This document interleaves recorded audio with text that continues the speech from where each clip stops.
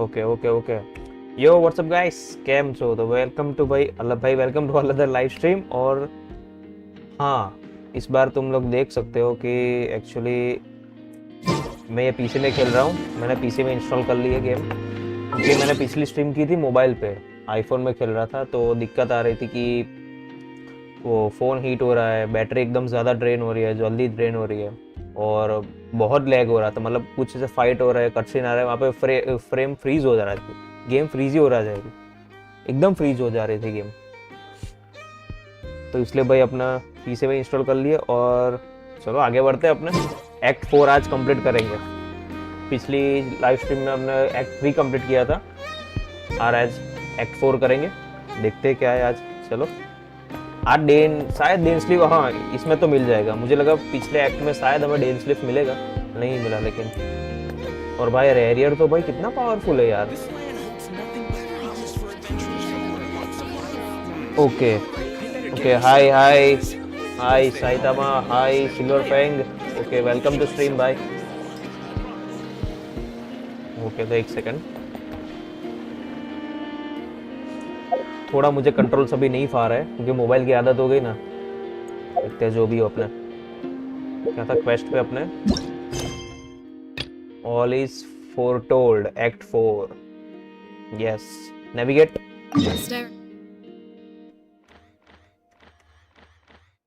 Okay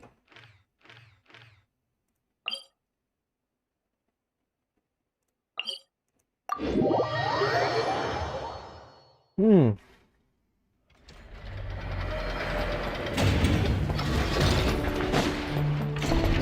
PC में तो यार क्या बढ़िया लग रही है गेम, एकदम बढ़िया।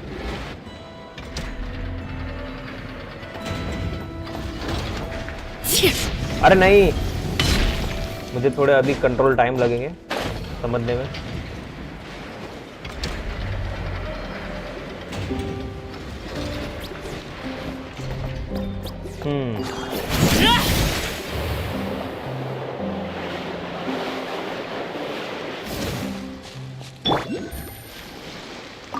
Domain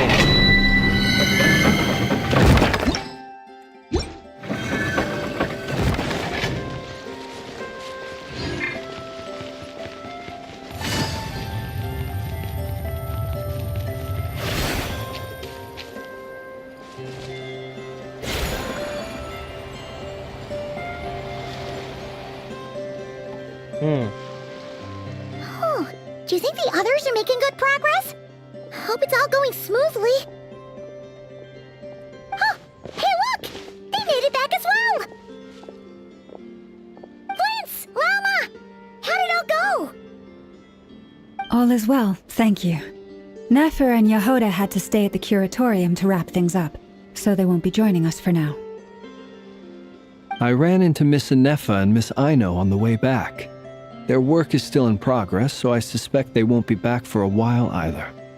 You seem rather cheerful today, Mr. Flintz. I certainly am. I achieved what I set out to do and came away with more than I bargained for.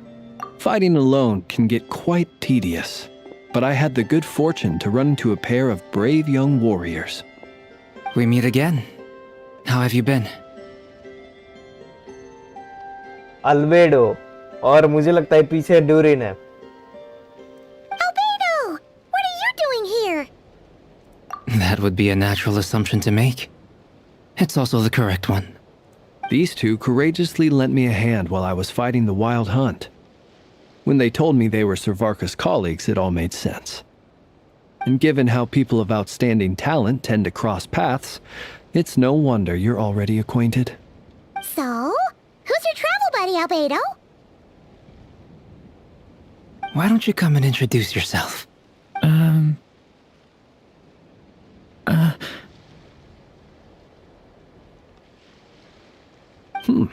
A gentleman of few words, I see, and a rather stern countenance. I presumed you were acquainted with him. Is that not the case? It's nice to meet you. Again.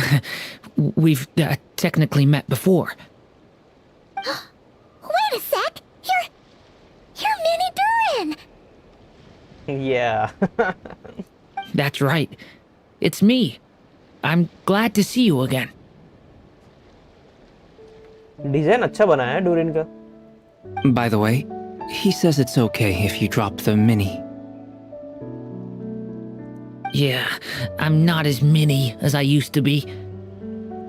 Interesting, isn't it? The first step towards blending into human society appears to be reflecting on whether one's name really reflects who they are. Wow! You look so different! In a good way, of course. It's great to see you looking so healthy. Thank you, Paimon.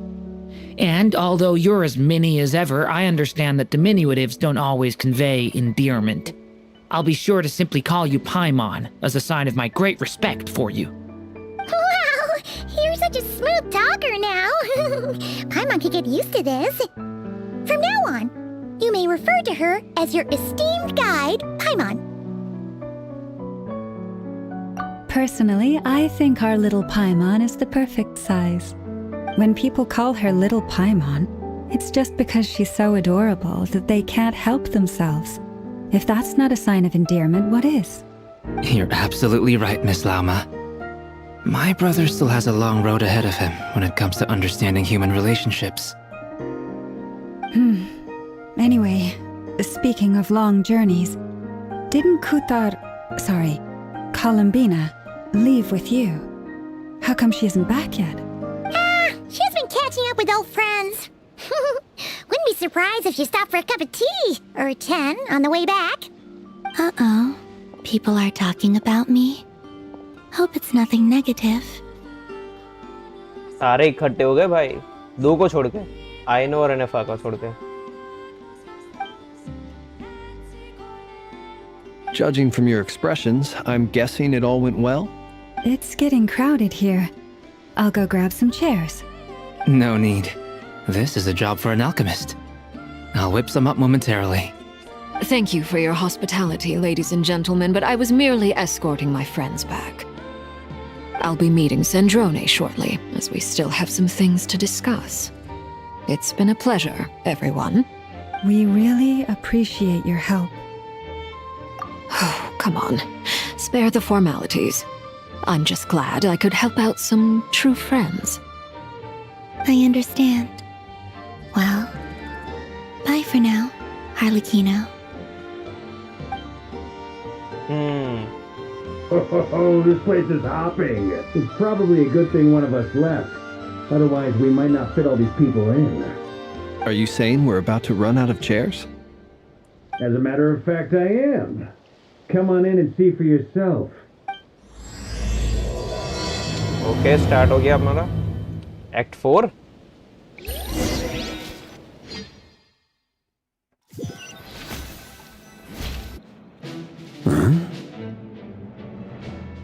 वार का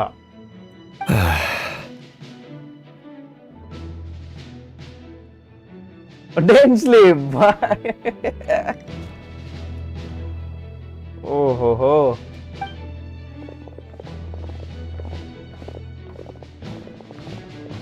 I overheard your little chit-chat outside, by the way. With Miss Columbina's colleague gone, we should be back to the original crew plus the other colleagues I brought in. Though, it looks like we have another new face. Someone else managed to rope in a colleague too?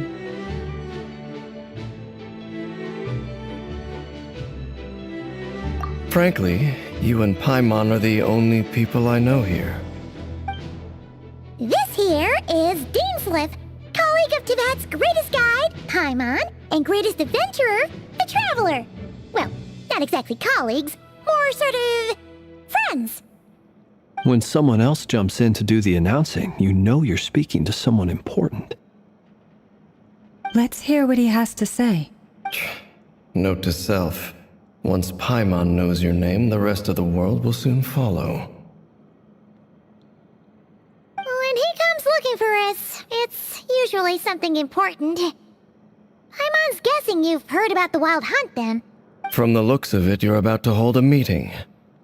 If I were to say that the Wild Hunt is our mutual enemy, would that earn me a seat at the table? As the saying goes, the enemy of my enemy is my friend. Mr. Dainsleif, there's a seat with your name on it. Though, I can't promise the same for everyone else. Hey, Albedo, think you can rustle up a couple more chairs? After all this time apart, Grandmaster Varka's first order is to rustle up a couple more chairs. Is he being sarcastic? Hey, he's your brother. Why are you asking us? I've still got a lot to learn about the nuances of human conversation. Trying to decipher Albedo's way of speaking has been like jumping in at the deep end. Oh, good point. I'ma get you now. Don't sweat it. There are people who go their whole lives without getting the hang of it. You're ahead of the game already.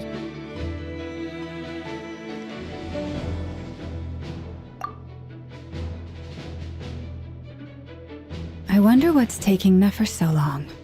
Perhaps you should go and check in with her. If anyone can hurry her along, it's you. I just got back from the curatorium. Besides, aren't you curious to see what's taking her so long? Miss Nefer doesn't strike me as the type to share secrets. And since gathering intel is her specialty, I'm guessing she'd prefer to keep her methods confidential. Under such circumstances, would it not be tactless for me to impose?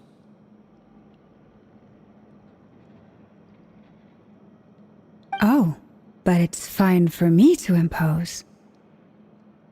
What can I say?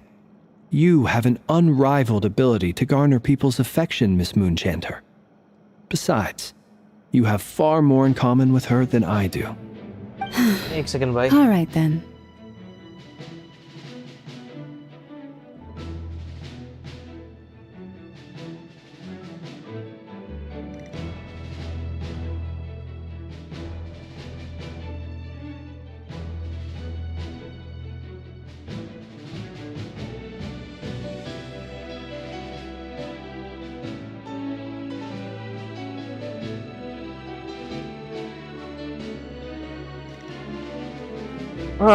चलो आगे.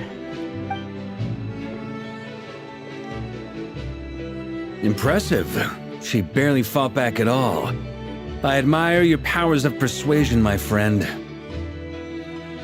As I'm sure Miss Lauma will realize soon enough, the trick in life is to always pitch in with other people's responsibilities so that you can be selective with your own. Another trick is to simply hide in the background. Spoken like a true sage. Anyway, looks like we've got some time to kill before the meeting. Let's take a little breather, folks. And feel free to chat amongst yourselves. We'll get down to business once the other two arrive. Other two? अच्छा, I know or NFA.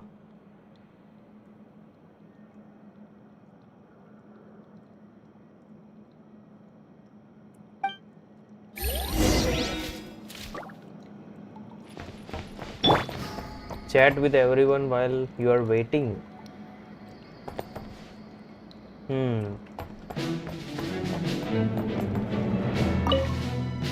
You're both awfully quiet.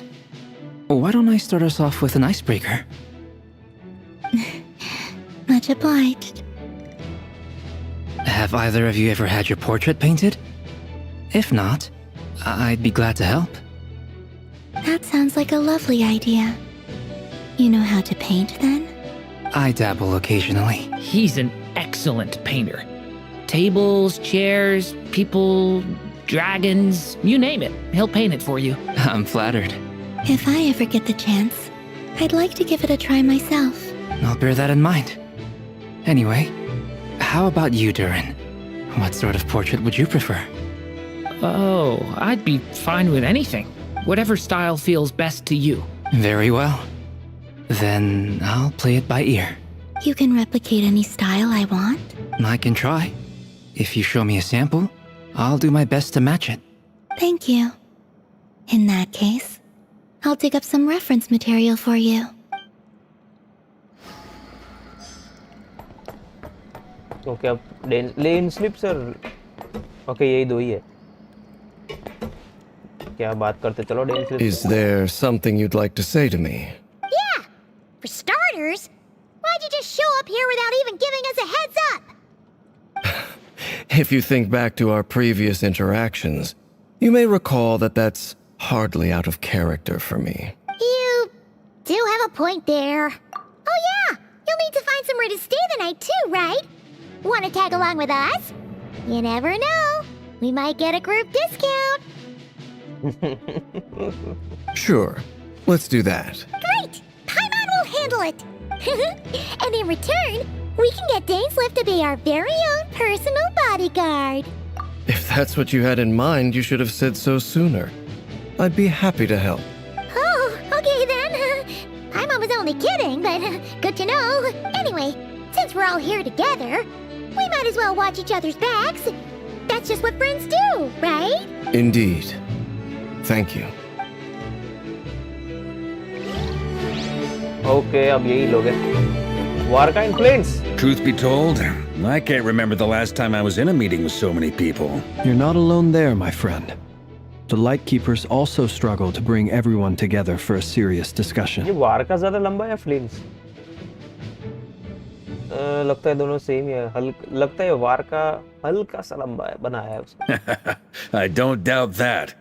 I've only ever met two Ratniki, one being you, and the other being that young guy, Eatlua. Eatlua is a good apple. I'll give him that. He's kind, honest, and Good regularly apple. delivers supplies to my lighthouse. A true Ratnik to the core. In that sense, he puts me to shame. So you're what? A fake Ratnik? That's what it sounds like you're saying. But I get the feeling that's not quite what you meant. Come on, why the awkward silence? Sorry. I'm not even gonna bother trying to hide it. You've known all along, haven't you, my friend? Now that was an awkward silence. Let's just keep this between ourselves. Probably best if Eatlua doesn't know, huh? That goes without saying. Gotta be careful what you share with youngsters, after all. Anyone else in the know? Let me guess. The Traveler and Paimon? It's dangerous being too sharp for one's own good, you know. Then, in the name of the 6.1 Archon Barbados himself, I swear your secret's safe with me. When we went for drinks, you said that you and Barbados were practically best buds.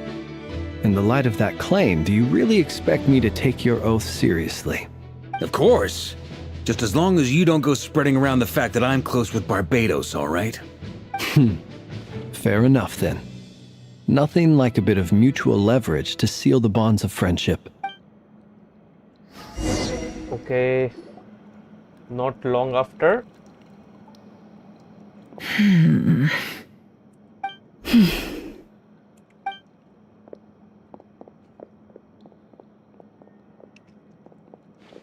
Ah, Miss Nefer. You made it after all.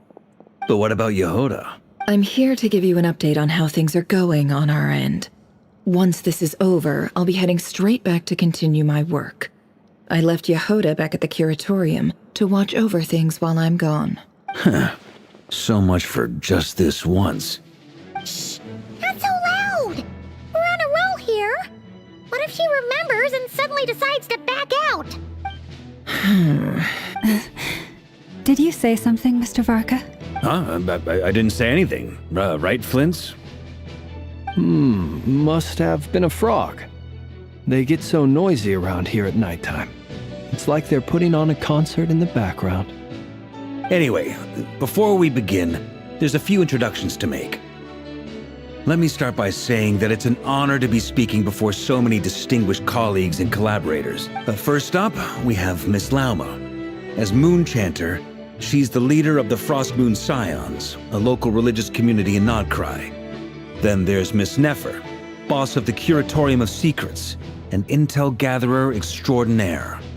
Nefer is leading the investigation into Rerer's background, assisted by Yehoda and Lauma. From the little I've heard, they're making some great progress. Over here, we have Mr. Flint's, a Ratnik and guardian of the abandoned lighthouse. In our last operation, he courageously distracted the wild hunt to buy time for the rest of us. For those of you who've never met, this is Mr. Albedo, a renowned alchemist and captain of the Knights of Favonius investigation team. By his side is a new face for us all, myself included. Mr. Durin, who has come to lend his aid. Next up, we have the Moon Maiden and former Fatui Harbinger, Miss Columbina. Then we have the Traveler, who's earned more titles than I could possibly hope to list out, so I'll spare you the rundown. And Paimon, the ultimate travel companion and quite possibly the best guide in all of Tevat. Wow! That's a lot of people! Great turnout! एक बाकी रह गया, डेनस्लीफ, come on. Miss Nefer, it looks like you might have another job coming your way, so, congratulations on the booming business, I guess. You think I haven't got enough on my hands as it is? Who's looking for me now? That would be me, Miss Nefer. I have a commission for you. And you are? Who I am doesn't matter right now. What does matter is that I'd like you to gather more intelligence about the Recher of Solnari. Well, it's not as if we never take on anonymous commissions. But in your case, I'll have to decline. I'm gonna take a wild guess and say your job's probably more hassle than it's worth. Something about you seems like bad news. Sense कर लिया नेफर ने. It's my eyes, isn't it? Conrian, I assume. And what's with the mask? Are you trying to hide your identity? In any case, the fact that you're even still alive raises an awful lot of questions for me. My name is Dainsleif. And yes, I am from Conria. As I'm sure you're aware, the Recher of Solnari's real name is Rerir. He was once an acquaintance of mine. Really? Then you must have been quite an influential figure yourself. You flatter me, but none of that matters anymore. My point was simply to clarify why I have asked Miss Nefer to investigate Rerir's background. So you're both from Conria, and it sounds like you used to be friends? What am I missing here? Surely you already know how he became one of the Five Sinners. I'll tell you everything I know. The history of Conria, the names and identities of the Five Sinners. I remember it all like it was yesterday.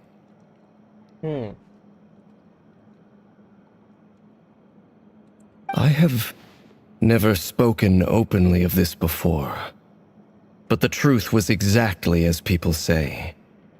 The Five Sinners were each driven by their own desires, and it was by playing upon these that the Abyss tempted them to their fall, tearing Conria apart in the process.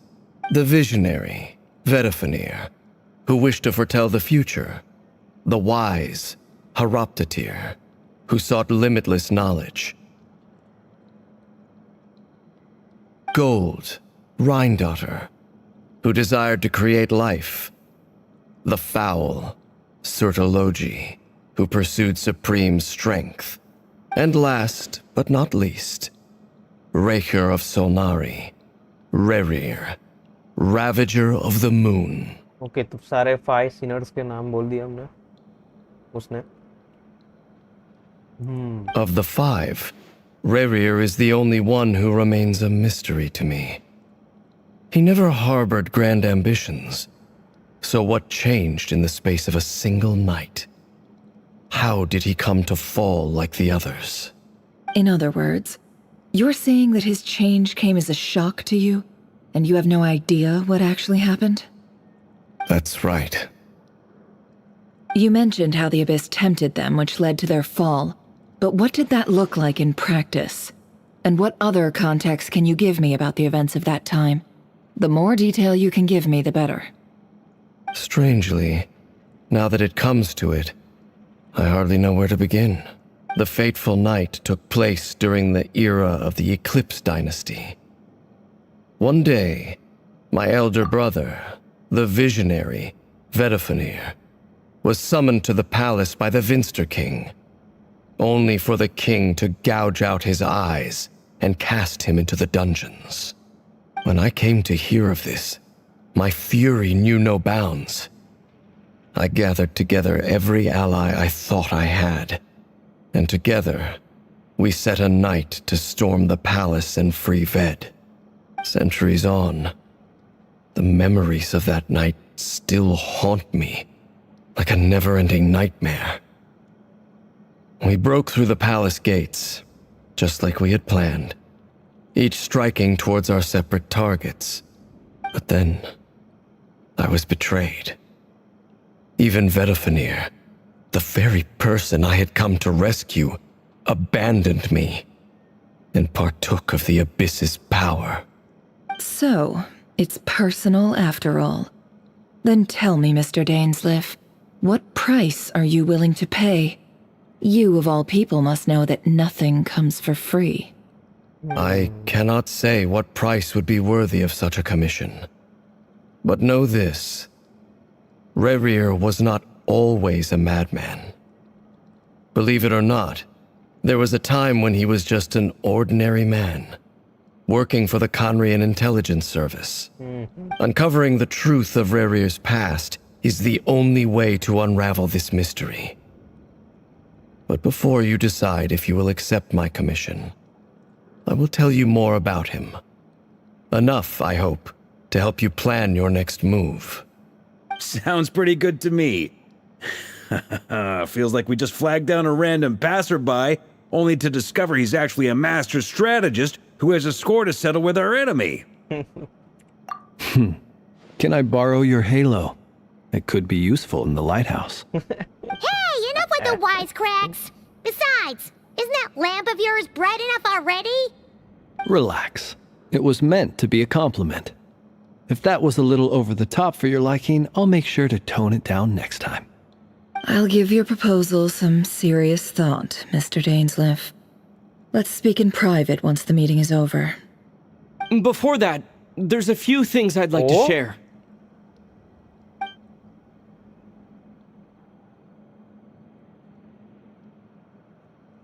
Okay इधर बोला सही.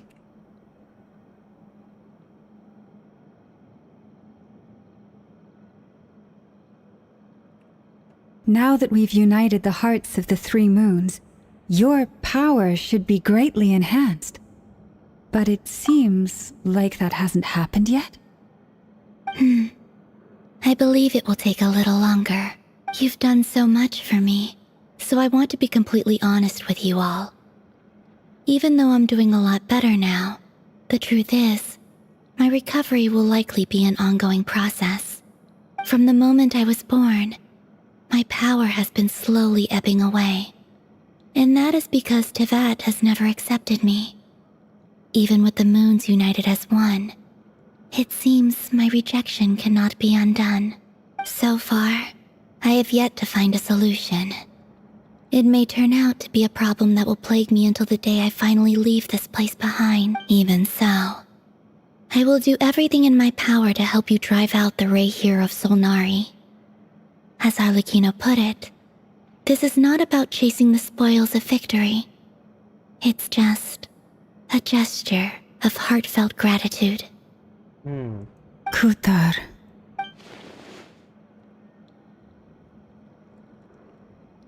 Defeating the Rayhir of Solnari will be no easy task. While my strength slowly recovers, we'll also need to gather more intel. Naturally.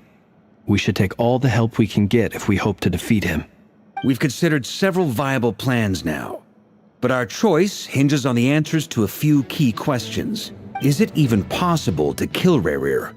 What experiences shaped the person or monster he became? And what's he really after? Given Albedo's expertise in alchemy, I think we should leave him to try and answer the first of these questions. Understood. As for the other two, I'm afraid we'll have to count on you again, Miss Nefer. Believe me when I say it's not my wish to burden you. But right now, relying on your skills is our only option. So you're placing all your hopes on me? We can't thank you enough for agreeing to help us. Honestly, I can hardly believe how lucky we are. You sure have a talent for changing your tune, Miss Moonchanter. Timid like Yehoda one moment, then flinches insincere flattery the next. Ladies, please. I must object to your portrayal of me. That's all. Feel free to keep bickering. Just pretend I'm not here. I almost don't want to leave this room. I'm curious to see how this plays out. I have faith in you, Miss Nefer. Something tells me you'll stand by us until the very end. Oh? And what makes you so sure of that? What if I suddenly decide that my compensation is insufficient? This isn't about the money. I can sense that you've got a deep-seated distaste for Rerir. And knowing you, that alone is motive enough. Look at them getting along so well. Like two peas in a pod. And I'm the one they accuse of insincere flattery. There is no justice. Miss Lauma, you have to understand something. Unlike you, I don't actually enjoy having everyone's hopes on my shoulders. Is that right? Well, maybe the fact that I'm willing to put my hopes in other people says more about me than you. Anyway, we've got our plan, so let's get moving. Mr. Dainsleif, let's talk. And Traveler, once we're finished, if you've nothing else planned, I'd like you to come with me. This whole experience is teaching me a lot. For instance, I now know that when other issues come up in the future, I'll have far more luck getting Lauma to convince Miss Nefer than trying to do it myself. Hate to say it, friend, but that's one of the funniest things I've heard in a while. Why? You think I've got it wrong? Quite the opposite. But what makes it so hilarious is how long it's taken you to... अरे हट.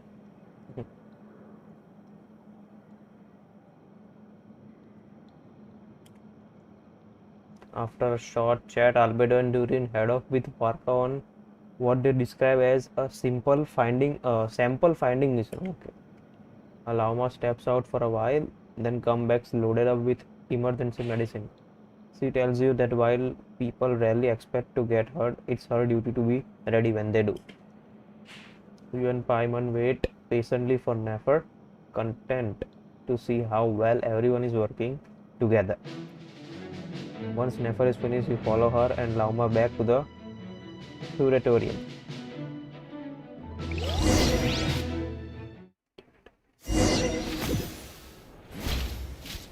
Okay curatorium में आ गए. ओ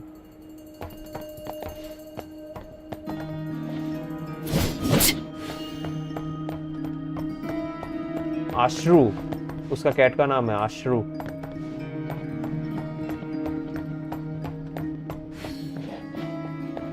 अरे अच्छा यहाँ से.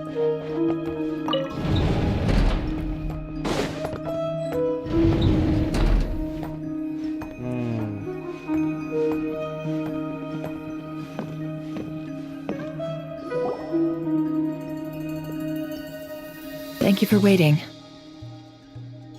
It's okay. We actually used the time to help Dainsleif get a room at the hotel.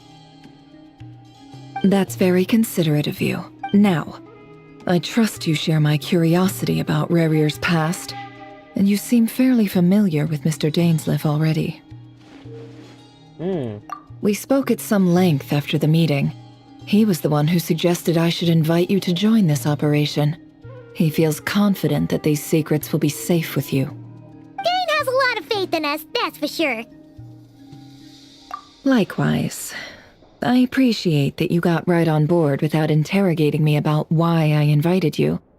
It shows that you trust me to explain everything in due course. That's because we know what you're capable of. We appreciate you too, Nefer. You might have been forced to help in the beginning, but this time, it was your choice. That's one way to put it. Another is this, that once a decision's been made, it's set in stone. After that, my only goal is to see it through. Alright, so here's how it is. I'm going to access Rerir's thoughts again using my confidential method.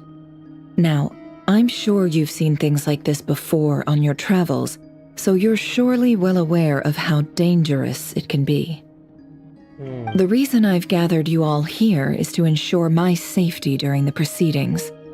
I plan for us to enter the fragment of his consciousness together, and once inside, I will focus on searching for information. Think of this as a diving expedition into someone's brain. If I'm the diver, you are my safety equipment, tasked with keeping me alive while I'm under the surface. Once the ceremony begins, we will all be spying on privileged information. But in the interests of safety, you must remain absolutely silent at all times. We will discuss our observations after the ceremony has concluded. Lastly, any individuals of a weaker constitution are advised not to partake in the ceremony. Paimon. In any case, Paimon has her own job to do, which requires staying in the room but not joining the ceremony.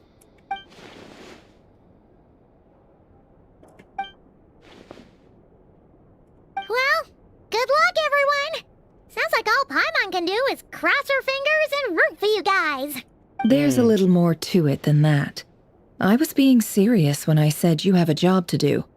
While the rest of us are inside Rarir's mind, it's imperative that we have a team member on the outside. In the event that something goes wrong, you will be our first responder.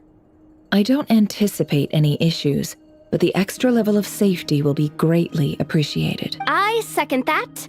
This is a dangerous operation here, and you're our whole rescue team. That's pretty much the most important job in the crew. So, Paimon's like the lifeguard? Yeah, that makes sense. Alright, got it. Good. Please, take a seat. We'll get started momentarily. अरे okay जल्दी दबा दिया मैंने. So, did Mr. Dainsliff tell you anything else? He told me that he believes Rarir kept some big secrets in his life. He's not sure that they were the cause of his eventual downfall, but he's asked me to uncover what those secrets were all the same. But surely you're not planning to go through with this, no matter the cost. If you think that, you'd be overestimating me. I'm a businesswoman, not a mercenary. But I do have my own professional reasons for taking this job. You think I'd turn down the opportunity to get a first-hand glimpse into Conrian history? No chance. Well, as long as you don't let morbid curiosity get in the way of safety concerns, we're good. We'll do whatever we can to help you. You're such a killjoy.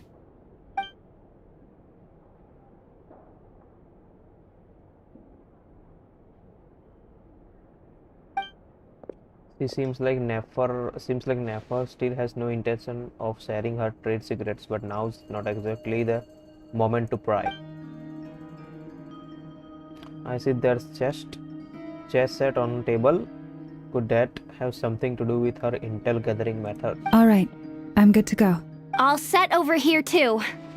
Promise, Paimon, you'll be extra careful. Pinky promise. All right. Let your whole body relax. We're about to begin. Close your eyes.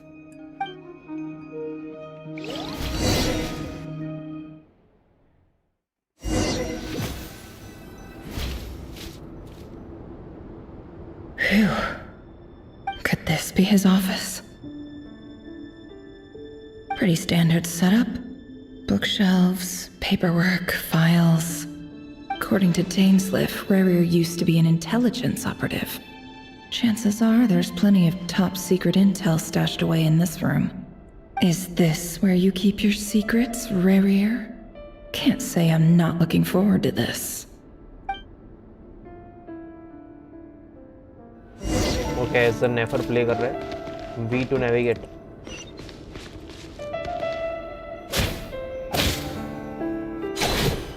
उसका play style बहुत बढ़िया है नेफर का. ये kicks जो अभी ये ओह He looks even gloomier than last time. I wonder what's changed.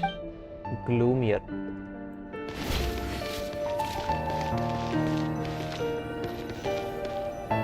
He looks even gloomier than last time. I wonder what's changed.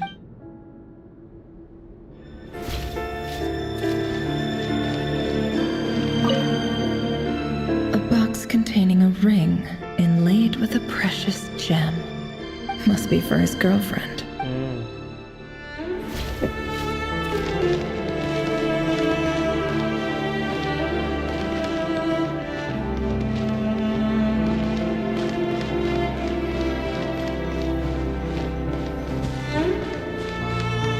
Okay, यहाँ पर नहीं है कुछ।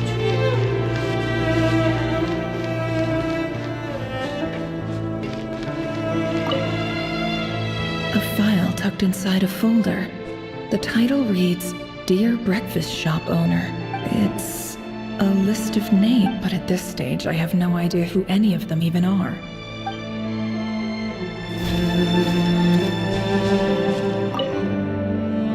Wonder what kind of encryption technique this is. Seems like it has to be inserted into that camouflage device nearby. Aha! It's an audio recording. Please, hear me out. I can't shake this feeling that someone's been spying on our house. No, I'm not being paranoid. It's true. I saw someone dressed in all black. It was a couple of days back, but that was on another street, not near my house. I swear, I know what I saw. There's a note in the margin. Surveillance of the Runforther residence has concluded. We apprehended the target and filed the mission report last night. Could the voice in the recording belong to one of Rare's targets?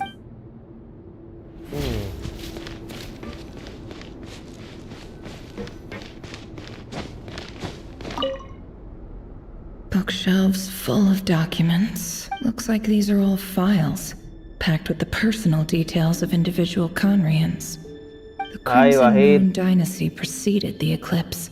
Since Rere worked as a secret agent during the latter, it stands to reason that he was tasked with purging remnants of the old dynasty. Yep. Lines up exactly with what Dainsleif told me.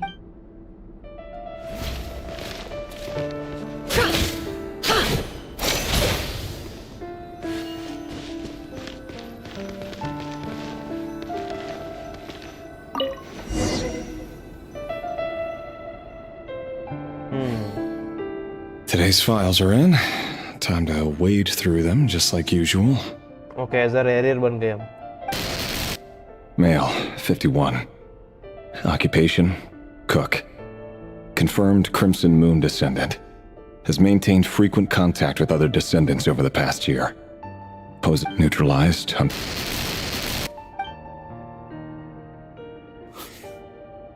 This one should be archived under purged targets. Target को मार दिया क्या? Okay, next one. Female, 23.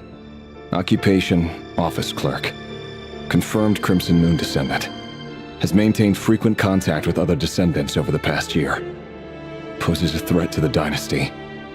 Neutralized. वो नहीं बता रहे हमको जो भी. Last में जो है. Another one for purged targets. Sounds like she was that other man's daughter. Never mind. What's it got to do with me? लाओ भाई दूसरा. Male, 40. Occupation, teacher. Confirmed Crimson Moon descendant.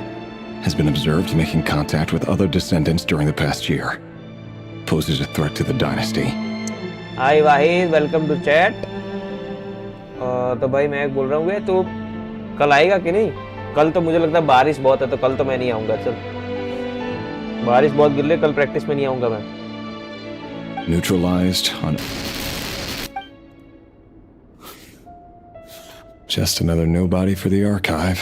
Come to think of it, I remember surveilling this man. A case like his never would have been considered a priority in the past.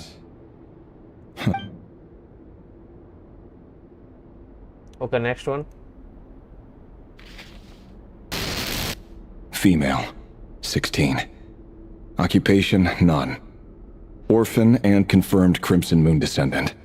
Has been observed making contact with other descendants during the past year. Poses a threat to the dynasty. इतनी छोटी बच्ची. Neutralized on... Cross. Filed. I have no recollection of this girl.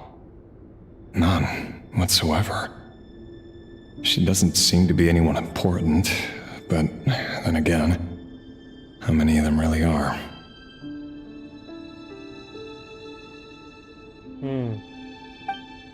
Now by next one. Female, 13. Oh, bhai, Occupation, none. Orphan and confirmed Crimson Moon descendant. सारे Has Crimson been Moon observed descendant. making contact with other descendants during the past year. Poses a threat to the dynasty. अरे यार छोटी बच्चे को तो छोड़ दो. Neutralized and filed.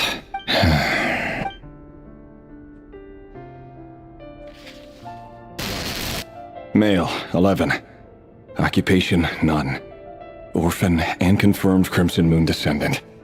Has not been observed making any contact with other descendants during the past year. Poses a threat to the dynasty. Neutralized. ये 11 साल का. अब कोई दूसरा आएगा तो 9 साल का होगा शायद तक.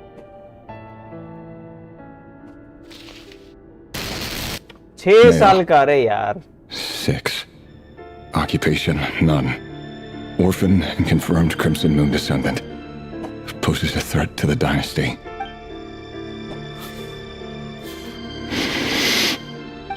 It's funny, isn't it? Your job is becoming both harder and easier at the same time, depending on how you look at it. Sooner or later, the Crimson Moon descendants will be completely wiped out. But as their numbers dwindle, they become harder and harder to track down. That's not how it is. Fortunately, however, most of the able-bodied adults have already been taken care of. The remaining weaklings will be increasingly easy to deal with. No! क्या job है Rarier का? My job is to ensure the survival of the Eclipse Dynasty. And the only way to do that is by eliminating any and all potential threats. It's a perfectly legitimate line of work. Every single one of my colleagues can attest to my fairness. And if my friends were aware of the facts, I know they'd back me up too. Assuming, of course, that they were aware of all the facts.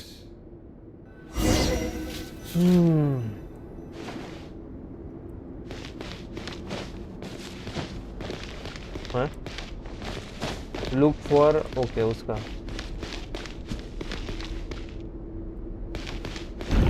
Oh, okay यहाँ से खुल गया रास्ता.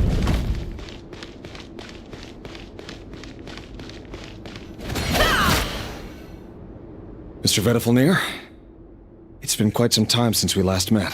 Rarier, I trust you're here because you have something important to discuss. Forgive me. I wasn't tuning out, it's just, I noticed you didn't even phrase that as a question. As if you knew I was coming. Tell me, does someone in your position ever feel the need to ask questions at all? It is indeed within my power to foresee certain things. I was just thinking. It won't be long before I'll be inviting both you and Dane to my wedding. That isn't a lie, but nor is it a fact as such. It's a wish, isn't it? No fooling a prophet, is there? Ever since that day we met for drinks, I knew it was only a matter of time before you came looking for me. Does it feel good? Knowing how the future will unfold. I'm afraid the notions of good and bad fail to capture the complexity of what such a power entails. Once you've seen what will come to pass, it can be all too easy to succumb to fear and melancholy. Unless, of course, you learn to abandon these feelings. You fear my silence, and long to hear the words I left unspoken that day. That's right. You must have noticed my reluctance to broach the subject. And the reason is simple. Because the truth could never have lived up to your hopes. For both our sakes, such words are better left unsaid. The burden of prophecy was never meant for your shoulders. So who exactly do you deem worthy to hear your prophecies? None but our exalted king? Or rather, our king as he once was. You're closer to his majesty than I am. You must know better than anyone how much he's changed. पटाखे फूट रहे हैं मेरे यहाँ पर तो अभी. You say that as though it is to my benefit. Yet precisely because of that, I dare not speak rashly. A king can turn out to be the most virtuous of rulers, or a tyrant more terrible than the most vicious of dragons. You are so wise and far-sighted, yet still you would have me live in fear of the unknown? You make a fair point. Especially given my silence alone was all it took to send you spiraling downwards. Very well then. Let me offer you some advice. And I say this not as a prophet or a visionary, but simply as the brother of your friend. For many reasons, there is very little chance of your marriage ending in happiness. If happiness is what you seek, you should find another fiancé. Okay, तो उसके साथ हो गया होगा कुछ fallen discuss.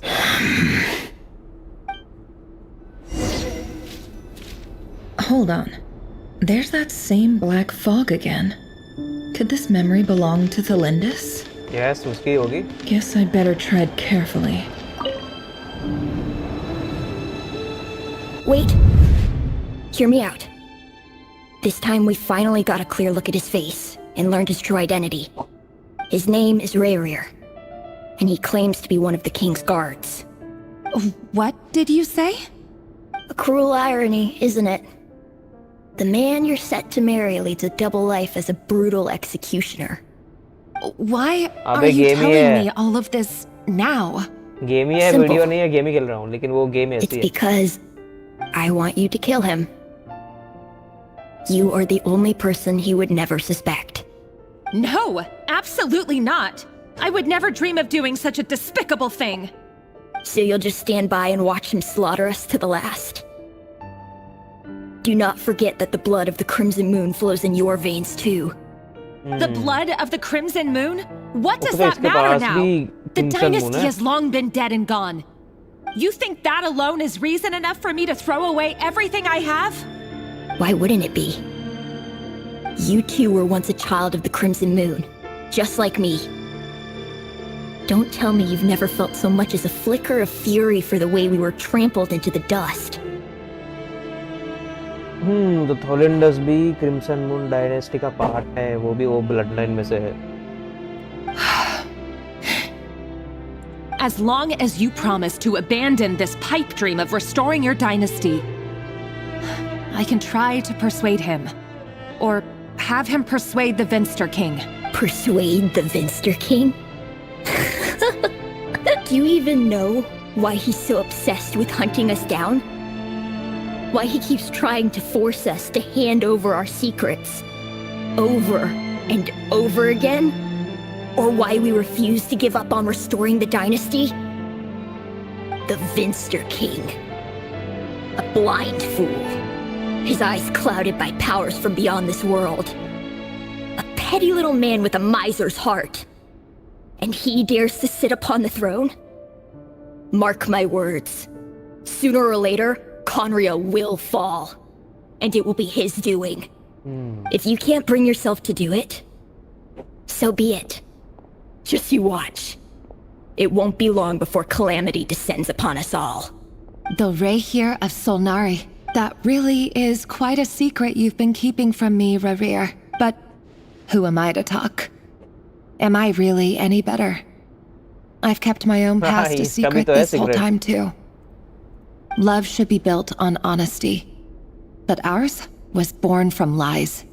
And yet, is it really so wrong to hide things that would only make life harder? If we don't cover up the parts that no one else should see, how can we go on pretending to be normal? Vedifulnir must have known all this. And that's why he made his prophecy. In the end, nothing stays hidden forever. But I won't just sit by and watch this disaster unfold. I'll do everything in my power to protect what I cannot afford to lose, no matter who I have to face. Okay. Okay, return to office. पीछे होगा. Huh? Was that Rayrir who just walked past the window? Doesn't it give you the chills that he still takes the same road to work every day? As if nothing ever happened. Those people at the deli. Enough already.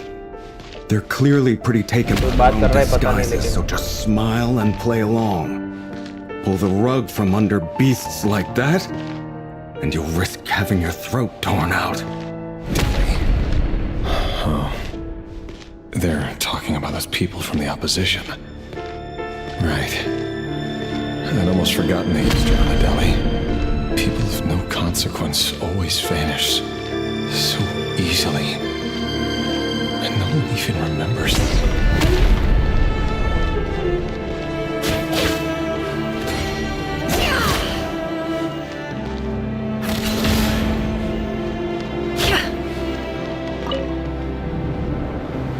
But surely you can see he's not the man he pretends to be! So many have died already, and they say that the king's madness grows with each passing day. We're not going to survive this, are we? But why does it have to be this way? Do we really deserve to die just because of the blood that runs through our veins? Felindis, are you even listening? Sorry, Freether. My mind was off wandering. I heard you, though. You're talking about what Rerir said. He's just following the king's orders. He's a secret agent, and it's his job to hunt down rebels and dissidents. By the time you first met him, he'd already taken lives. Maybe he was using you from the very beginning. नहीं ऐसा तो नहीं है. No. Rerir has no idea I have anything to do with the Crimson Moon. My family are only distant relatives of the main lineage, and besides, my eyes are perfectly ordinary. Truth be told, apart from my teacher, pretty much no one knows I have any connection to any of it. It's been a long time since my family severed ties. But as Orlog said, who could possibly talk sense into that raving lunatic of a king? No one. I'll work something out. Trust me, I'm with you all. But for now, you need to keep yourselves hidden. Don't let anyone find you, anyone at all. Don't forget that Rerir is an Eclipse operative. You need to be extra careful when he's around. And when I am too. For now, don't come looking for me. And if anything happens to me, just act like we've never met. If even you can't escape this, what hope do the rest of us have? But after all this time together, surely he wouldn't lay a hand on you. I won't speak in his defense, nor can I give you a clear answer to that question. But I'll do everything I can to put an end to this. Here, hold on to this. If an opportunity to escape presents itself, take it. You'll be glad you took some spare change. You call that change? But what about you? I've got a job, and there's still money coming in. But you can't go anywhere right now. Please think about yourself for once.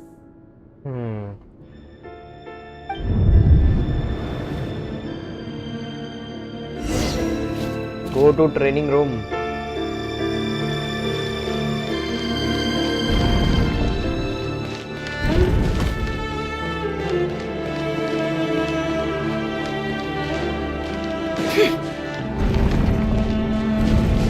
Another day, another round of assassination training.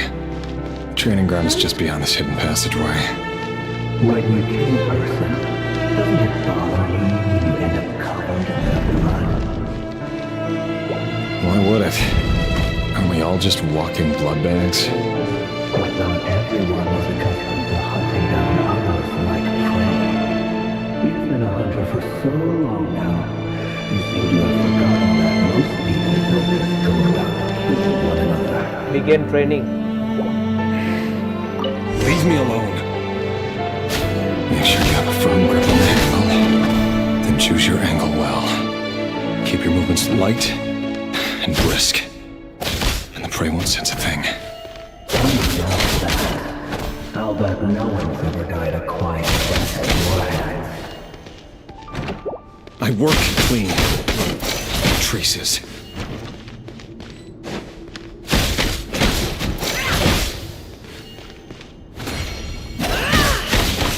That doesn't make it open to the king just happens to make you move now. What if he doesn't? That won't happen. We've changed. ever since you fell under the spell of that power. Yes, you only had you take out a handful of the guilty. But now... The ones I dealt with have always been guilty. And I've carried out my work flawlessly.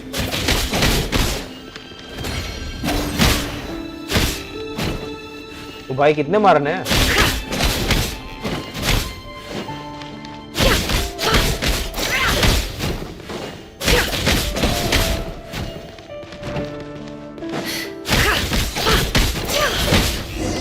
हो गया ना? You know why Felinda's didn't accept your proposal, don't you? Was it because she didn't trust you?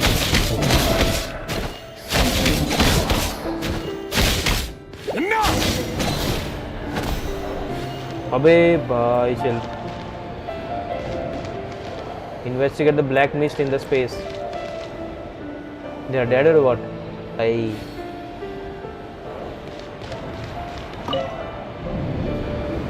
Delindis, do you still remember Orlog? Orlog? The boy who was pretending to sell flowers. You spoke for quite a while, didn't you? Yes, we did. What about him? He was arrested 2 days ago. Chances are he's already dead. He... I just don't get it! After everything he's done, why do you still stand by him? Or does it mean nothing to you that people keep dying? No, that's not... Just hear me out. I need to go now, Delindis. They're looking for us. You take care too. If you ever need a place to hide, come find us. Oh.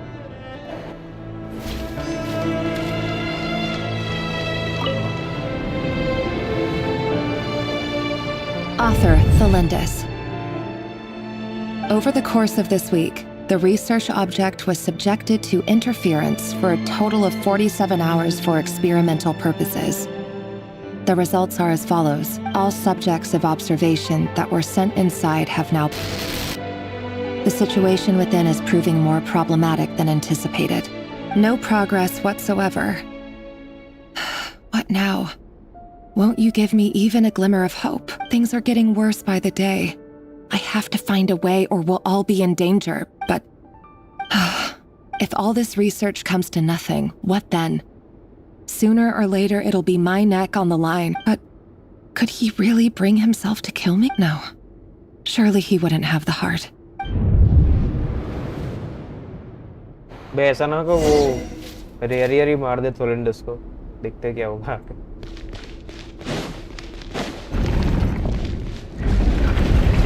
ओहो.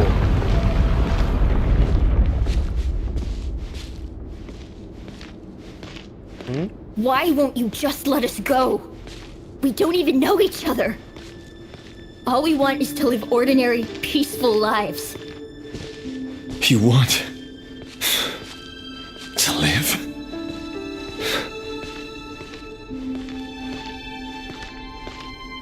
Yes. I just want to go on living. Is that really such an unforgivable crime?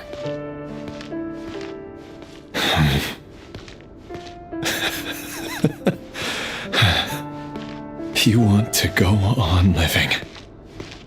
I want to keep living too. To keep living forever. That's why I have no choice but to continue on the path I'm on. If only some savior would suddenly swoop down and change the way the world is. Too bad that's not going to happen. Imagine that. If there really were such a person, you and I wouldn't be standing here like this, would we? जिनको मार दिया वही बच्चे हैं ना.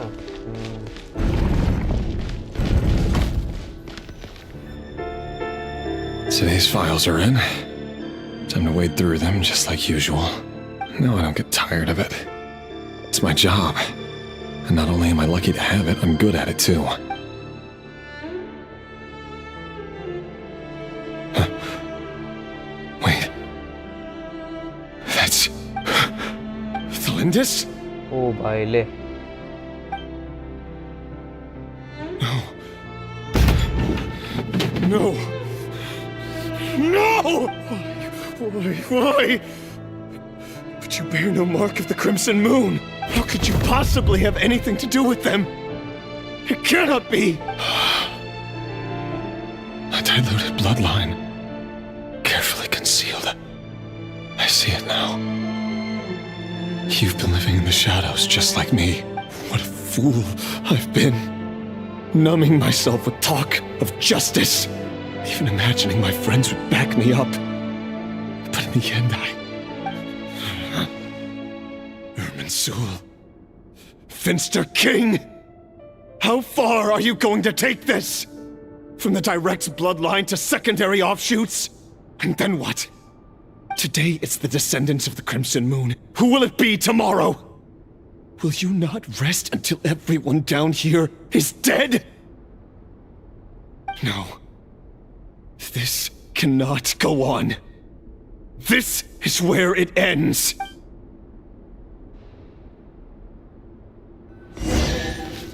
ఒక chest మిడిలా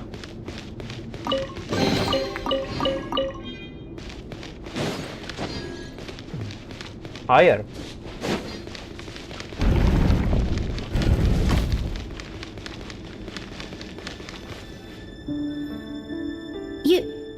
I am. As long as you can guarantee that no one will find you. Okay, तो इसको जाने दे रहा है वो. Don't worry, I'll be extra careful. No one will know I was here. But what about you? If you let me go, you won't be able to complete your mission, will you? Good point. In that case, maybe you should stay. No, please! I just want to see the outside world again. Go on living? Yes. I know you're a man of your word. So please, just let me go. If I let you leave, what will become of me? Just kidding. Go, now, but remember, don't let anyone know you were caught. We'll be seeing each other again very soon if you do. Even shadows in the dark must live by a code. But you can't save everyone. You've been whispering in my ear for days now, Vedavulnir. What are you trying to do? Break me down? I only say this because you long for an answer to your problems. Let her go, Rerir, or you risk losing everything. I will not abandon Thalindis. Then you'll need a little more vigilance and a lot more power. The world is changing, Rerir. Keep your eyes peeled for your moment of opportunity. That voice used to be so unclear, but now I know exactly whose it is. It's Vedavulnir. He won't tell me how to actually resolve any of this, but he keeps trying to manipulate me like a puppet. What's his game here? Tell me then. What will this moment of opportunity look like? And no answer. He's like a ghost. Always disturbing me when I'm on edge, but never answering when I need him most.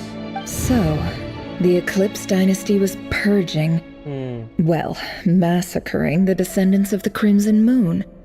And it seems like it was all connected to the Vinster King's research. The King's obsession with abyssal power left the future of Conria hanging in the balance. No wonder every aspect of Rerir's life was so unstable. And it looks like this Thalindis, Rerir's would-be fiancé, herself belonged to a sub-branch of the Crimson Moon dynasty's descendants. It almost defies belief that a couple like them could hide the truth from each other for so long. If the Vinster King hadn't intervened in such a drastic way, they might have gone on deceiving each other for the rest of their lives. And why does Vedavulnir, Dainslif's older brother, keep talking in Rerir's head? This guy kept more secrets than I ever imagined. The human mind is like a vast desert of shifting sands. When you follow the flow of someone's memories, you only ever see the parts they're willing to let surface. Time for something a bit more creative. क्या करेगी नेफर? We've been inside Rerir's mind this whole time, building up a picture of his psyche. there's already enough clues on the board to start reading between the lines and mapping out the rest. Now, we can finally begin to put the pieces together. Sure, it'll only be a reconstruction, part simulation, part reasoning, but it's usually pretty accurate. Once we've built up a cognitive profile, we just need to cross-check the logic behind his actions. And then we'll be able to take a sneak peek at whatever it is that Rerir has really been hiding.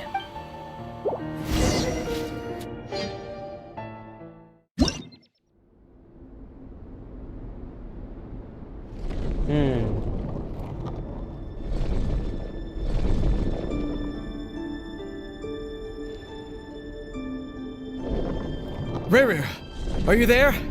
Dainsleif. Moving pieces consume action points. When all action points are used up, you will be returned to previous save point. Okay.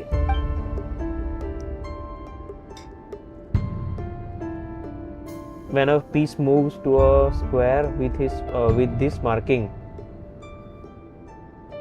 you will gain the corresponding number of action points. This square will also become the latest save point.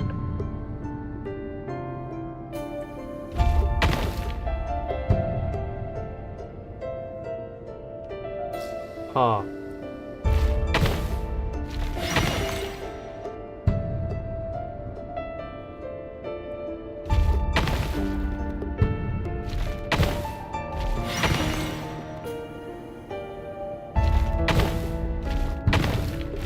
Okay. Hey, Rerir! Come out, it's urgent! Dane? What's wrong? Quick, come with me. I'll explain everything once we've met up with the others. Okay. I'll come. But the Lindis is still over at the Universitas. I'll need to leave her a note. All right then, but make it quick. I've never seen Dane so worked up before. Whatever this is, it must be big trouble.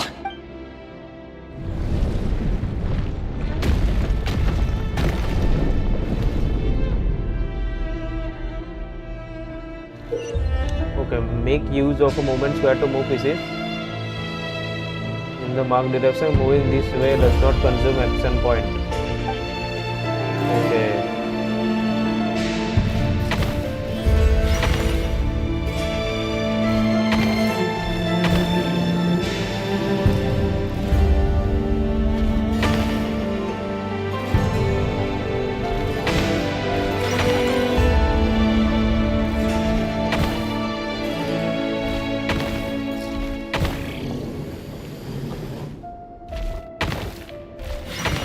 Okay.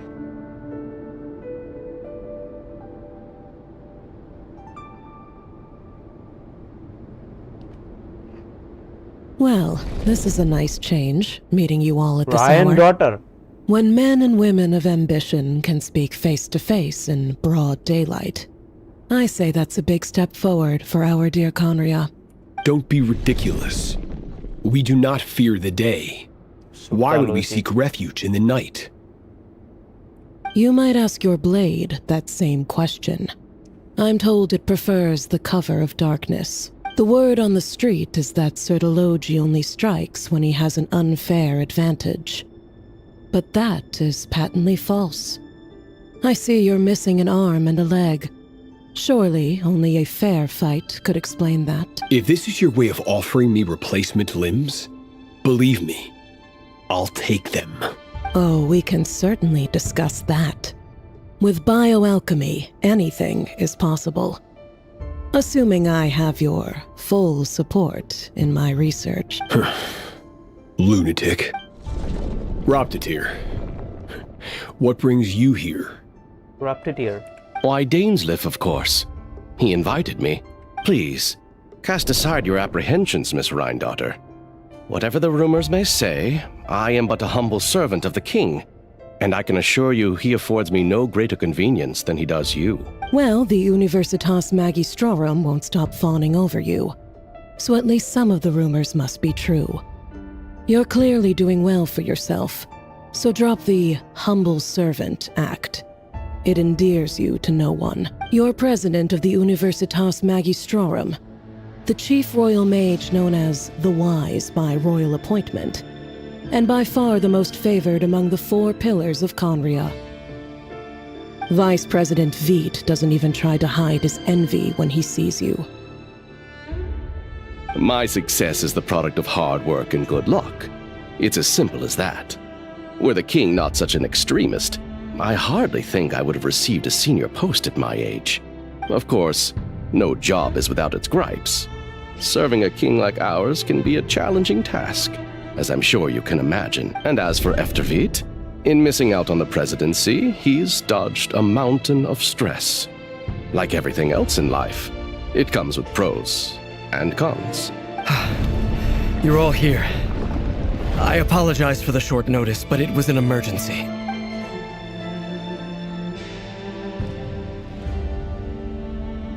You must be Rarier. Rarier. Mr. Sertologi. Yes, I handled your case file during your sentencing. Nothing personal, of course. I'm pleasantly surprised that you remember me. You're clearly a person of substance if you've been invited here. But Dainsleif, you'd better have a very good reason for convening this little gathering. It's my brother, Vedalfenir.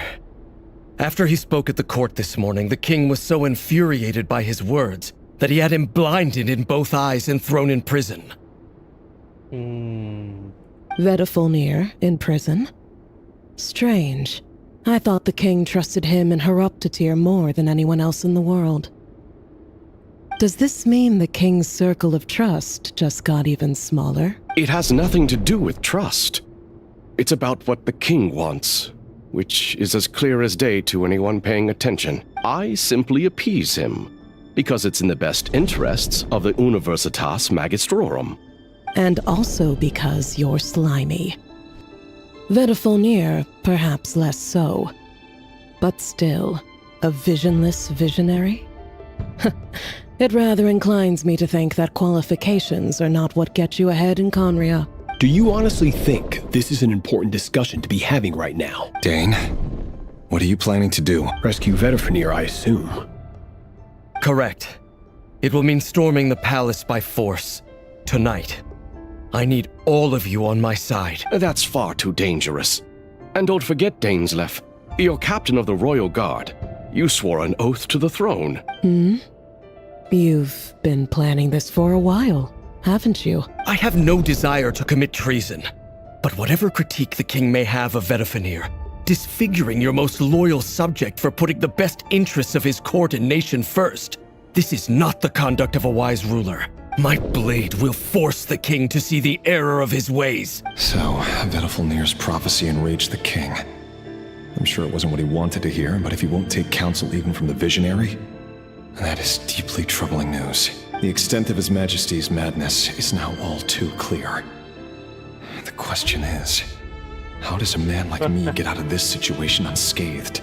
You have noble ambitions, Dane, but I'm afraid they don't do much for a guy like me. I'm not interested in saving the world. All I want is a letter of pardon. A letter of pardon? For whom? Thelindis? The chances of the Vinster King issuing a pardon for anyone connected to the Crimson Moon seem vanishingly slim.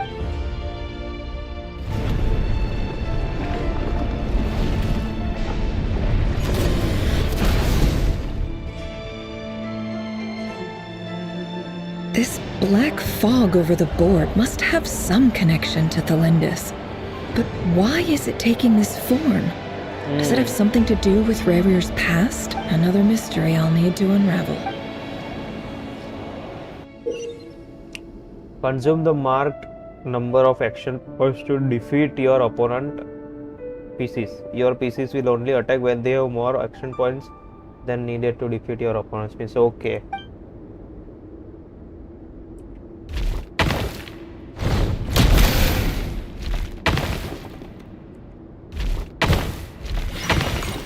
Okay black fog पे जाना है ना okay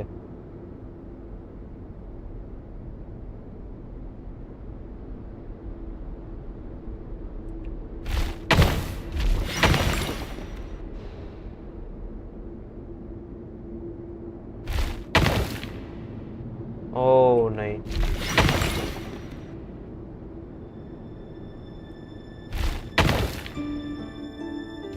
वापस जाना पड़ेगा।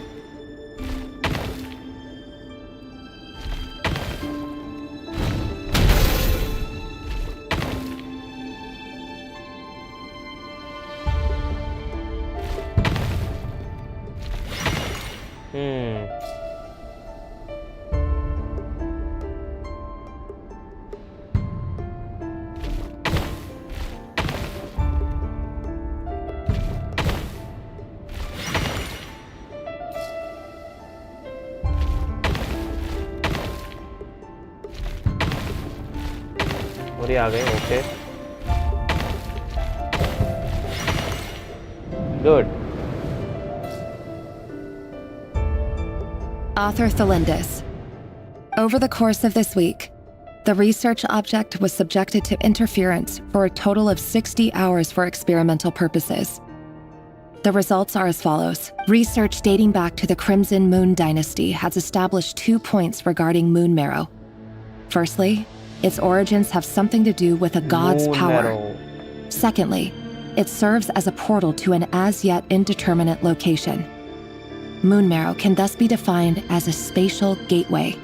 However, there are a number of hurdles to overcome before we can answer the question of where it leads to. To start with, opening the gateway requires a specific power source, which the relevant literature indicates ये cut जाता है, पता नहीं क्या है, वो होगा कुछ जो आगे an पता चलेगा। enormous amount of power is then required to keep the gate open.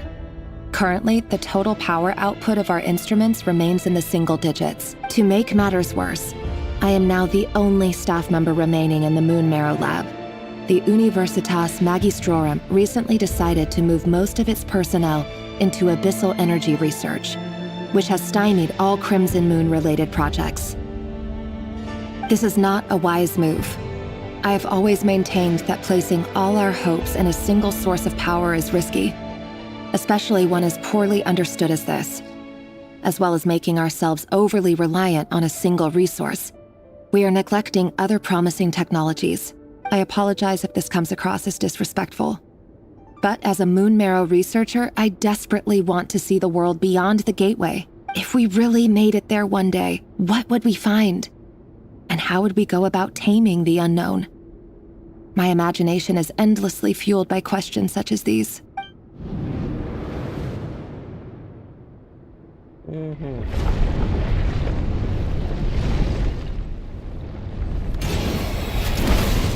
Okay अब वापस जाना है।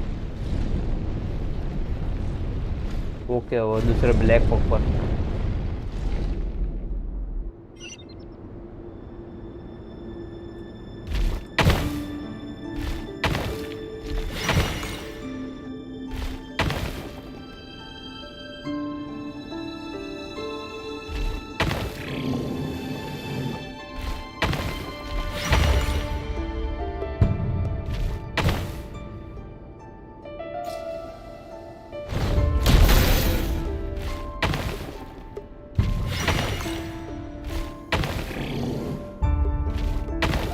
अरे गलती हो गई शायद।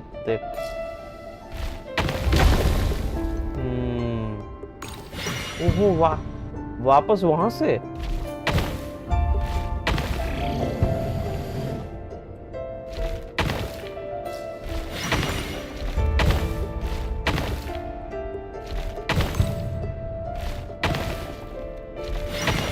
अब क्या करें?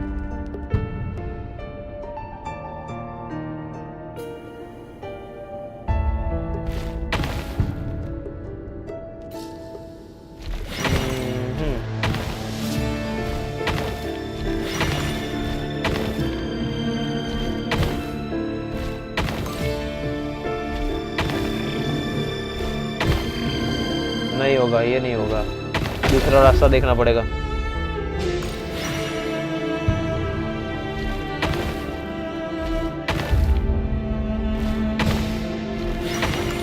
Okay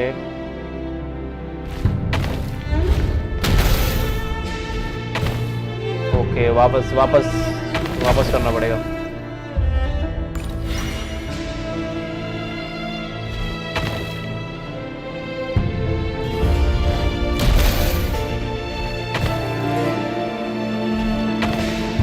Yes.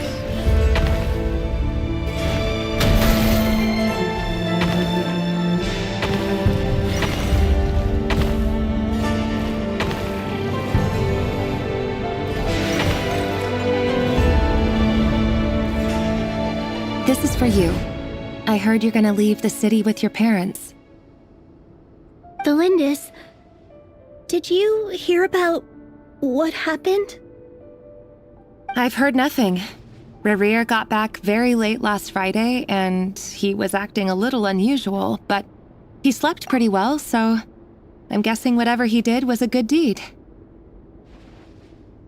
You never saw him, and I don't know what he did. And this conversation never happened. You understand? What if he finds out that you pried into his secrets? Don't be silly. I don't know what secrets he does or doesn't have. All I know is he's just a normal guy who happens to run some errands for the king. Are you scared of him? I don't know.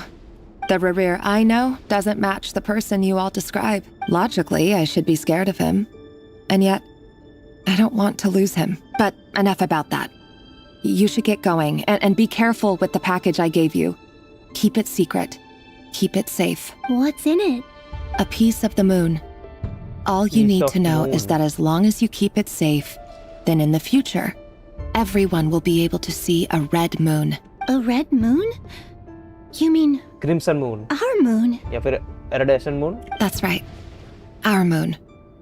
Promise me you'll look after it. I promise, Delindis. The Crimson Moon bloodline will never die out. Its light, the color of blood, will become like a fire that flows in our veins, no matter how long it takes.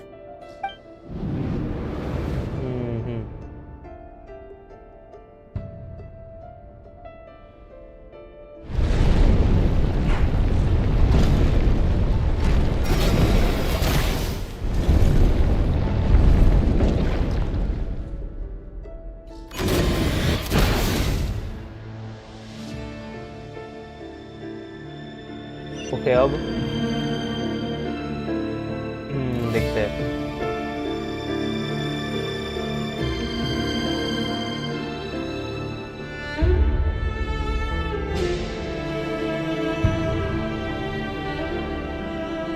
यहाँ से try करते हैं।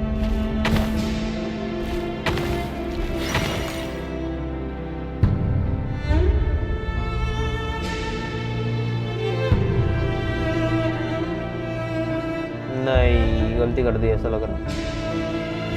एक second try करके देखते हैं यहाँ से।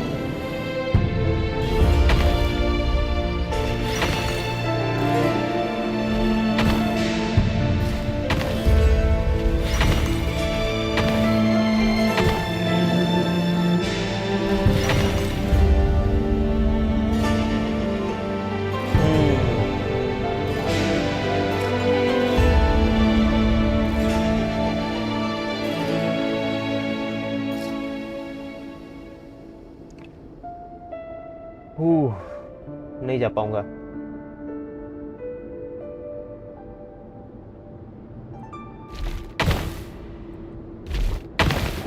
गया।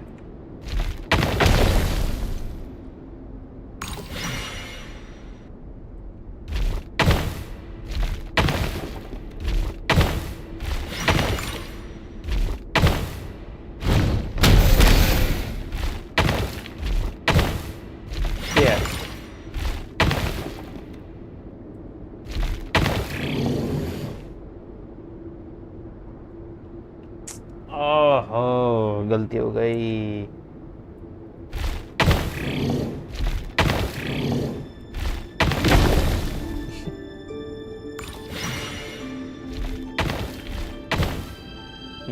ये जाना है।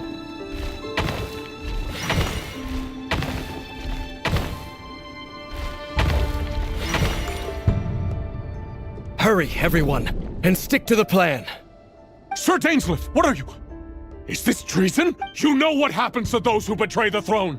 Please, don't do this! It is the king himself who has betrayed the throne. He has betrayed all of Conria. If you have any love left for justice in your heart, you should join me. It's showtime. Dane and his group will handle the troops in the palace. Then Hraptatir and Rhine-Daughter will disarm the security measures. My job is to enter the prison and rescue Vedafilnir. Stay safe. Wish me luck. Look after my brother. Draw your blade. It is time for justice to prevail.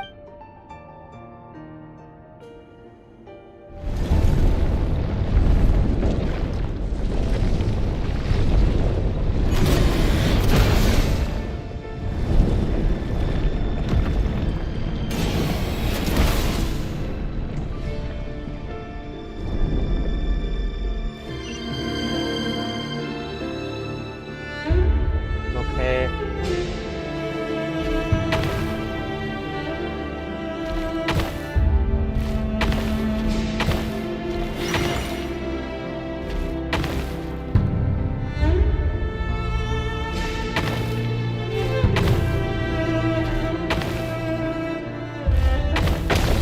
अरे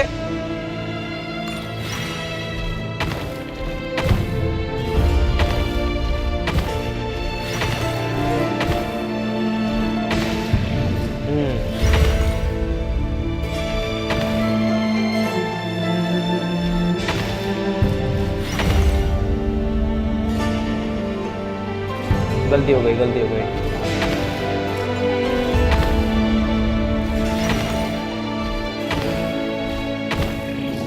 yes,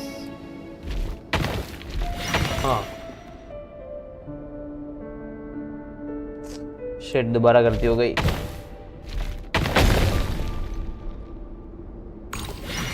यहाँ से जाना पड़ेगा।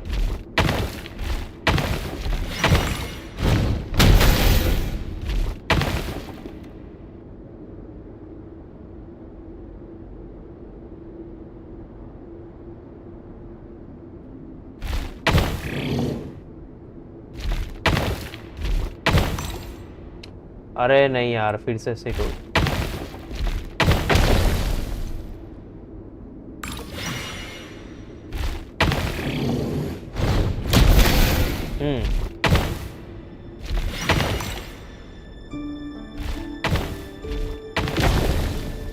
अब करेंगे।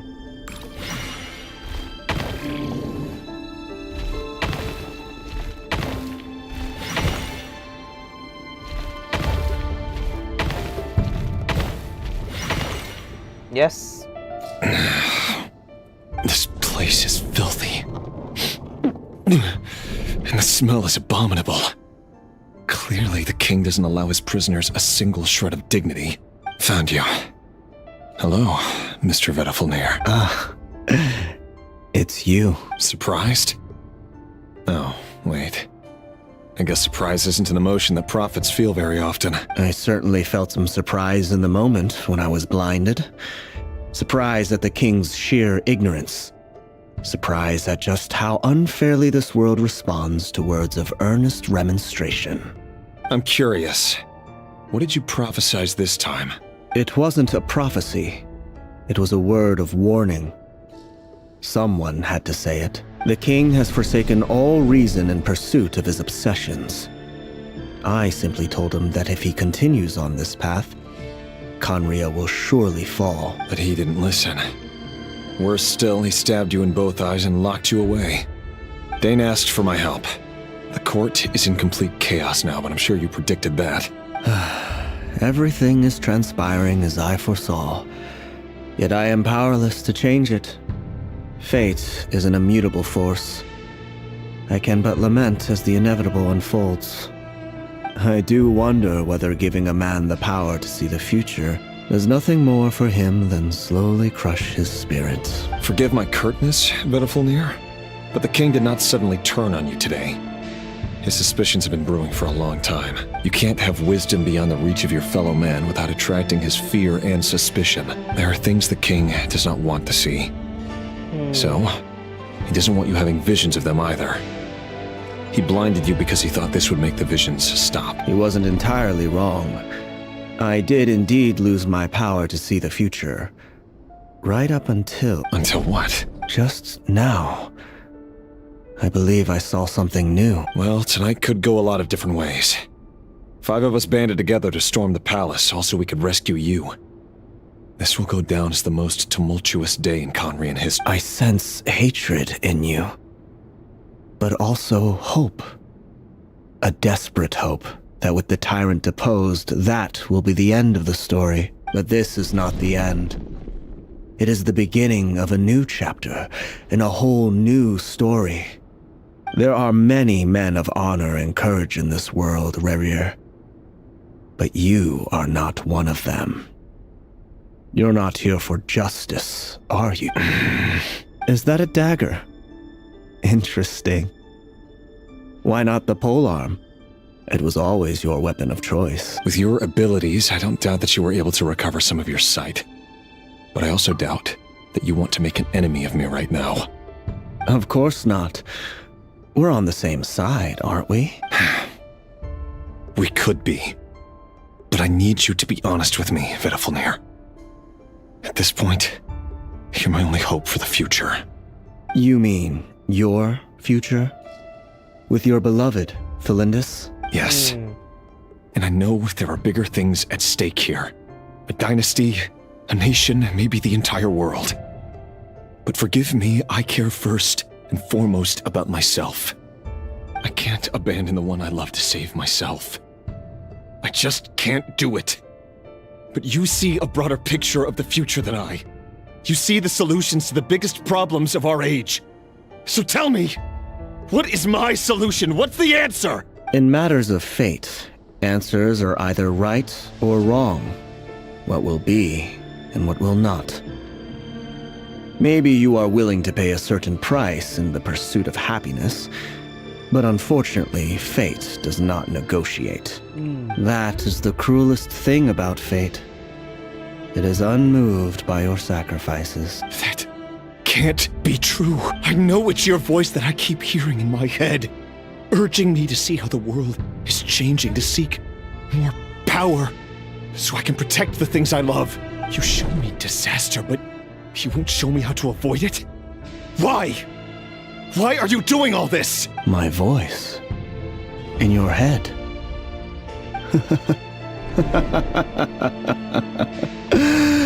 So, you hear it too. The voice that steals your mind, gains your trust, तो ये and नहीं है कुछ और ही है drives you मतलब जो भी मतलब crazy. वॉइस सुनाई दे रही थी ना रेरियर को तो शायद इसकी वॉइस नहीं है It turns out that we are not so different, you and I. Vedafilnir just broke into the strangest smile I've ever seen in my life, as if he'd discovered some monumental secret. But then he suddenly switched to looking extremely weary. Very well then. My advice to you is as follows.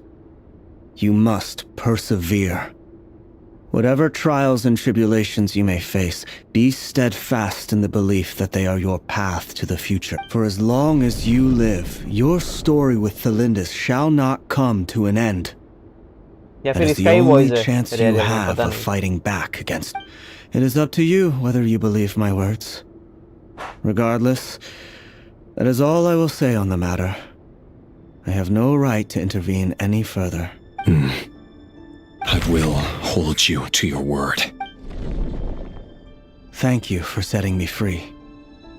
In return, I will tell you one more thing that you cannot afford to ignore. Just then, a strange wave of energy rippled through the city. We had no idea what it could mean. If I were you, I would head to the Universitas Magistrorum. The Universitas? I'm sure we'll be seeing each other again very soon, Rerir. Whatever Vedafilnir said, I didn't catch it. I didn't even help him out of the prison. There was no time to lose.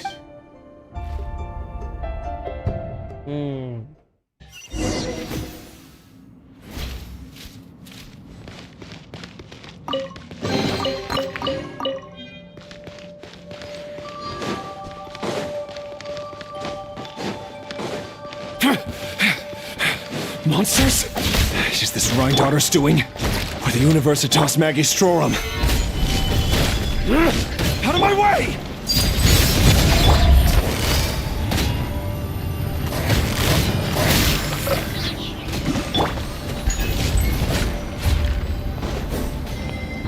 Settle down.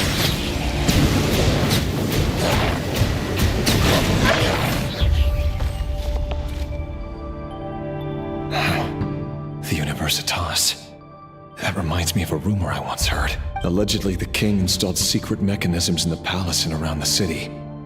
No one knows where they are or what kind of power they hold. But if they were ever going to activate, it would probably be on a night like tonight. Help! Help! Hold on! Don't let them anywhere near you! Save me! I can't! That sounded like an explosion. So, what other means does the king have at his disposal? And given it's a major center of abyss research, anyone over at the Universitas will be in grave danger. I have to hurry!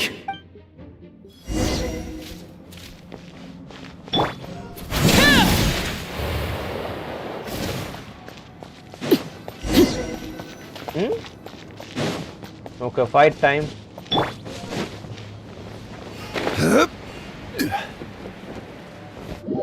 What? नीचे गिर गया मैं.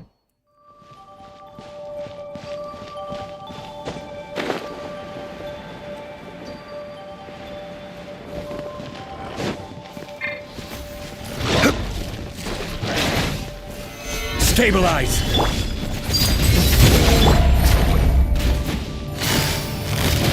Quietly now.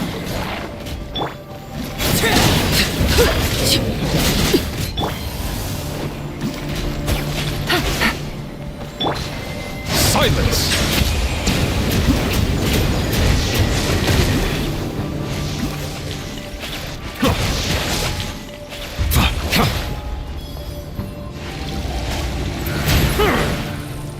Bow your head.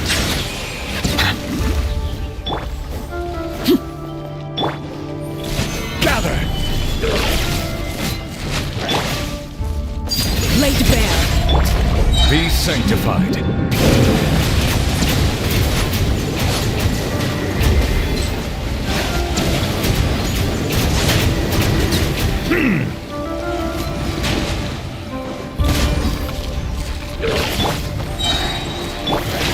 Settle down.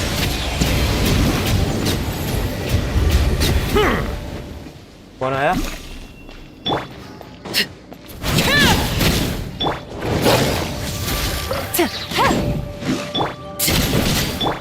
Busted. Solidified.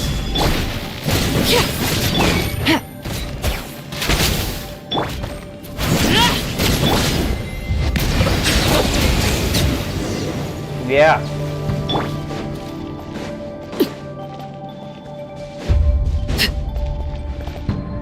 अरे नेफर का तो use करना ही भूल गया हमने.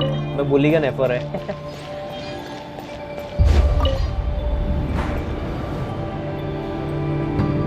Monsters! At the Universitas Magistrorum? Why now? Oh no! They're coming! It's no use. The table won't hold out much longer. The weapons. Where are the weapons? Of course. All the lab equipment was upgraded after the inspection last week, but the new weapons haven't been allocated yet. I'm done for. Is anyone there? I need help! तो यहाँ मर जाएगी क्या? Then हो जाएगी सोलन की. Stay back! Please stay back!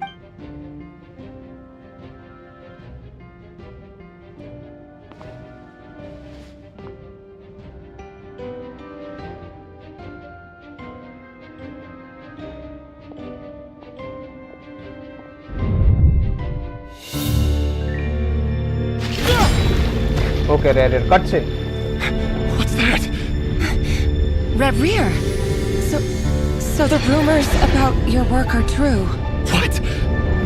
No! Listen, something happened at the palace tonight. We have to leave! You don't need to lie to me anymore. What do you mean? I know why you're worried, and I will respect the decision you've made. But it's okay, because I found a solution. I know how to end all this. You can have it back. The normal life you so desire. But until then, I'm afraid our wedding will have to wait. Just... No, don't do it! Cylinders! Cylinders!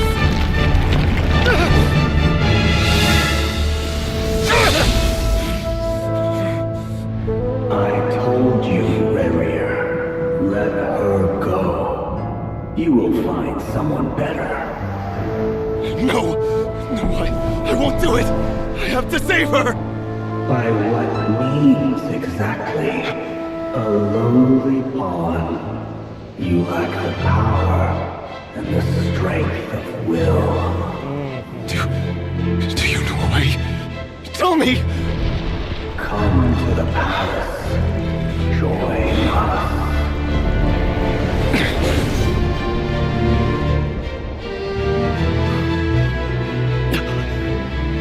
Rarier, thank goodness we... Step forth and take your share. You made it. Not you too.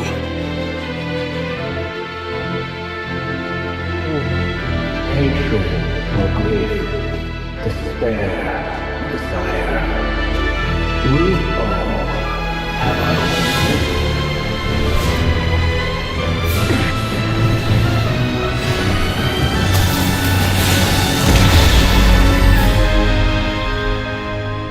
Rarier. Rarier. Celindus? Were you daydreaming?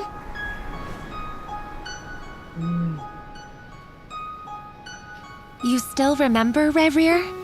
That question you asked me a couple of weeks ago? Oh. You mean the proposal? Yeah. I'm wondering, where do you think would be a good place to discuss it? Maybe in the garden? Or were you thinking a fancy restaurant? It's your choice.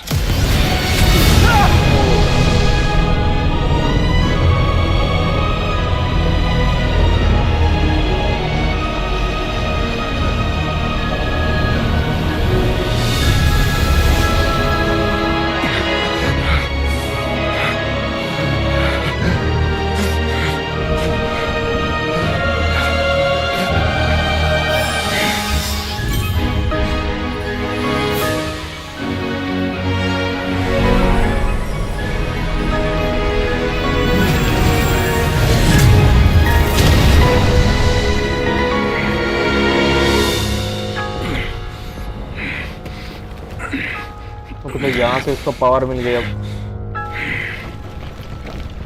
I will find you. And then you can give me your answer.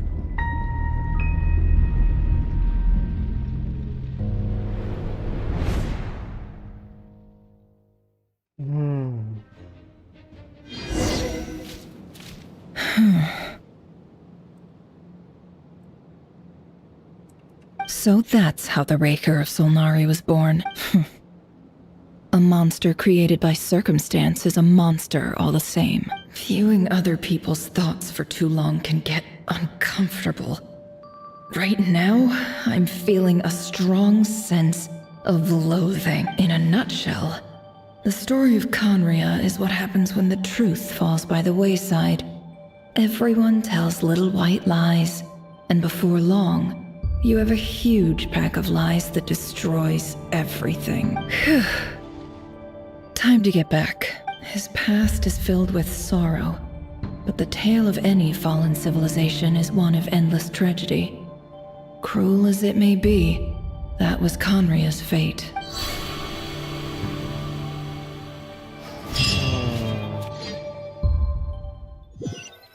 Okay, back to present.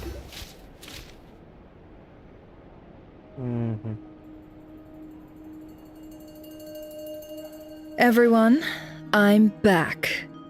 Can I get a standing ovation? मैं sitting ovation दूंगा. Never! How are you holding up? Feeling okay? She's fine. Boss is a pro. Yes, you will have seen the events of Rarier's life through my thoughts.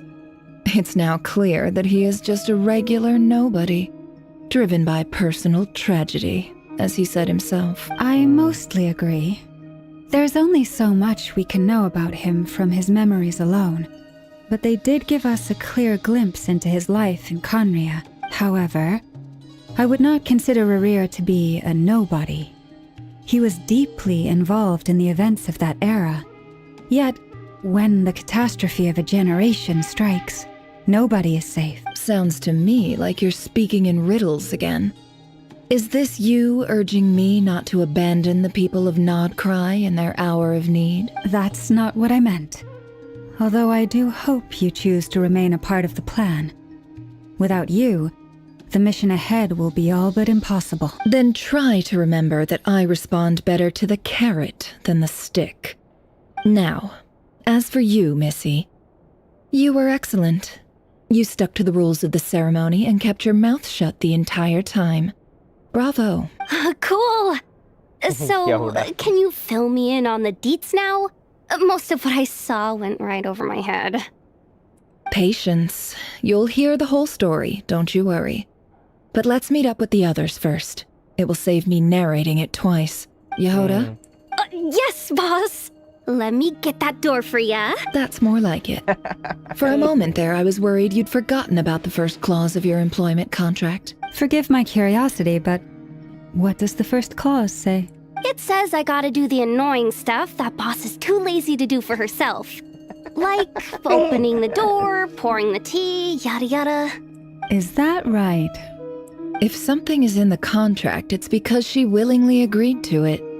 Rest assured that the curatorium abides by the very strictest of labor policies. You don't seriously think I'm cruel enough to treat her like my slave? In any case, I've hardly shied away from my share of the work today.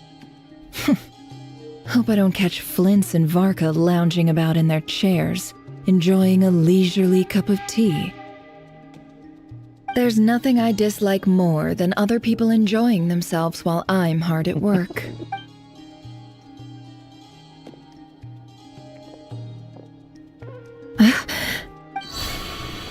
Oh no. क्या हुआ? Sorry to disturb you, but we seem to have run into some trouble. Evidently so. Don't worry, I'm not about to leave you to fend for yourselves. I'm not that kind of boss. And it would go against the curatorium's labor policy. I'm sorry. What did you hear me say? I wasn't talking about labor policy. Wait, how long have I been standing here? Not long. You just appeared by the door a moment ago.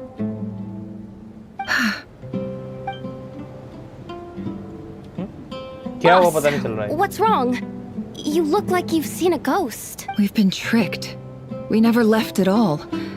Somehow I hallucinated that whole scene back inside the office. Hallucinated? But how? How indeed. This place should heed my will alone.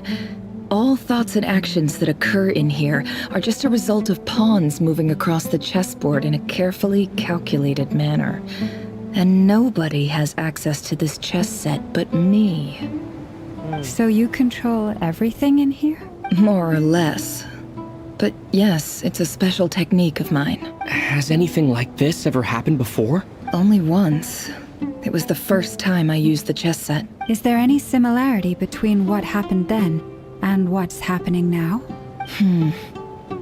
I suppose my thoughts are a little turbulent, which was also the case my first time.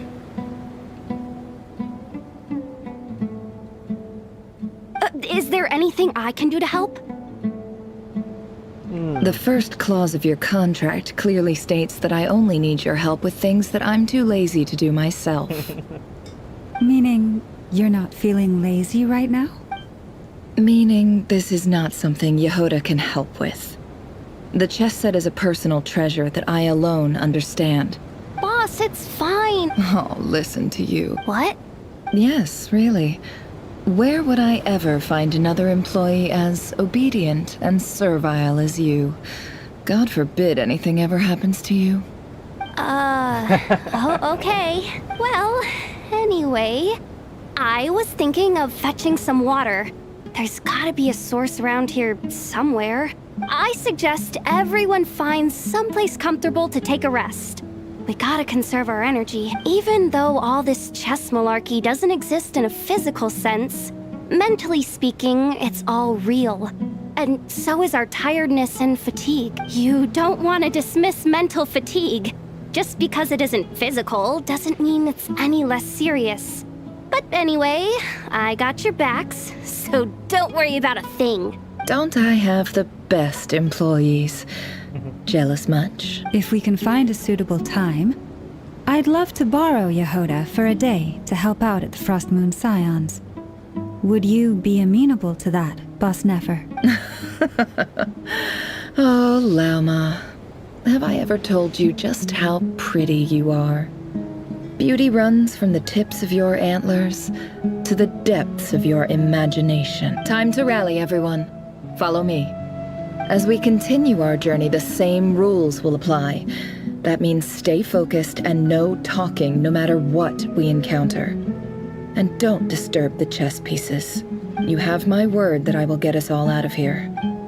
Okay. Moonless night.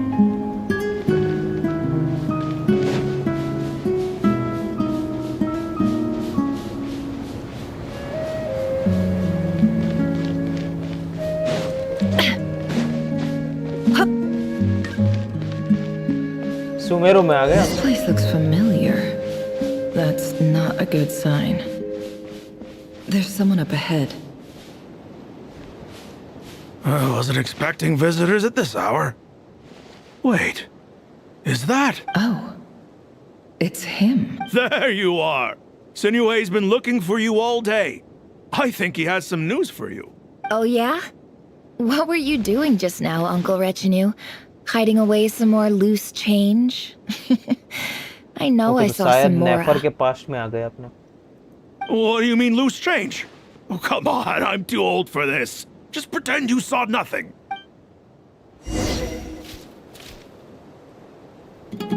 Talk to Epi.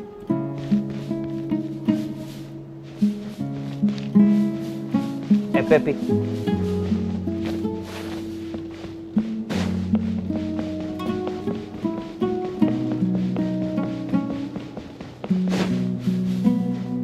Hey, kid. Mind telling me what Sinuhe's been up to recently? I'm trying to get in his good books and I need a way in. Get in his good books? Why? What do you want with my dad, Uncle Apepi? I've written a new song. I was hoping to showcase it at the next festival, but I'll need his approval. A new song, huh? I'd love to stay and listen, but unfortunately, Uncle Retinue says my dad's looking for me. Well, there's plenty of time and I'm not going anywhere. See that pile of stones? I'll be sitting there warming up my vocal cords. Come find me when you're done. Pile of stones. Got it.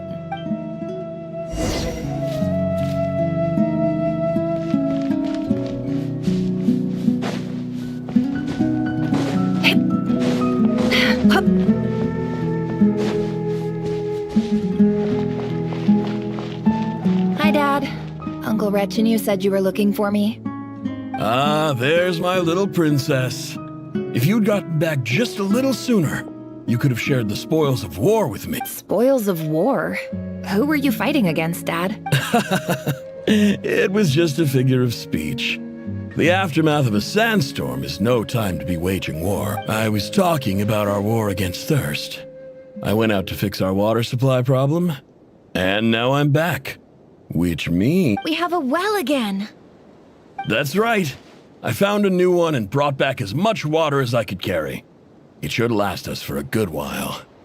If it wasn't for these blasted sandstorms, our wells wouldn't be caving in. You wouldn't be spending all your time out searching for new water sources. As the chief of our tribe, I'm supposed to be leading us out of hardship and poverty. You know how prosperous our ancestors were. I've told you all the stories. And look at us now. Squeezed into these hovels. No, but things are looking up. I started working with some folks from the academia a few months back. They gave me some contacts in return for my assistance in the desert. So you're the academia's helper now? Special ambassador, they call it. Think of it as a partnership. It's nothing bad, okay? We've been isolated here in the desert for too long. Seeking opportunities elsewhere is the best thing for us. So, do you get anything good out of being a special ambassador? Of course. My luck's improving all the time. One day, I swear I'm gonna lead us out of this place. We'll find somewhere new. Somewhere better. Continue exploring.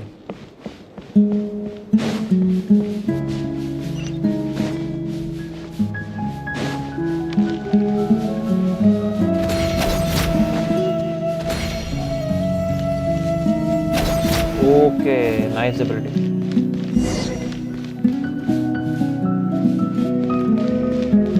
और उसका charge attack hold करके अगर तो see can run, heal run. Okay, थोड़े time के लिए सिर्फ. That's our well, and you know it. You stole from us. Well, you've gone from chief to thief. And now you have to face the consequences! Did you really think you could take our water without permission and get away with it? You're either brave, stupid, or both. And that special ambassador act? Yeah, nice try! We spoke to the academia. They said it was all news to them. You're a liar and a cheat! Eremites? वो थे क्या? उसके dad को मारा. I heard Yehuda gasp, but I don't blame her. Most people are terrified by the sight of blood, corpses strewn across the ground. The wounds are clearly from scimitars and daggers, the desert dwellers' weapons of choice. There's a handwritten note on the ground. Halil, this is Sinuhe, chief of the Shimti tribe. Surely you remember me. I was the one who helped you and your colleagues avoid the quicksand in the desert.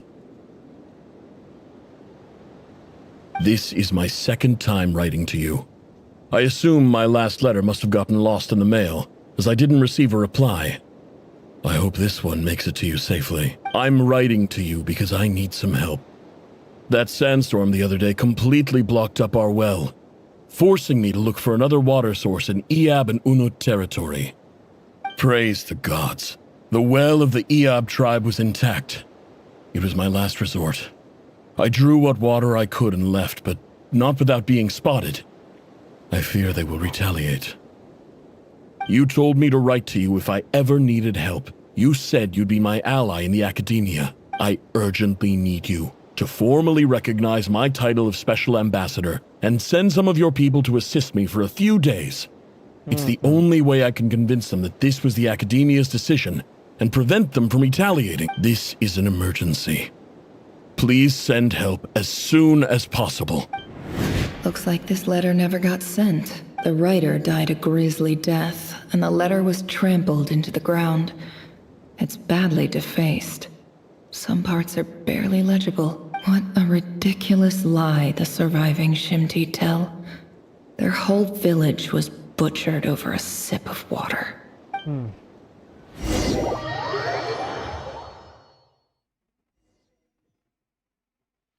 Ah, officer. Welcome.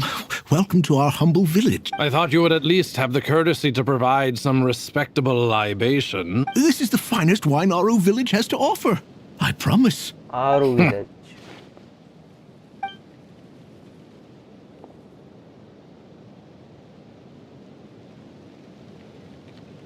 The Academia has agreed to reserve a single space for a candidate from your village. But I remain skeptical of this entire endeavor. I highly doubt anyone in this desert possesses serious academic potential. Please, have faith.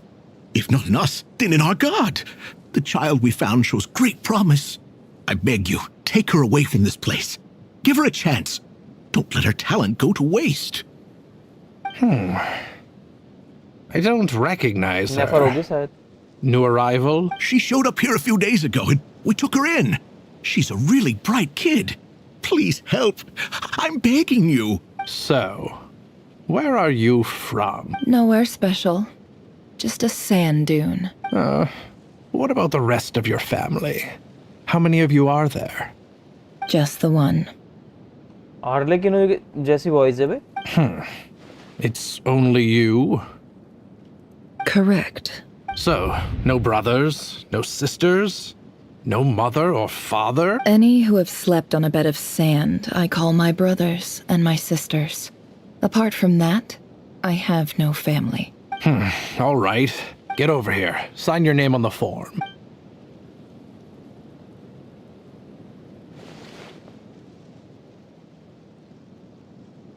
Never.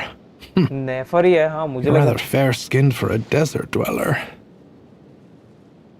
नेफर ही है, मुझे लगा आर्लेकिनो है, उनको voice similar लग रही थी। मैं वही सोचूं आर्लेकिनो क्यों आ गई यहाँ पर, उसका तो कोई लेना देना नहीं है।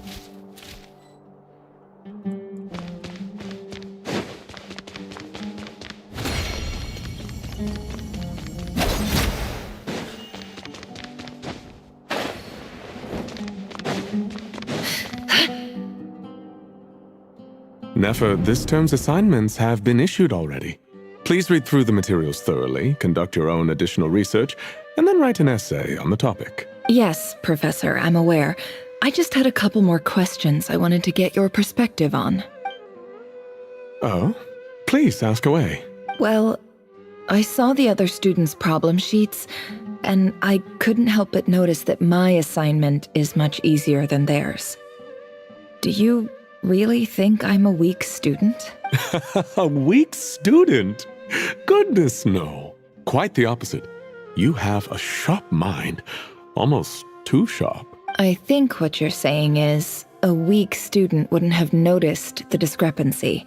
And if they did, they certainly wouldn't complain about the lighter workload. You see, sharp as they come. You see things the way they are. And I'm sure you know why they're like that. Because of where I come from. Because I'm different. I'm sorry, Nefer. I don't like it any more than you do. It's just... Anyway, you said you had a couple of questions. What's the other one? I wanted to check...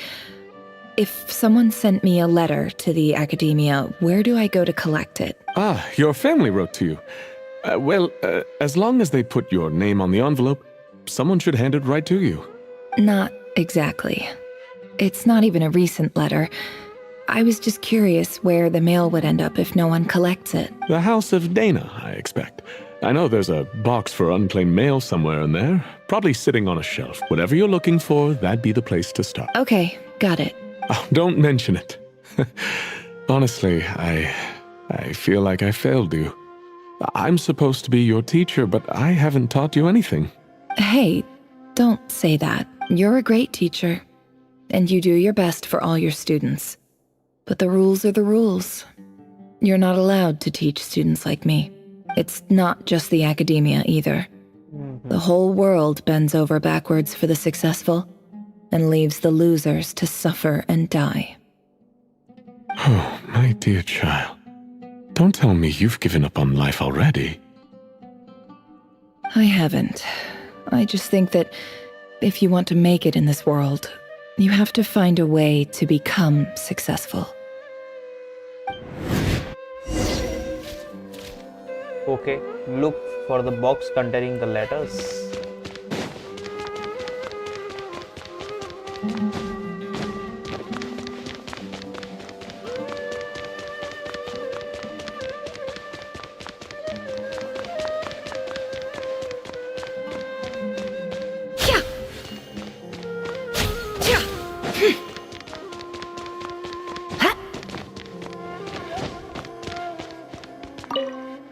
This must be it. A big cardboard box full of unclaimed mail. And probably some letters that ended up here by mistake, too. Let's take a look.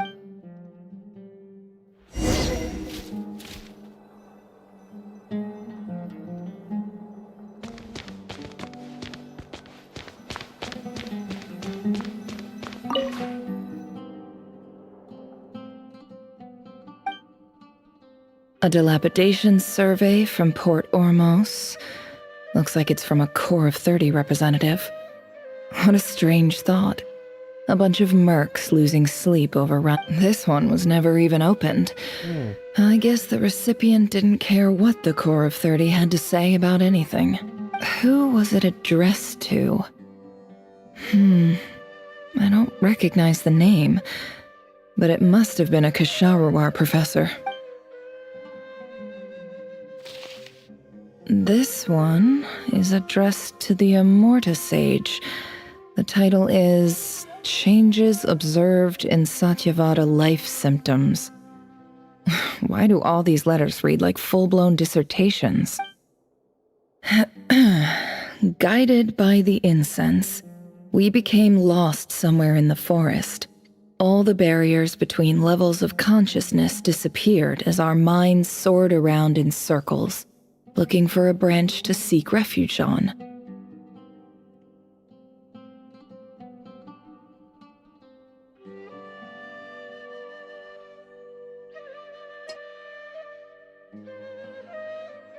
In clinical terms, these symptoms fit the description of incense poisoning.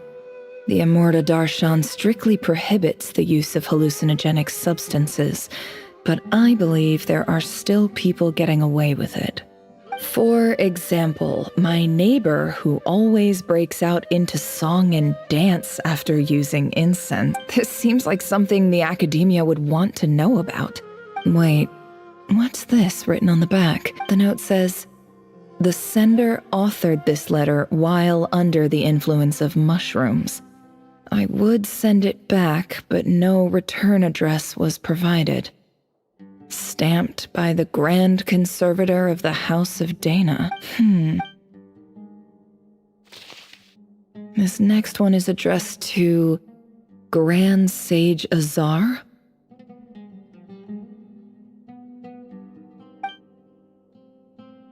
A few words of protest regarding recent changes in Sumeru's educational policy. In recent years, the academia has taken on a small number of students from the desert region, as per the policy to this effect.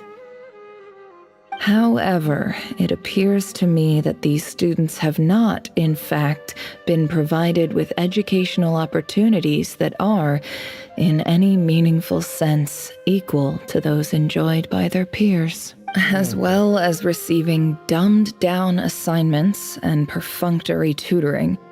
They do not even have full access to the Akasha system. Education is the fundamental purpose of this institution, which should go without saying in a nation whose founding virtues are knowledge and wisdom. I ask you, is the lip service we pay to the policy of education for desert students truly the standard of pedagogy to which the academia aspires? As Grand Sage, policy decisions are your prerogative, but do not forget your roots. You and I were once students too, as was everyone else in this institution. I do hope you will give some serious attention to this matter. I encourage you to discuss issues like this with myself and others, and listen to some alternative opinions. Great letter. Shame it didn't get to where it needed to go. And the sender is... Sage Cyrus of Spontamod. I didn't realize anyone else even knew how bad students like me have it in this place. So this is where letters from the Sage of Spontamod end up? Nice one, Grand Sage. Whatever. This isn't what I came here for. I'm not exactly holding out hope that a letter sent from the desert would even make it here. But if it did, where else would it end up if not in this box? I can't believe how much discarded mail there is. Must have been years since someone last went through it all. And this is just one box. The whole House of Dana is boxes on shelves. I don't believe for 1 second that any human being has sat down and read through all the documents in this place. Who has that much free time on their hands? Last one? Wait, could this be it? Least fancy envelope in the box, written on crude quality paper. And of course, it would be right at the bottom of the pile. Clearly, no one gave this letter so much as the first glance, let alone the second. The handwriting on the envelope looks very familiar. Greetings, Halil. My name is Sinuhe, chief of the Shimti tribe. I was the one who came to you and your colleague's aid when you ran into trouble in the Great Red Sand. I don't know how well you remember it now, but I brought you to safety and gave you some water and other supplies. You seemed very pleased and told me your name. In my tribe, learning a person's true name is serious business, and I therefore see you all as friends. You were kind enough to leave your contact details so we could stay in touch. The Shimti tribe lives a harsh, nomadic existence in the desert. You were sympathetic towards my plight, promising to make me a special ambassador of the academia and help us find a way to make a better living. This brings me to my reason for writing.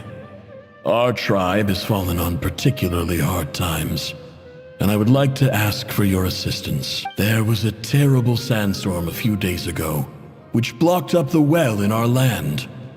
To ensure my people's survival, I had no choice but to venture into Iyab and Unut territory in search of an alternate water source. The Iyab and Unut are descended from the Thamudians, while we trace our ancestry to Tulatala. We worship the Lord of Flowers and have had relatively good relations with our fellow tribes up until now. I found a well belonging to the Iyab tribe. They declined to help us, but I really had no other option, so I took some water to keep me and my tribe alive. My actions are certain to incur their wrath. When we met, you assured me that you would be my ally. That aside, the last time you were... When we met, you assured me that you would be my ally in the academia. I would like to take you up on that offer, because I really need your help. I wonder if you could send an academia representative to meet with me. That I said, the last time you were here, you mentioned that the academia had started accepting students from the desert, and I told you a little about my daughter Nefer. We have next to no resources here in the desert, and my power and influence are limited. Would you consider enrolling my daughter at the academia? She is a smart girl. I know she won't disappoint you. From the outset, the academia never took you seriously. Those things they promised were just empty words. I doubt they even remember the name Sinuhe. And you were so emphatic that your luck had finally changed for the better. You swore you'd lead us to a better place one day. You spoke with such conviction, like you were the most powerful chief in the whole desert. You liar. You lied about everything. You promised the world and delivered on none of it. And who fell for it? Just me, by the looks of it. Despite your best efforts. Which makes you a pathetic liar. You weren't even any good at it. I think I'll take over from here. Let me show you how it's done. Ooh. Bid farewell to Katayon.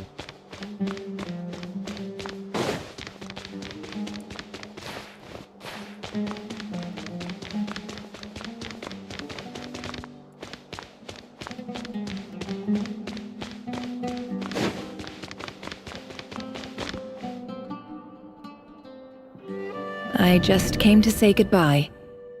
Thanks for everything you've done for me in my time here. Nefer? You packed your bags. Where are you going? I'm quitting. Something's come up in my hometown. Gonna head back and deal with it. Huh? But this was a hard-won opportunity for you. You know that better than I do. It was. But it doesn't matter. I have more important things to deal with, and they can't wait.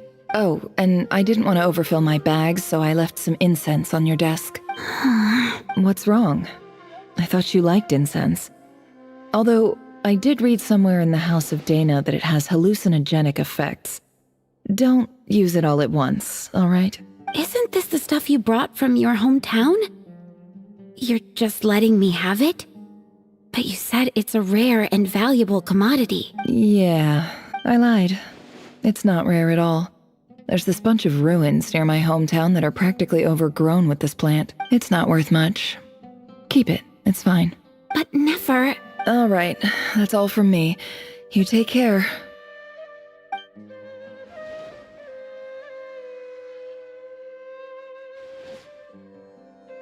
Don't forget me, okay? I mean, we're more than just classmates, right? We're friends. Yeah, I'll remember you. I lied again. That incense is worth a fortune, and it's a rare find even in those ruins. And as for remembering her, I have far too much to do when I get back. No time to reminisce. I'll be lucky if I even make it through this alive. But either way, I expect I'll forget you pretty quickly.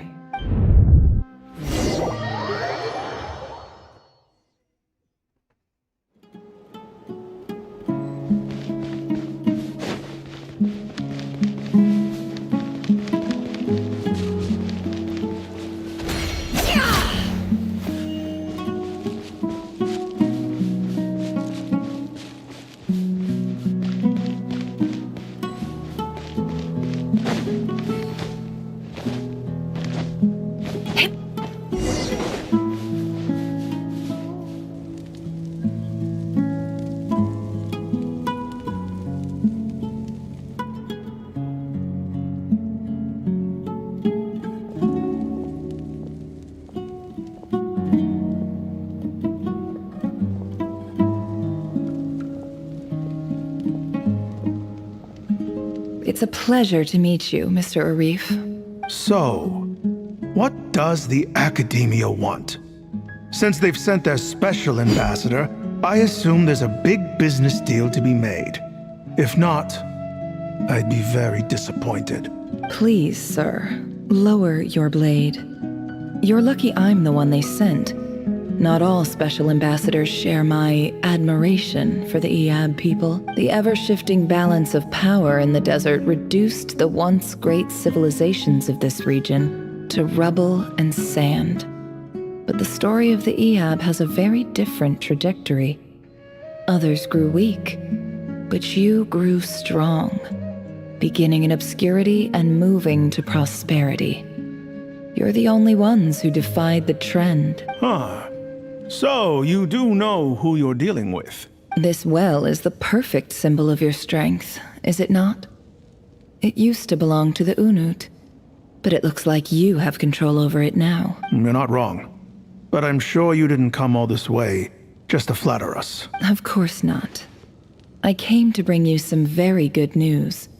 Some information that recently came to light, which might just be your ticket to freedom. Records uncovered by the Vahumana Darshan show that a certain well currently under Iab control is built on top of some ancient ruins. These ruins are of great archaeological interest to the Academia. I checked the map carefully on my way over here, and I'm confident that this is the well in question. The Academia is offering 50 million mora in return for excavation rights. 50 million? No, wait. If these ruins are as important as you say, 50 million's a little low, don't you think? Don't get greedy, Iab. We know far more than you think. We know that you seized this well by force. Wasn't that the first step in your rise to power? To drive away the Unut and steal their water supply? So what if it was?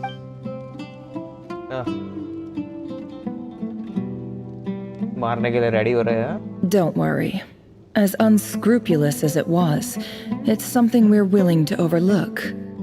The Academia is only interested in dealing with the de facto power holders in the region. I hope I am making myself clear. And I hope your words are the truth. If I find out the Academia is trying to play me, I'll hunt down every one of your people and make you watch as I cut their heads off one by one. Oh, why? I assure you, Chief. That would not be in your long-term interests. You don't want to make an enemy of the Academia. You see how I'm dressed, don't you? I appreciate that you've never been to the rainforest, but surely even you recognize an ambassador's attire when you see it. And what does a barbarian like you have to lose anyway? You really think the Sumeru Academia would bother to come all this way just to lie to you? We have more important things to worry about.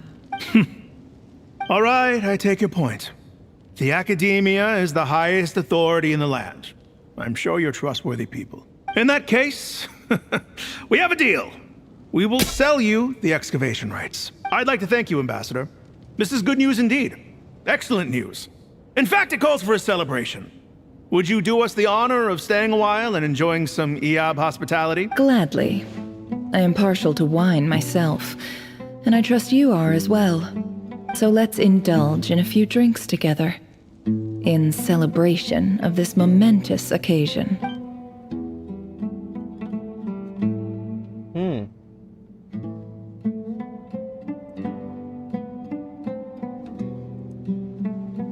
Chief! Chief, it's an emergency! It's the Unut. They've taken the well. What?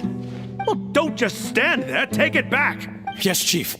I have every confidence in the Eab's military superiority, and yet... What is it? The Unut's response was alarmingly fast. The day after we reach a deal, they seize the well. This can't be a coincidence. Perhaps there is a traitor in your midst. I don't think so. I am obliged to remind you, Chief, that the Academia will only deal with the de facto power holders. If you cannot regain control over the well, I'm afraid you won't see a single mora of that 50 million. No! Please, Ambassador, just give me some time. I swear the Unut will not get away with this. That well is ours. And so is the mora. Glad to hear it. I will wait here for an update. If there is a traitor, I will find them. In the meantime, make yourself at home. I'll report back as soon as I have an update. Much obliged. Wow. All it took was a few words and I've got him wrapped around my finger. What an amazing feeling. So, in summary, Ambassador, the Academia would rather negotiate with our tribe instead of the Eab, yes? The Eab are ruthless murderers who don't listen to reason. tribe ke paas ja And rahi now hai. they have the gall to interfere in our research projects in the desert region. So let me ask you, Chief, if you were the Academia, what would you do? Kill them all. Precisely. The Academia does not tolerate those who stand in our way. The Eab have held back our academic pursuits for too long, and our patience is wearing thin. At the same time, there is simply no way that the Academia can be seen to be intervening in desert affairs. I'm sure you understand where I'm coming from. We have our own rules out here. If the rainforest dwellers raised arms against a desert tribe, it'd start a bloody war. Right. We can't confront them ourselves, but we can support their enemies. The Unut have always had strained relations with the Eab, which makes you our natural allies. Natural allies. Weren't the Eab your allies once? You were quick to send them after us to protect your interests back when we stole that water. And now look at you. You're at each other's throats. Let me be clear. The Academia wishes to collaborate with the legally recognized rulers of the desert in this matter. We are asking for excavation rights to that well, and our offer is 50 million mora. Say no more. I believe we have an understanding. Good. Then I suggest you get to work. Get us access to that well, and the mora's yours. You see, Dad? Lying is easy when you know how. People will believe anything. Never.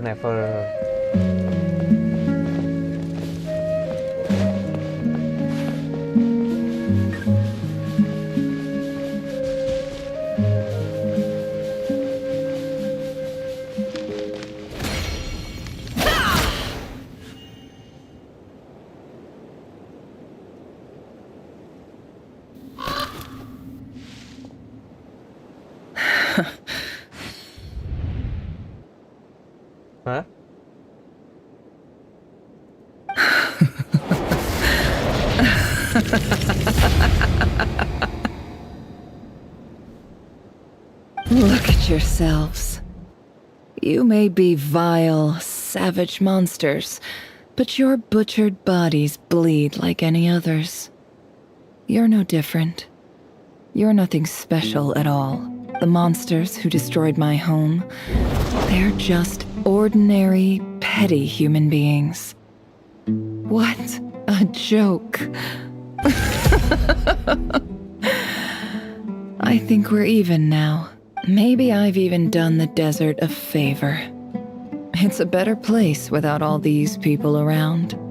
Oh, Sinuhe, my gullible fool of a father. Perhaps if you'd been as ruthless as I was today, our tribespeople would still be alive. In this dog-eat-dog world, a chief needs to be tough to survive. भाई नेफर को क्या दिखा दिया यार? But you couldn't do what had to be done. So I did it for you. Nefer, it's okay. All of this is in the past now. I believe I remember you promising to remain silent. Yeah, but even so... Yehoda, is there anything you can do to ease the tension? Alright, time for a sharp turn onto a completely different topic. So, anyway, that's enough of that. When are we getting out of this place? Feels like we've been walking forever. I'm getting pretty tired. Oh, Alma, you tired? Yes. If we can find somewhere to sit down, I could certainly do with a rest. It's not far now. There should be a temple just up ahead. Yes. Really? A temple? That's where this story ends? I guess that's how things go in the desert. Desert dwellers can never escape their destiny. Or so everyone says. I never wanted to believe it, but looking back now, I'm as desert as they come. You mentioned a temple. What's waiting for us there? My biggest trade secret of all. Ah. Then I'm guessing it's where you got your power from. The power to peer into other people's minds. I didn't know you were clued up on any other religions. I'm no expert in the history of Sumeru, but since you come from the desert, I would imagine it has something to do with King Deshret. Sounds impressive. Oh, I know who you mean. General Mahamatra Sino. The spirit of Hermanubis dwells within him. That's Boss Neff for ya. She knows everything. Sino's hardly a figure of obscurity. But I know about Sethos, too. What about him? Is he a big deal or something? Well, he's not a small deal, let's put it that way. Please, this is the bare-bone basics. Save the flattery. Thanks for your patience, everyone. I'm sure it's been a lot to take in. With any luck, that's our exit just up ahead.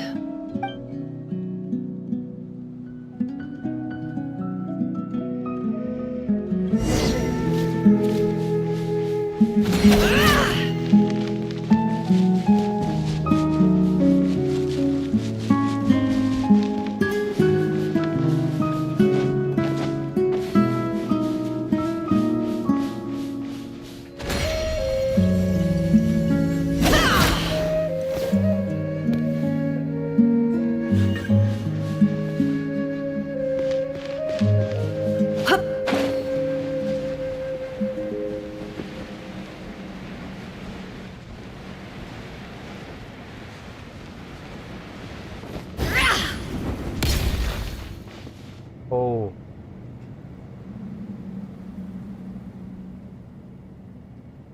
Uh-oh. Uh-oh, I'm totally out of my depth here. I don't have anything to add about any of this stuff. Like, look at that statue, for instance. I want to do the whole name-dropping, this girl knows her stuff thing too, but I've never seen anything like it before. A statue with the head of a bird. That's Thoth, the Ibis King, one of the 7 pillars of King Deshret. The legends say that he, the Crocodile King, and the Goat King were the 3 retainers of King Deshret. Let's take a look.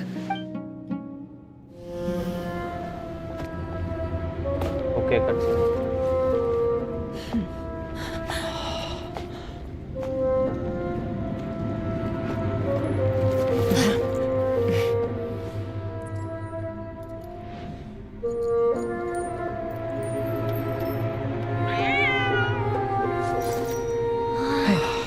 It's just Ashru. So, all is well?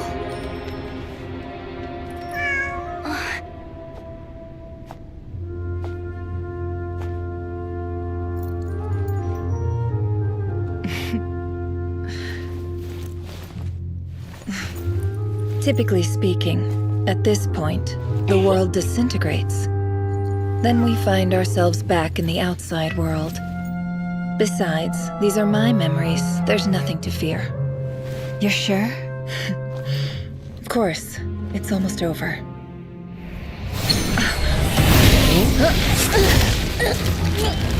Warrior. Never! Hey!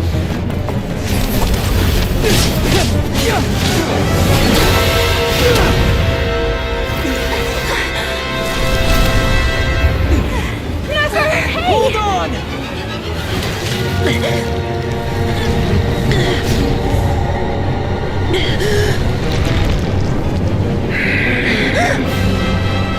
Knowing too much is always a death sentence. Speak for yourself.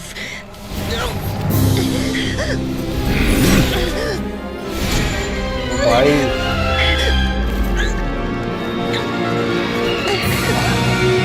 वो डोरी का मिला था ना उसको बच गई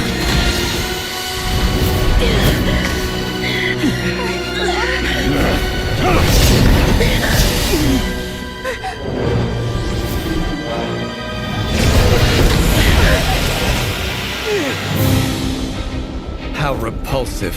आया डेड स्लिप आया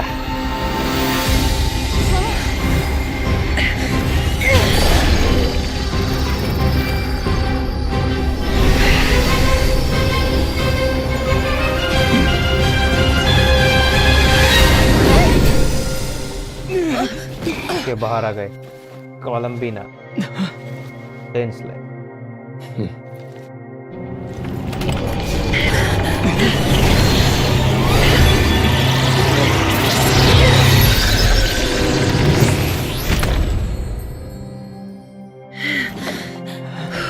बच गए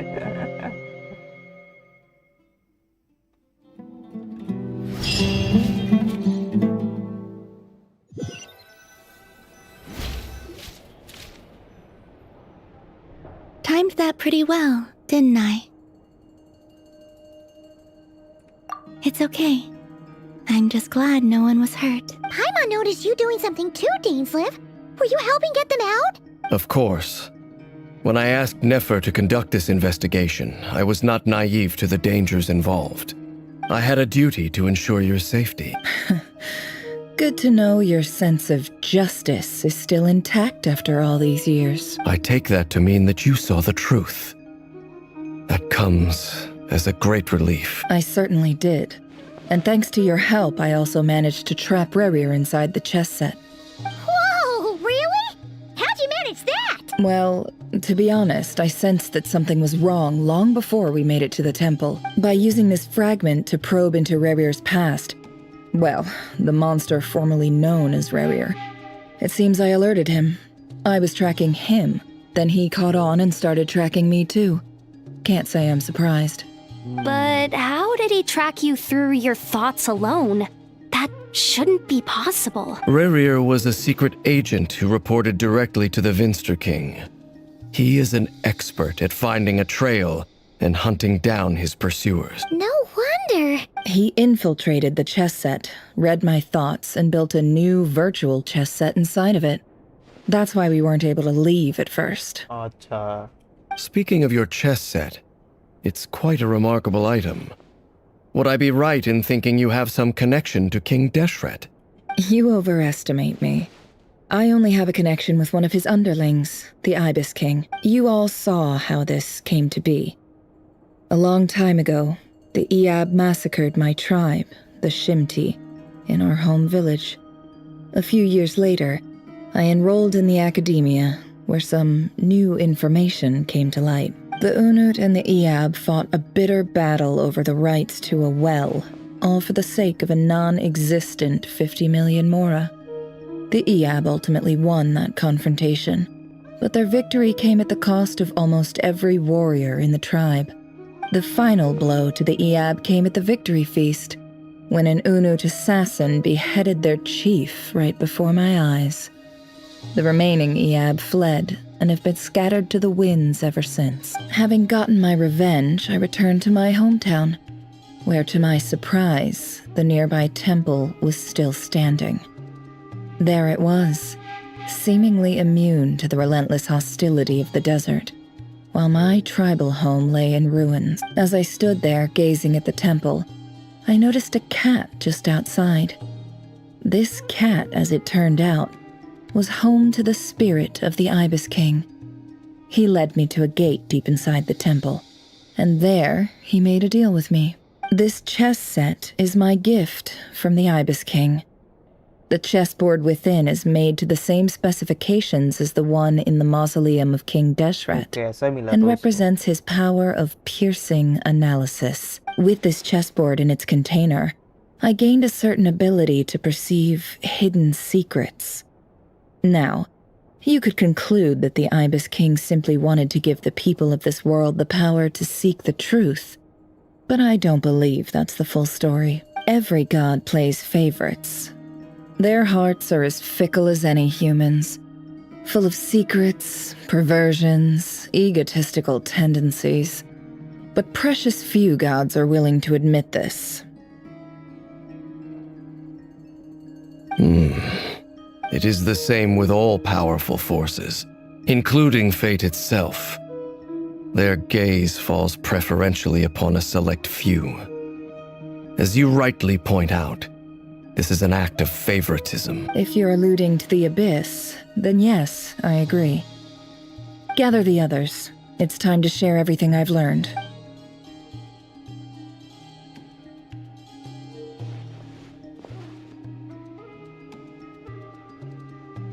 Thank you all for being here. Okay, सब आ गए. As promised, I did some further investigating into the Raker of Solnari's background. I am pleased to report that the investigation has been most fruitful indeed. The Raker of Solnari, real name Rerir, was once a Conrian subject who served the Vinster King. I will now share the important details of his story. Please save any questions or comments for the end.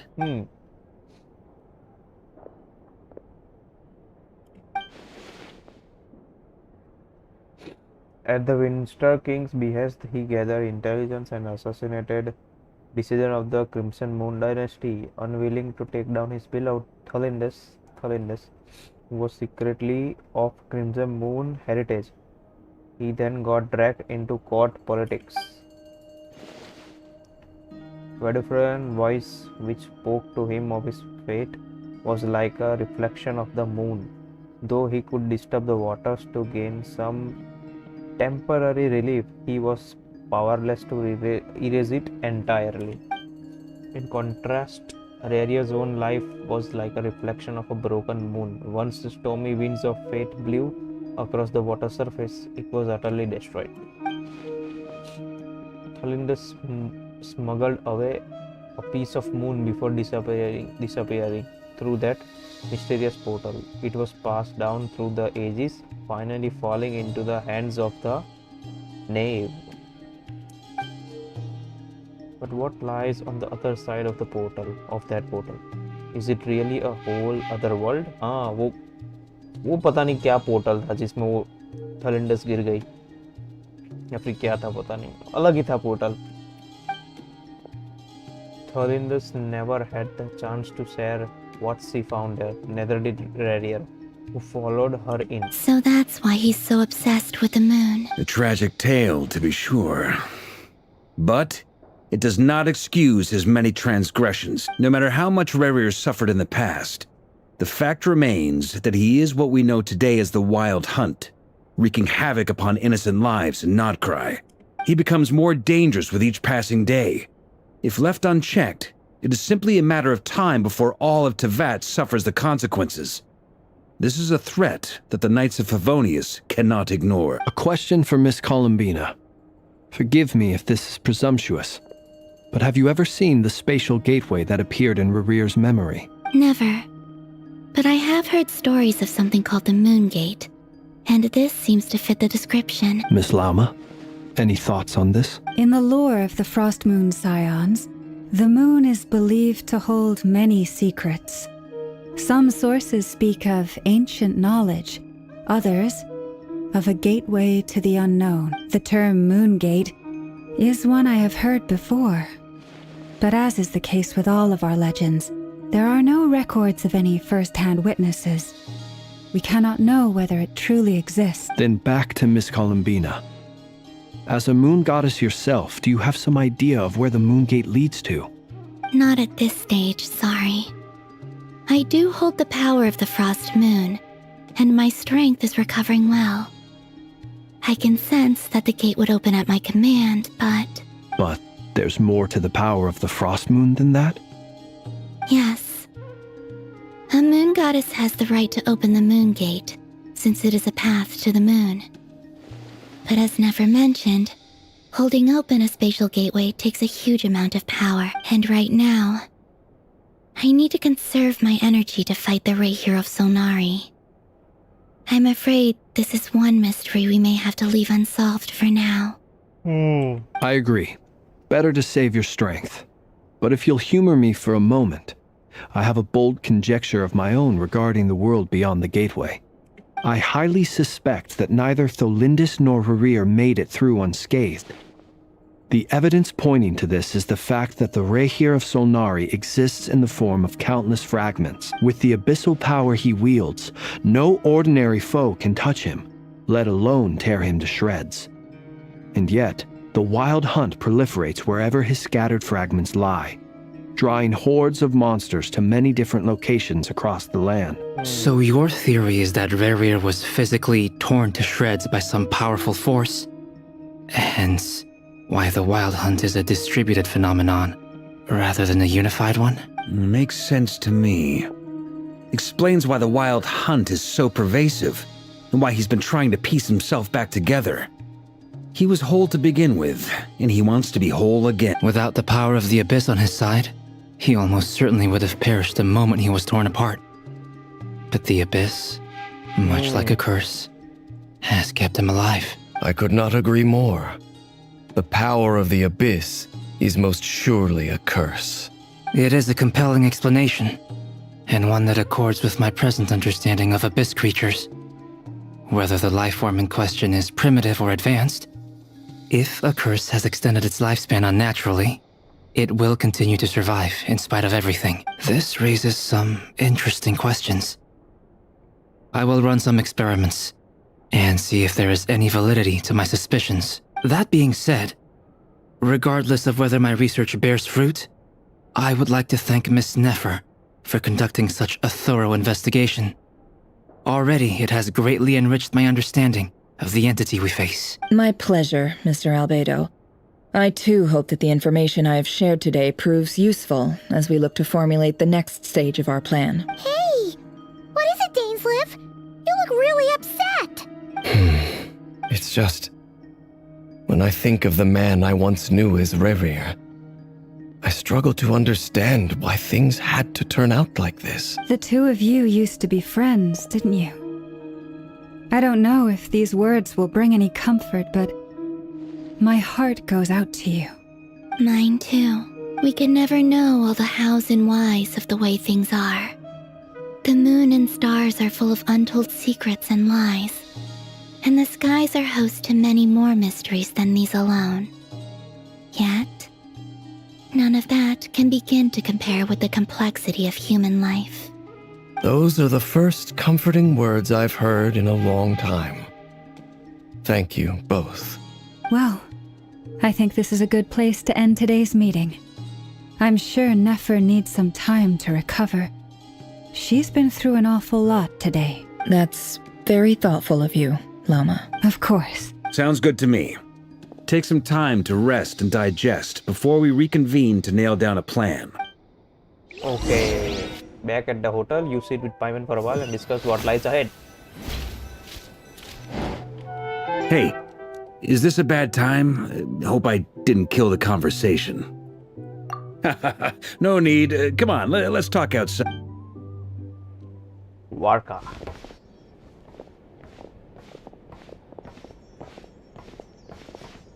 Anyway, Nefer went back to the curatorium to get some rest. But before she left, she shared some things with me that I thought you should be aware of. Firstly, although she managed to trap the Raker of Solnari inside her chess set, there's no guarantee that the power of the Ibis King is any match for one of the 5 sinners. Their powers are beyond our comprehension. It's only a matter of time before he finds a way to break out. We have to come up with a plan and take care of him before that happens. Honestly, my mom figured that might be the case. So, how long have we got? Well, I asked her that same question. She talked for a long time, but for the most part, it seemed like she was trying to convince me how precious her chess set is. What a long and storied history it has. It felt like some kind of sales pitch, you know? The kind where you end up handing over Mora against your will? Anyway, after all that, she finally answered the question. 2 days, at most. 2 days? Holy moly! Can we even recruit enough help in that time? That remains to be seen. Which brings me to the second issue. Dainsleif is obviously conflicted about this whole thing. But given how little time we have, there's no way we can pull this off without his help. You have some history with him, right? Do you think maybe you could talk to him for us? Great. I appreciate it. All right, on to item 3. So, Albedo, Durin, and I put our heads together and came up with a plan. Can't promise it's gonna work yet, but at least it's a start. We figured we'd bounce the idea off you first. We'll explore it further once everyone's recovered. Oh, Paimon's dying to hear this. All right, so here's what we're thinking. In a hushed voice, Warka lays out the current plot. It's a shocking plot, but nothing can face the greatest traveler and trustiest travel guide in the Tevat. Obvious, Tevat. It doesn't take you long to get behind it. We felt a little uneasy about roping you into this. I mean, firstly, you're not locals, and secondly, none of us are your boss. You're well within your rights to refuse if you so choose. Roping us in? Why would you even say that? We know the stakes here. It's all of us against the Rayher of Solnari, or none of us stand a chance. I choose my words very intentionally, I'll have you know. I like to think there's an art to striking a down-to-earth tone even when the stakes are through the roof. Sir Varka, I have a few thoughts about this plan. I'm all ears. I think we can be more flexible with how the roles are allocated. In my view, the most sensible lineup would be like this.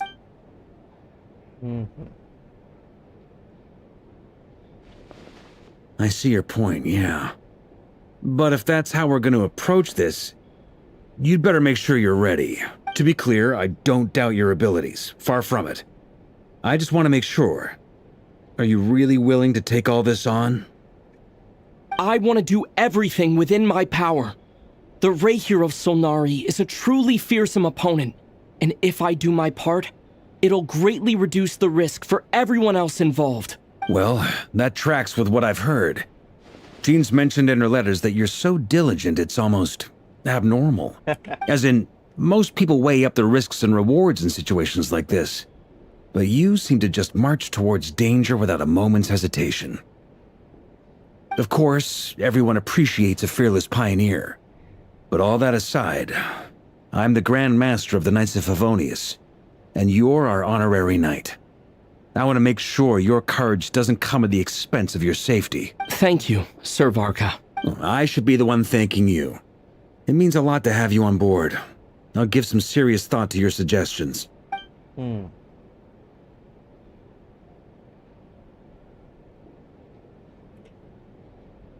an effort to lighten the mood, he booked out the hotel for this meeting so you could all chat over a drink.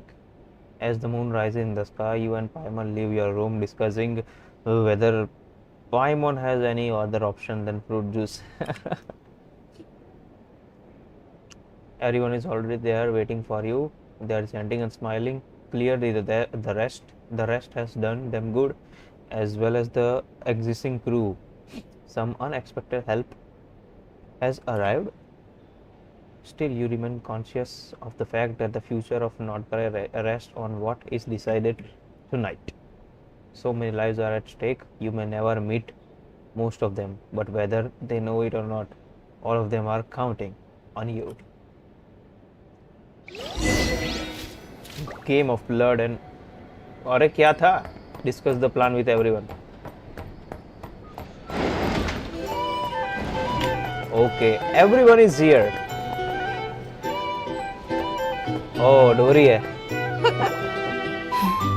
This is a thorough plan, but I do have one last question before we take action. How can we be sure that our enemy won't leave the designated area? Great question. Albedo's been hard at work analyzing Rerir and the Wild Hunt's behavioral patterns. His conclusions are as follows.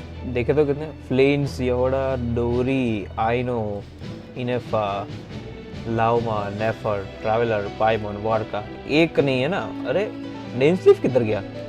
कोई नहीं, Columbina भी नहीं है. Okay कोई नहीं चलो. Firstly, from the earliest known confrontation until now, Rerir has never displayed any ability to manipulate the dimension of space. So it's unlikely he has any power in that domain. Secondly, he seems to have a particularly strong vendetta against our group.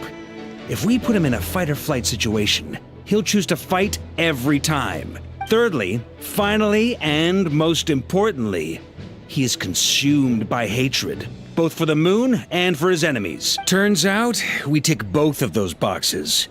We have a reincarnated moon in our ranks, and a spy who accessed his private memories without permission. He'll be baying for blood, not looking to escape. As someone who's had their fair share of interactions with the Wild Hunt, those all seem like valid observations to me. Understood. Then I will defer to the verdict of the group. Well, everyone, that's the plan in full detail. Albedo and Durin are carrying out their part as we speak. हाँ, Albedo Durin भी है ना? उनको तो भूल ही गए. Plan approved. 14 हो गए. Scheduling. Okay, any firepower you need, I got you covered. Let's light this baby up. The Frost Moon Scions are behind you as well. अब fight time होगा. अभी चाहिए fight time. And the rest of you? बहुत back story कर ली. अब fight time है. No objections? All right. Then it's settled. This is the plan we're going with. Next up, an old tradition of mine. Anyone who wants to back out, now's your chance. Wait, we can still back out of this? Everyone says things they regret, right? I don't want anyone feeling trapped because their mouth said yes before their brain had time to think things through. A very people-first approach. I hear that's common practice in the Knights of Favonius. Heh. Who'd you hear it from? D-Luke? Shh. We don't use people's real names at work. This contact will be known only as Owl, please and thank you. This plan can only work if everyone does their part. Flint's and I will absolutely support it. We shall indeed. You'll be glad you accepted our help. Also, you are the last person I expected to see here in the story. It's not often I get called Dory in a work context. My peers usually call me Lord Sangama Bay. So, the longer your name, the higher your net worth. Is that the idea here? In that case, Mr. Flint's here must be worth a fortune. That's right, I know your full name. It's... The walls are thin here. I'd appreciate you keeping that a secret. Okay, fine. I'm actually only here as a favor for someone else.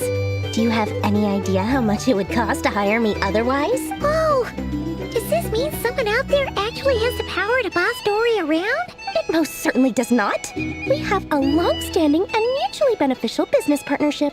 She's actually the mom of a friend of yours. Huh? actually the mom of the friend of yours? Said mom supplied me with a great little trinket, but now that lady's ruined everything. If I don't start building a little goodwill now, my whole business in Notcry is gonna go down the drain! Okay. So what exactly is so special about this pendant? It's a lucky charm that a great mage made for me. We have a business relationship, and she was worried that something bad might happen to me. So, she wanted me to have something that can store power to protect myself with. I finally got it all fully charged up with Kuvaki, and then never went and used it all up at once! Never lost so big in my life! You're right. It was all my fault. I didn't mean to drain all the Kuvaki in the pendant, but I'll make it up to you. You will? Well, in that case, how about you give me your chess set? And we call it even. I knew you'd say that. Well, it's yours if you want it. In fact, take it now, and I'll even throw in a free Raker of Solnari. Deal? You're putting me in a difficult position here. It's a very useful thing to have around, but I have a funny feeling it won't be around much longer. I guess we'll see in a couple of days. Looks like bankruptcy for me. Hey, don't be so pessimistic. See this through and you never know. You might find a new business opportunity on the other side. With an action plan in place, everyone chats among this or a UN Paimon listen to check in and see how. तो बाप रे कितना यार, इतना जल्दी कर देते हो यार.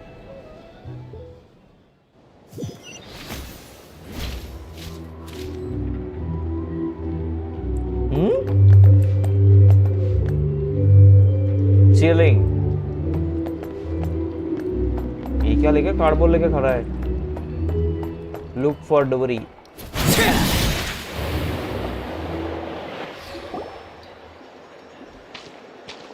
Dory, how are things going? Feeling ready? Oh, I was born ready. We only have 2 days. You think Lord Sangama Bay would let an opportunity like this slip by? Don't forget, when something's in high demand, the people with the goods on hand get to charge the highest price of all. Even higher than the sellers taking advance or... Ta-da! See? It's right here! Ah, it's so pretty. Did you make it? No, I have a supplier. We go way back, so he made me a very attractive offer. Aha! No wonder you were talking about lucky charms at the meeting. You've been getting Kave to make them for you. Kave? That's not the full story. It actually started a while back as a project between me and the Dendro Archon. Mage Alice once warned me that this world won't stay safe forever. There may come a day when everyone faces a great crisis. I passed this on to the Dendro Archon, and she secretly brought together a research team made up of Sumeru's top scholars to invent a technology that could keep people safe. I won't go into the details because it's all very complicated, but if you want to know more, you can ask the Dendro Archon about it sometime. Anyway, point being, it was the Dendro Archon who asked Kave to build this little contraption. As one of the top Kasharawar talents, he was the obvious choice. Took him long enough. He stressed over it for ages. Must have gone through at least a dozen designs before producing a final product. But that's Kave for you. Marak delivered it to me a couple of days ago, along with a letter from Kave. Could I ask why I'm sending this technology to you? And what's your proposed use case? Has it been approved by the relevant authorities? So nosy. My fault for sending him the research permit to begin with. Surely Nahida must have told him you were involved in this project. He was probably just nervous because you're always so secretive about your business. Could be, could be. Anyway, I just replied, let's hope there never has to be a use case, because it would involve grave danger. Fair enough. But it sounds like he was just being cautious. He probably felt responsible as the one who made it. Or maybe he was asking as a favor for his housemate. He's done that before. Not sure why, though. His housemate doesn't seem to really care that much about this kind of stuff. Either way, all's well that ends well. I'm just glad to finally have my hands on the product. I wouldn't want to be without it, given the potential dangers that lie ahead. Huh? What does that look mean? Paimon's just super surprised. This must be the first time we've ever seen you actually get serious about something.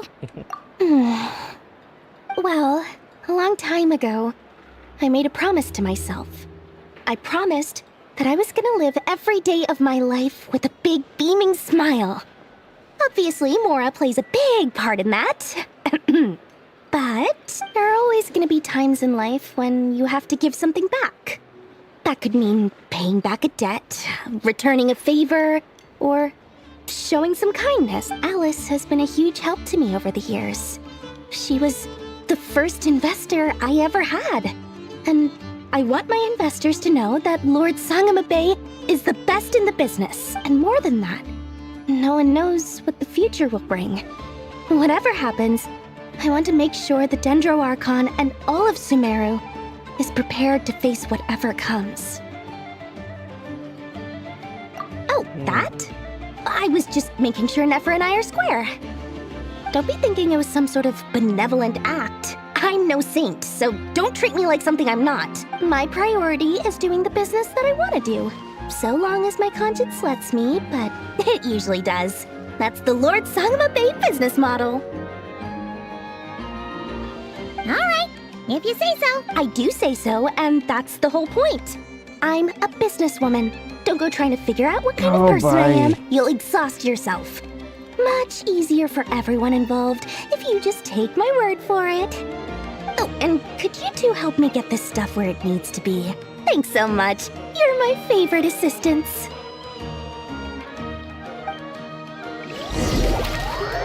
Okay, PC Island.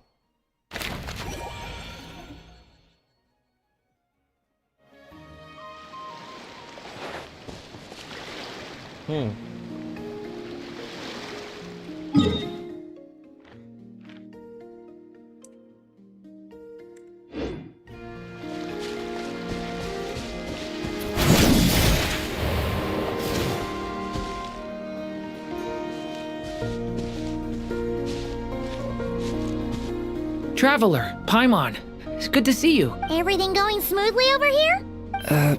Sort of. As you're probably aware, Varka, Diran, and I captured some abyssal creatures from the Wild Hunt. Per the plan, we dissected and analyzed some samples of these creatures. The process went very smoothly. The findings, however, come with some troubling implications. What? You can actually dissect the Wild Hunt? That depends on your definition of Wild Hunt and dissection. Harmless, lifeless. These words are accurate descriptions. The Wild Hunt is an interesting phenomenon. In and of itself, it doesn't seem to possess anything akin to a human personality. But taken as a collective, the medium through which the Wild Hunt is summoned does appear to have a soul. Master griped a lot about the wise Horoptotire, and seemed somewhat fascinated with the foul Certology. But she barely mentioned Rerir at all. I don't think that was because of his lower social standing, though. Anyway, it's a pity. I should like to hear her thoughts on the nature of the life form he has become today. It's a strange mix. The furious energy of an abyssal being channeled through a fractured physical existence. A consequence of being torn apart by an unknown power.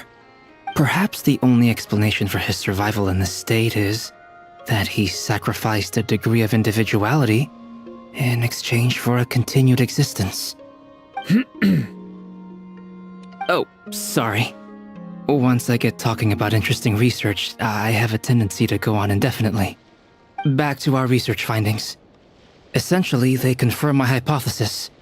Rerir's corpse is completely contaminated by the Abyss, and the effects are irreversible. You could think of this as Rerir in mutated form. But in my view, even that would be inaccurate. In reality, his whole being has been consumed by the Abyss. In other words, he is now nothing more than a manifestation of abyssal power. Unfortunately, at present, we have no means of completely eradicating abyssal power. Hence, we cannot fundamentally destroy the Rayhir of Solnari either. Oh, that's terrible news! So, that's it? We Miss Columbina's situation is a difficult one. She can never achieve wholeness when the world does not accept her presence. It's as if her creator banished her to a place she can never be accepted. It means she spends most of her energy just on her own survival.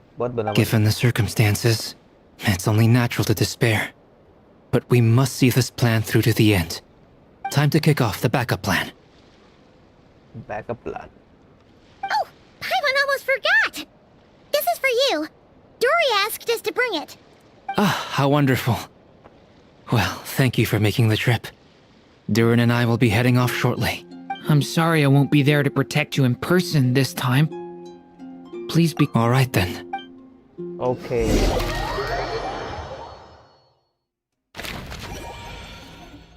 PC Island. एक second भाई.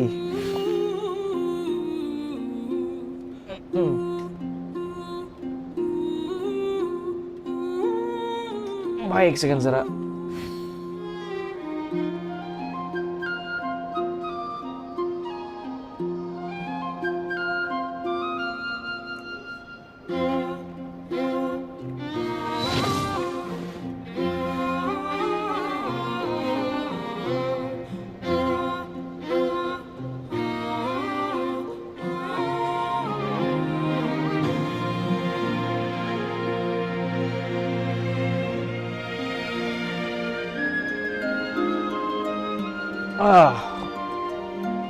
Okay okay चलो.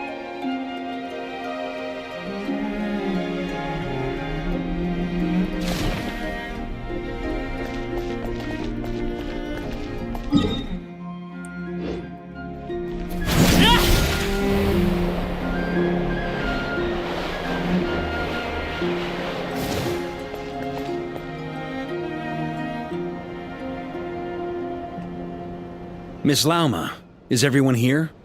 Yes. The fate of my flock is in your hands, Grand Master Varka. Please keep them safe. My lady, what are you saying? Within the next 24 hours, we will face the biggest crisis the world has ever seen. This is not a burden that we deserve to bear. But I believe that we reap what we sow in this life. So I intend to act. I must do what I think is right.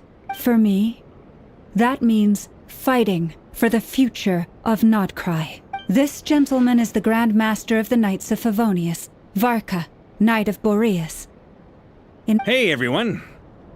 Guess I should introduce myself.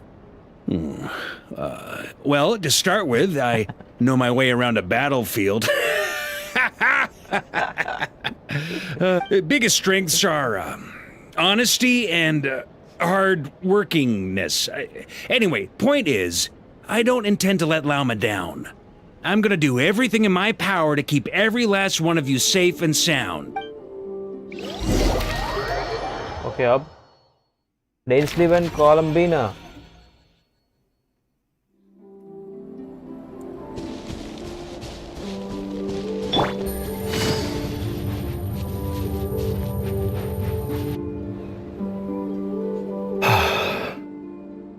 Something on your mind? Miss Columbina, was it? I believe that's how the others addressed you. That's right. Names are funny things. Have you always been called Dainsleif? Yes.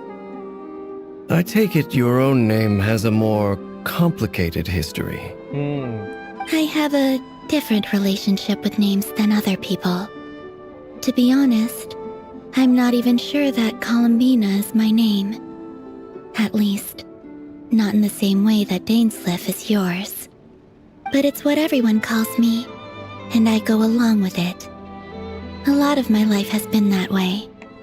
I get so used to things that I forget to question why they are so. I never used to think much about where names come from, or what they mean to people. Maybe something's wrong with me. You're different from other people. I sensed it the first time we met. You're more perceptive than most. I'm sure your long life and rich range of experience explains that. Do you ever find yourself missing Conria, Mr. Dainsleif? Difficult to answer. I have dreamed of the past many, many times. Sometimes I'm fighting tooth and nail. Other times I'm lying on the ground, defeated. I don't recall any happy moments from that time. It has been too long. Is that because hatred survives longer than love and affection? That would not be for me to say. I make no excuses for the grudges I bear. But whatever the reason, I remember little that was beautiful or sentimental. Thank you for your help with the Rerir situation. Without your efforts, I never could have learned the hidden truth of his story. You're welcome. I know he's your friend. Friend, he betrayed me. And I never really understood what he was going through in life. Some friendship, that is. Okay. So, do you plan to fight him with us? You see, you're torn. Now you know what really happened. You see the things he's done in a new light. I need some time. Of course. I completely understand. Anyone else in your position would feel conflicted too. Actually, I went through something similar myself recently. Something happened that changed my perspective on a situation. A situation I took for granted at the time, but now I feel very grateful for it. You mean the Harbingers who still support you, even though you've left the Fatui? Yes. I always thought they were only helping me because Harbingers are forced to work together. But then I abandoned them. A warrant was even put out for my arrest. And even now, they still support me. Which means I was wrong about them all along. Clearly, they view you as a friend. I feel a little guilty now. I regret not seeing her help for what it was, and not treasuring it. I see the guilt that you're feeling now, because I feel it too. Hopefully, talking about it will do us both some good. मैंने ये expect नहीं किया था कि densely for कोलंबिना के बीच में लंबा conversation होगा. Have you noticed that the traveler and Paimon are over there? I think they've been listening. Huh. Shall we say hello? Sure. Hello. Ah! They caught us! पीछे सुन रहे थे आराम से.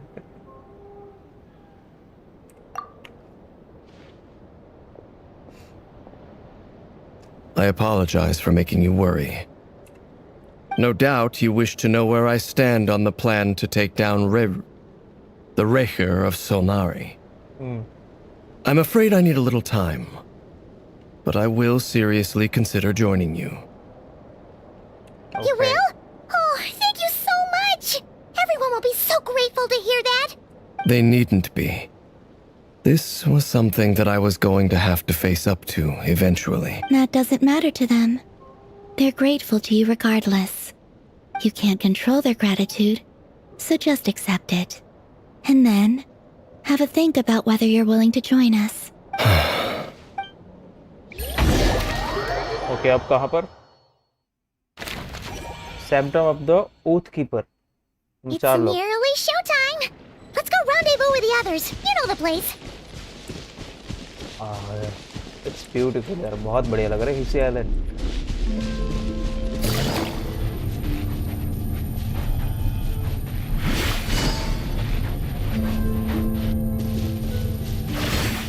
Just a second.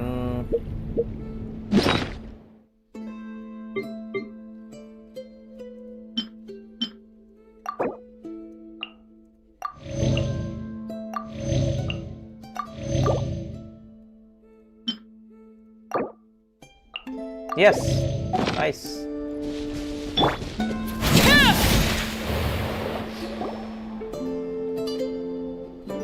Ah, you're earlier than I expected. Hey, Flint's! Been waiting here long? Not too long. I came a little early so I'd have some time to think. Are you nervous about the battle? Quite the opposite. I'm reminiscing on my past battles. When I was awakened by the Ratniki, I had not touched a weapon in many years.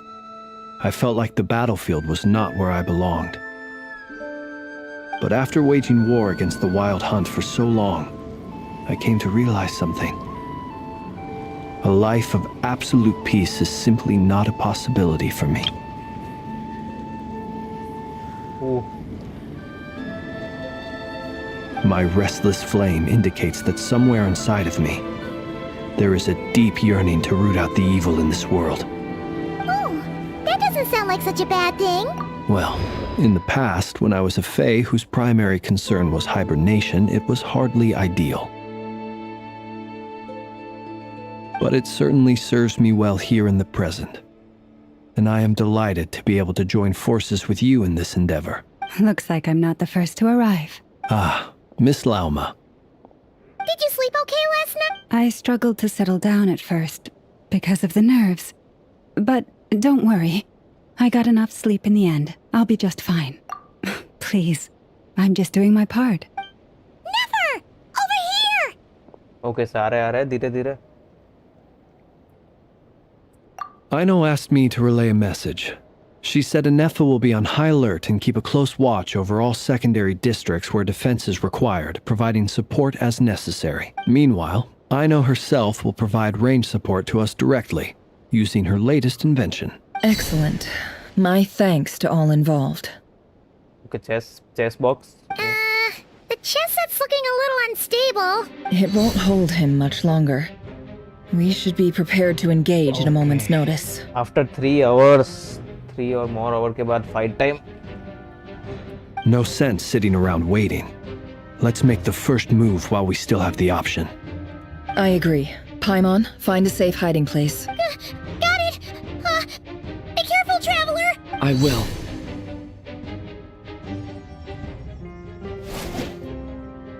Everyone, take your positions as soon as the battle starts. Every ounce of strength we have in our bones, let us bring to this fight.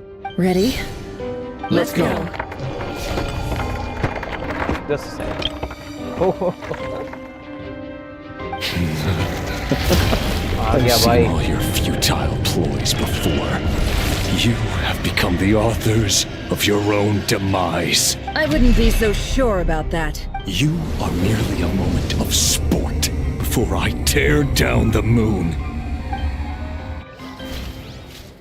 Okay.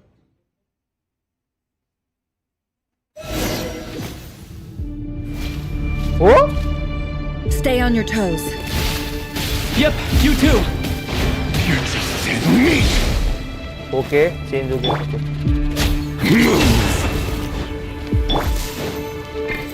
Forest, protect us. Fuck. Let me help you guys.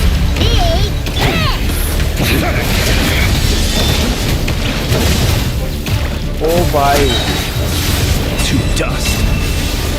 Are you quite finished? I hunt him down.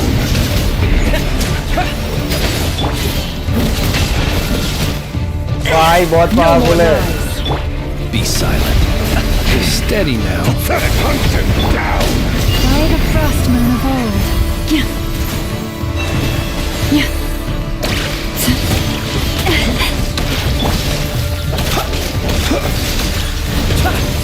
Close your eyes.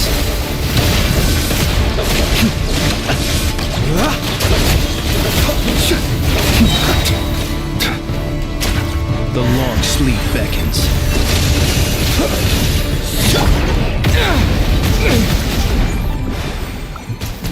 Hunt him down.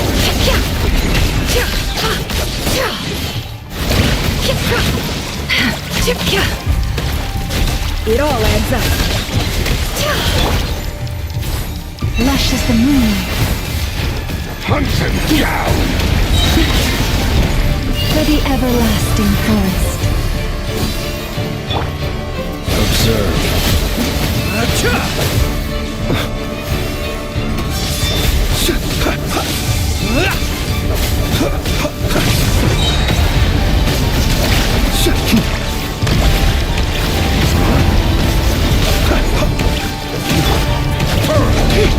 It began with the moon. कहाँ गया भाई? So shall it end. The moon will protect बोलो you. Lauma's team.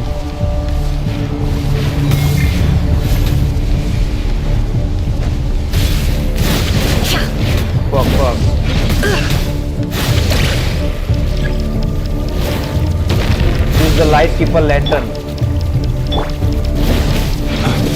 Do you see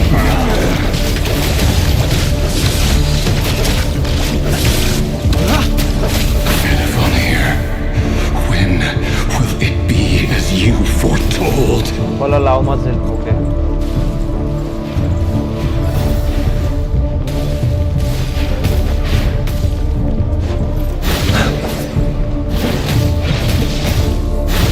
Be silent. Spirit is not welcome here. No more lies. The deception ends here. Bombs away!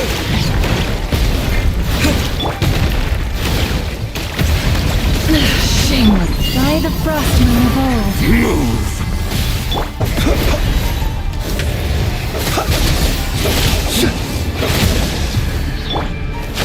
Can't hide the truth.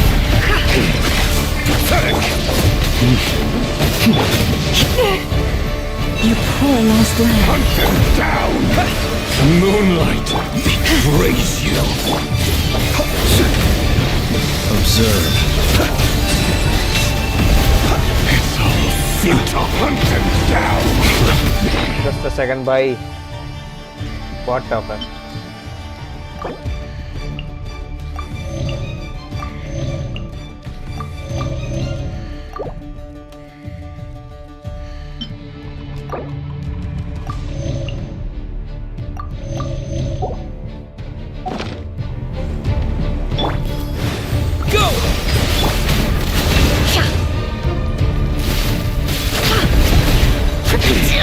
Pathetic! Hunt them down! Be silent. Steady now. Futile! Do you fear the dark? The mystery unravels. The moonlight betrays. Move! Pathetic! Close your eyes.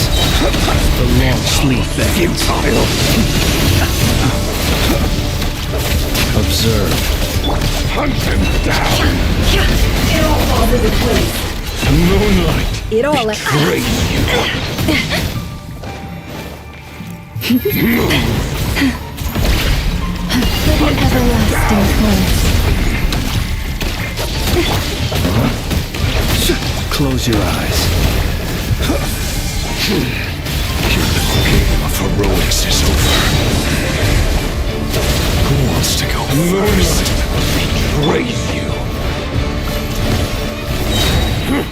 ओए भाई full strength होगी वापस. Get out of my sight! No, we've been separated. Will it take? You okay? Never. Where are the others? Stuck outside the barrier. I guess he really doesn't like us. I told you before. Knowing too much is always a death sentence. Be careful what you wish for.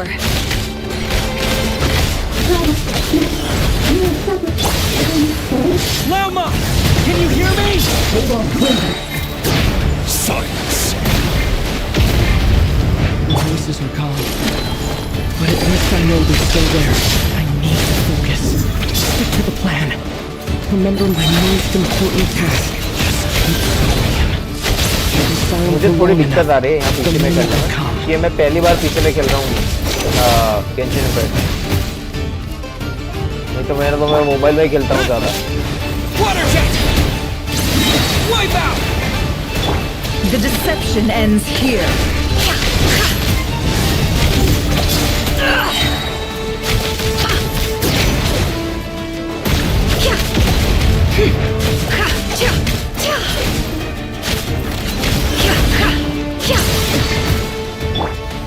Go! The mystery unravels. Bombs away!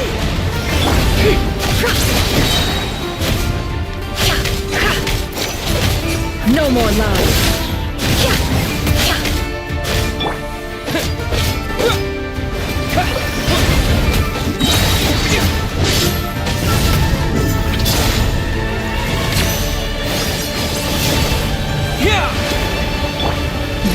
deception ends here. अरे कहाँ गया? अरे भाई absorb the Puapi.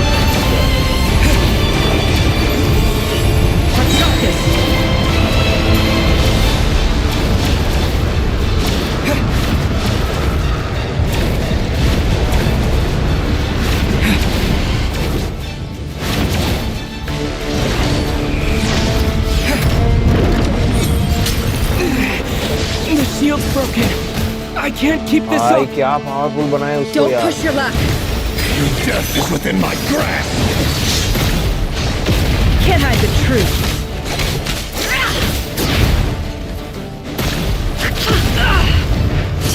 It all adds up.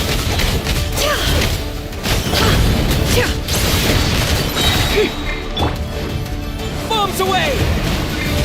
The mystery unravels.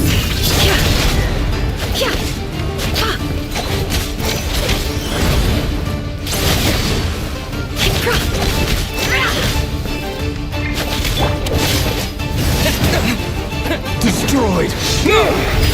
Reborn.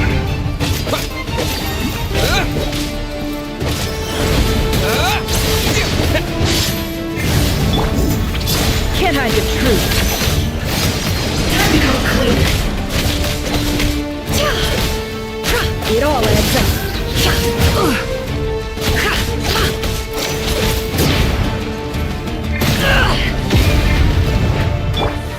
Water jet!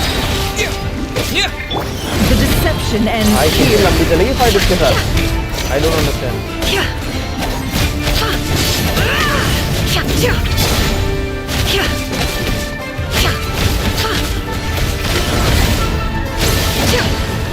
No more lies. Wipe out! Water jet! The mystery unravels. It all adds up. Water jet!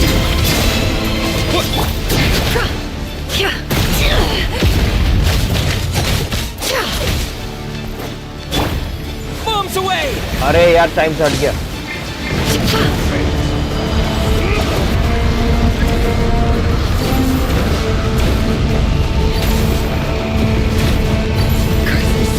There's no other way.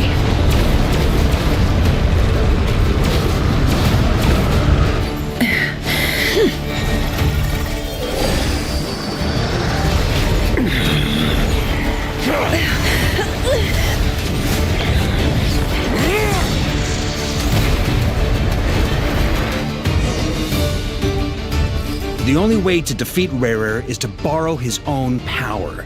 Borrow his own power. That means Columbina will have to disappear while you two bear the brunt of his attacks. You have to hold on. Find a way to keep him focused on killing the two of you.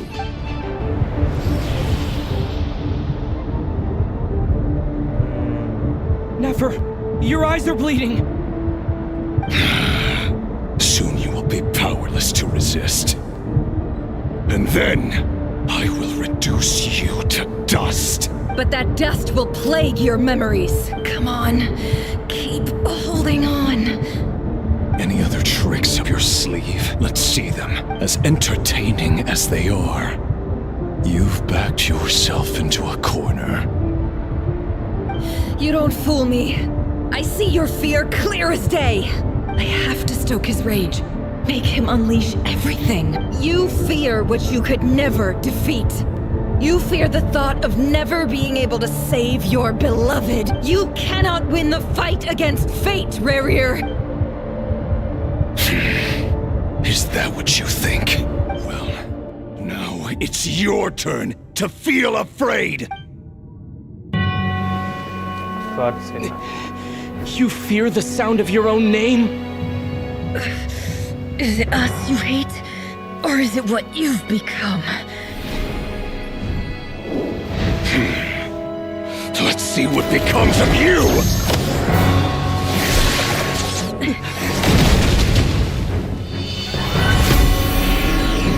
Albedo.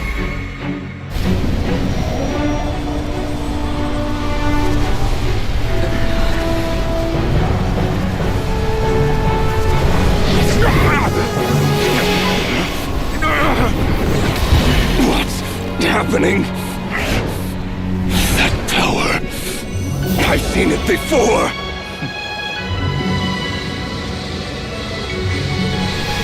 Do it. Uncall Ambina. His power is on another level. We'll need to use an alchemical array to convert his power into a usable form. Then quickly channel it into Columbina, rendering her powerful enough to compete with him. I'll join you. I can help. If I release enough abyssal energy into a confined space, it'll create a potential difference, allowing us to extract a huge amount of elemental energy. Next, I'll synchronize with everyone's minds using Pyro, then give you temporary access to their abilities and fields of view. But it won't last long. Can you see? Well enough. So, we have a student of Gold Rhine-Daughter in our midst. How about that?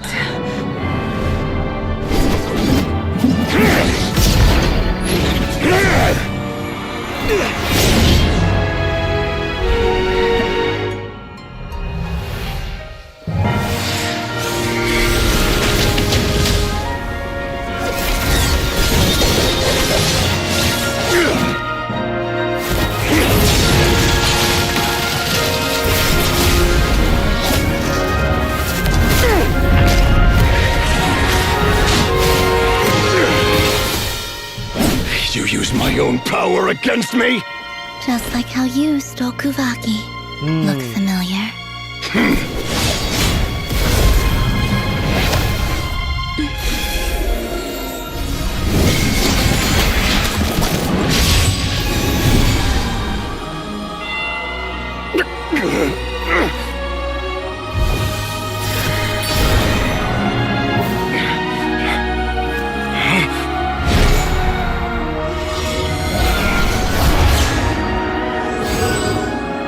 Don't you realize? You don't have the power to hold that gate open! I don't, but someone else does. Yeah, Lens. Goodbye, Rerir. ये बहुत बढ़िया था. We won.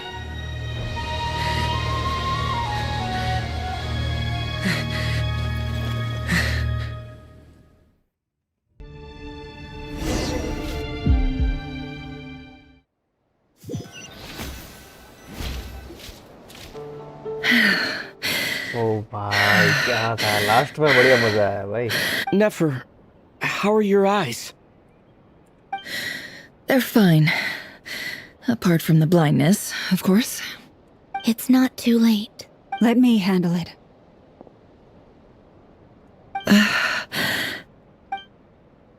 Oh, using our own blood वापस इसका blood use करके हाँ.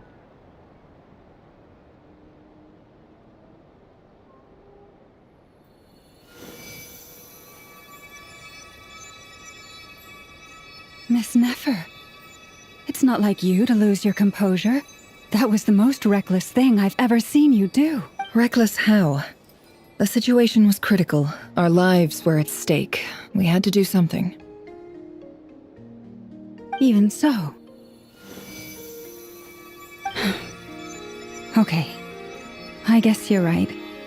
Under the circumstances, it was a wise decision. You traded your eyes for an incredible victory. In business terms, I suppose that's a huge return on investment. I'd be hard-pressed to argue otherwise. Still, I don't like this outcome, and I don't want you to lose your sight for good. People suffer when they make sacrifices they shouldn't have to make, whether that means faith, strength, or in this case, your ability to even see. I had hoped you could win without sacrificing so much as a single hair on your head. Thank you. Really. All done. Don't try and open your eyes just yet. We'll see how you're doing in a couple of days. Until then, please follow your recovery plan to the letter. I'll send full details through Yehoda. For now, just get yourself home, relax, and rest. My dear friends, we have fought bravely and achieved a spectacular victory. A dark cloud has been lifted from the skies of Nodcry. All in this land will be grateful for what you have done. The moon will remember this day. Thank you both. Okay. Yehuda shows up and helps Nefer get home, and you, of course, have Paimon to escort you back.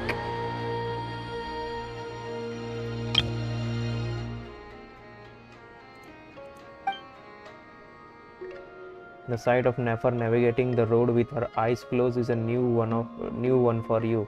She proceeds cautiously, but as her silhouette disappears into the distance, you notice she almost smirked.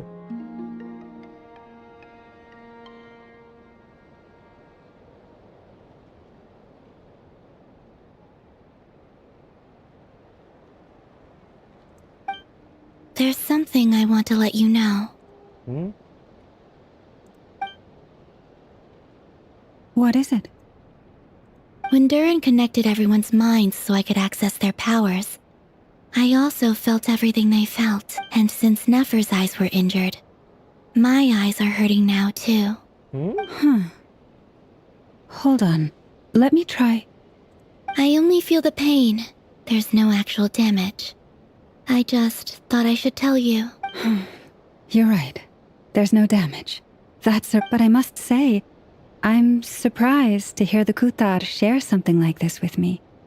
In the past, you never used to open up about yourself. Things are a little different now from how they were. I'm learning to share how I truly feel with my friends. Friends? You have no idea how glad I am to hear that.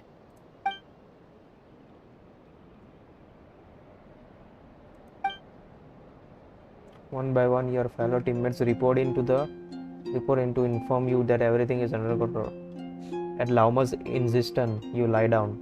You fought on the front line against Rarier, and now you need rest. हाँ भाई चाहिए भाई, क्या powerful था वो.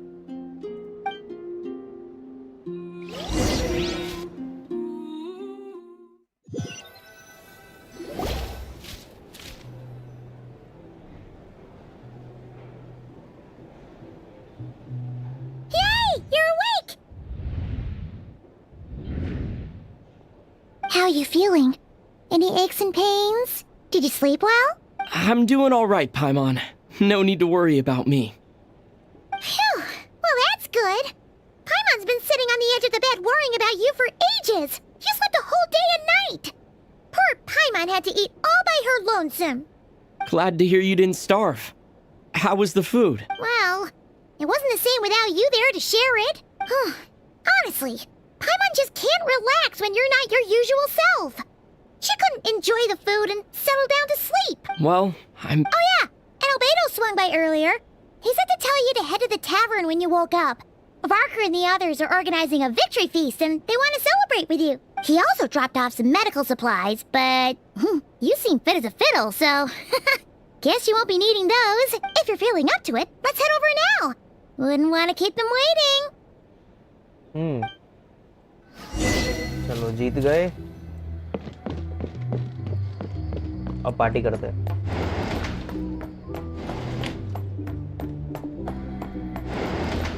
यहाँ नहीं.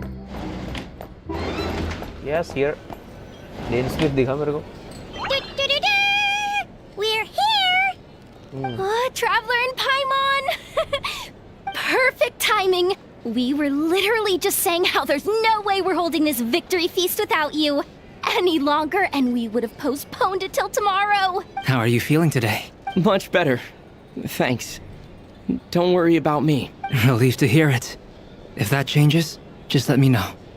Happy. Yep. We're here for you. Anything you need, just let us know. Oh wait, where's Nefer? How are her eyes doing? Nefer's right over there. I'm sure she'd love to catch up with you. क्या हाल है नेफर का देखे तो वो रे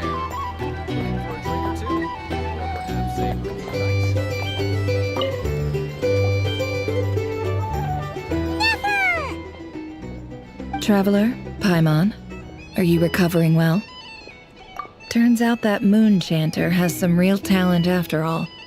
My eyes were mostly recovered after just a couple days' rest. I can actually open them again now. Yeah, but you gotta be careful. Lauma says not to strain your eyes while they're still healing. Yes, thank you. I'm well aware. Yehoda, could I borrow you for a moment? I could do with an extra pair of hands. Oh, sure. Coming. Did you hear that? I gotta go help Lauma for a second. You guys chat among yourselves. I'll grab us some drinks on the way back. Paimon, you still like 'em sweet? You bet! Make it extra sweet, because Paimon's earned it! Sure thing!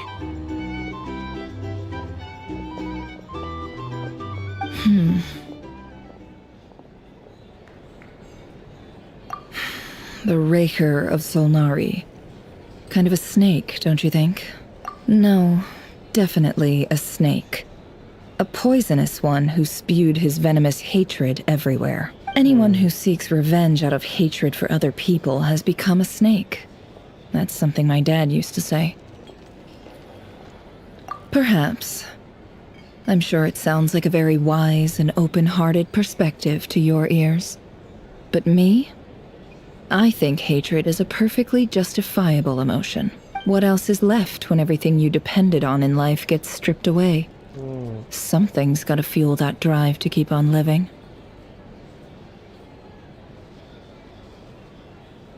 If you're worried about me, you can nip that in the bud. I'm not someone who gets stuck in the past. It's just... I suddenly feel like I was wrong to call my father a liar. He was just a fool. That's why the Academia turned their back on him, and why the other tribes ganged up on him. Oh, Father. How much better things could have been if you were a skilled liar. Look at the Ibis King. Thoth is a fiendishly cunning liar.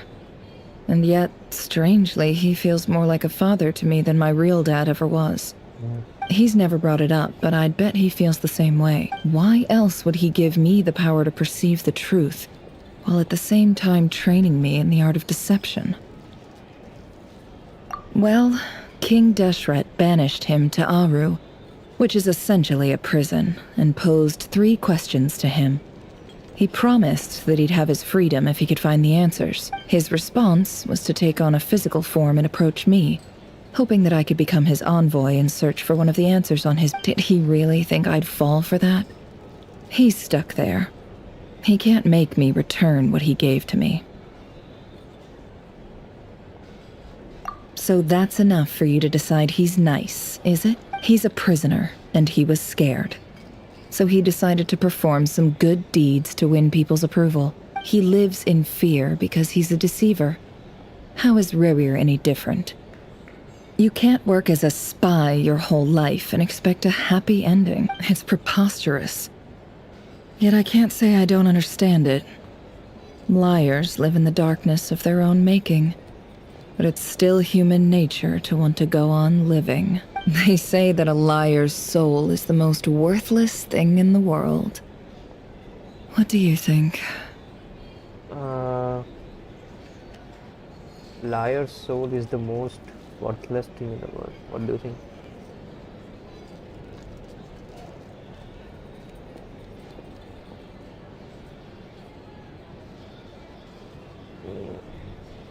Oh, really?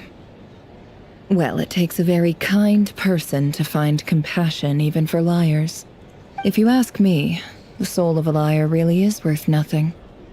Because all they care about is themselves. For example, when something good falls into my lap, I don't go sharing the news around. Stops other people trying to steal it from me.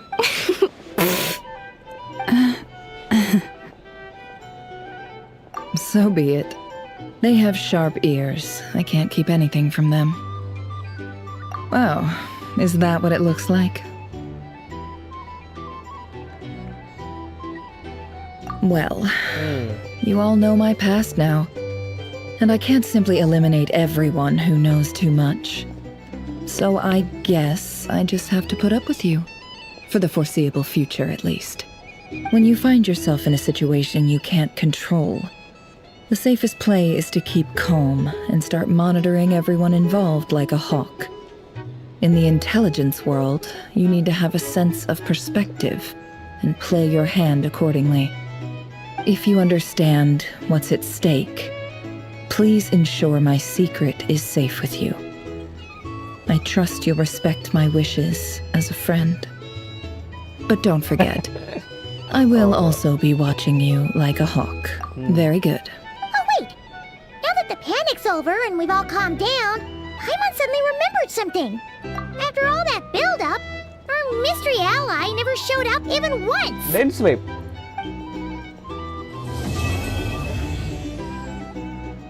Khatam? Okay. A noise is coming from indoors. Huh? Am I imagining things?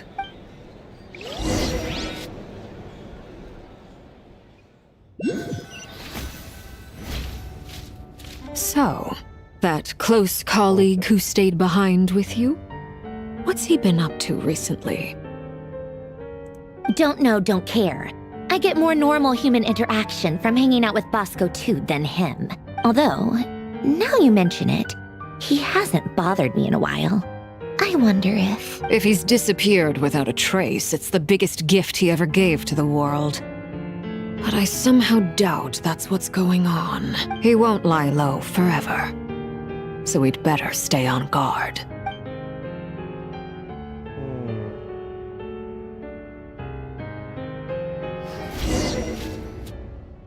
अरे Dane slip से बात नहीं हुई यार.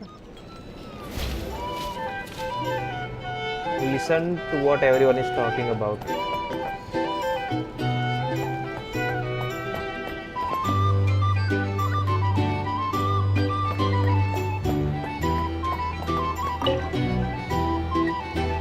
How have you been holding up? Any adverse reactions? If you start to take a turn for the worse, make sure you tell me right away. You don't need to worry about me, Grandmaster. I'm fine. I mean, I barely did anything, so... What? You're too humble, young man. You played an indispensable role in the battle for Nodcry. We can't thank you enough for your support.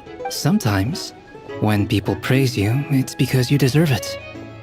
The best thing is to accept it calmly and with grace.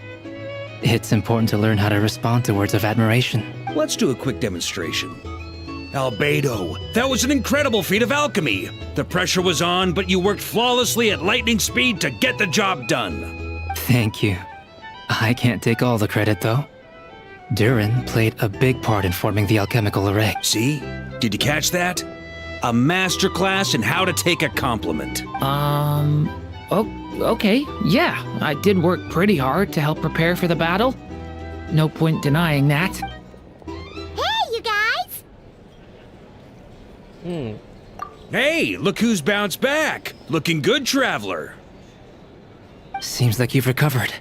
You won't need to take any more medication. Can I get you a drink? Huh? You know how to order at a bar now? You've sure learned a lot recently. Handling a drinks order is ridiculously simple compared to alchemy. Don't worry, I'll blend into society yet. Paimon believes it. You're clearly a fast learner, just like your brother. To be totally honest, though, Paimon didn't quite follow all the details when you first explained the plan to us. Don't worry, that's completely understandable. Unless you're a student of alchemy, it's hard to grasp the principle and how the process works. To put it in the simplest terms, we saw how our enemy stole the power of Kuvaki. And that gave us the idea of stealing his power to turn it against him. When facing an enemy you have no hope of defeating, it's best not to engage them in battle. So, instead of looking for a way to overpower him, we decided to help Columbina get strong enough to at least stand up to him in a fight. For this to work, we had to analyze his modes of attack, confirm who his main target was, and make sure that he wouldn't go beyond the range of the alchemical array. For added security, we prepared a total of 4 arrays. But to mitigate the impact of the battle, we identified one location in particular as the ideal spot, which is where the confrontation took place. The alchemical array absorbed his abyssal power. Then Durin processed it to render it usable by Columbina. That power enabled her to do what would otherwise have been nigh on impossible. What surprised me was that Dainsleif actually agreed to join us. Given his history with Rerir, he had every right to sit this one out. But we're extremely grateful for the decision he made. It must have been a painful choice to make. But I'm sure that making a decision was far better for him than staying in limbo. Absolutely. He was torn between two paths, but in the end, he made his choice and stuck to it resolutely. He doesn't strike me as the sort of person who'd stay trapped in limbo for long. Anyway, however you cut it, everyone gave a stellar performance. And now, it's time to kick back and celebrate. Yeah.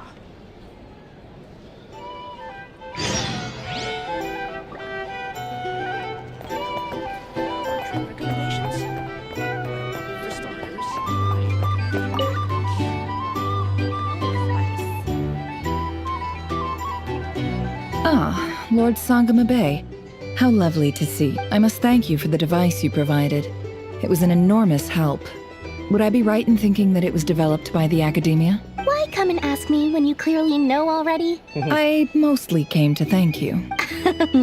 That's more like it. A little gratitude goes a long way with Lord Sangama Bay. Play your cards right, and you might even stand a chance of becoming my long-term supplier. The chance to work with such a kind and charitable investor as yourself would be a great honor for the Curatorium. Huh? Charitable? Who said anything about charity? First time hearing about it. Let's see. The first plot of land you purchased in Nodcry, your desert interests, and... Stop! What do you think you're doing? Exposing my investment history! It's nothing to hide from. They're all perfectly legitimate investments.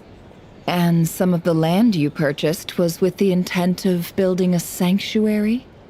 Yes, I heard about that too. How did you... You're a curious case, Lord Sangama Bay. You don't like people finding out about your good deeds, do you? But I'm afraid no matter how hard you try to keep things under wraps, where there's a will, there's a way. You did it for Sumeru, didn't you? It was empty land that was gonna go to waste otherwise. I figured if I built something there, it might at least get some use in an emergency. Disasters are capricious things. They strike without any warning.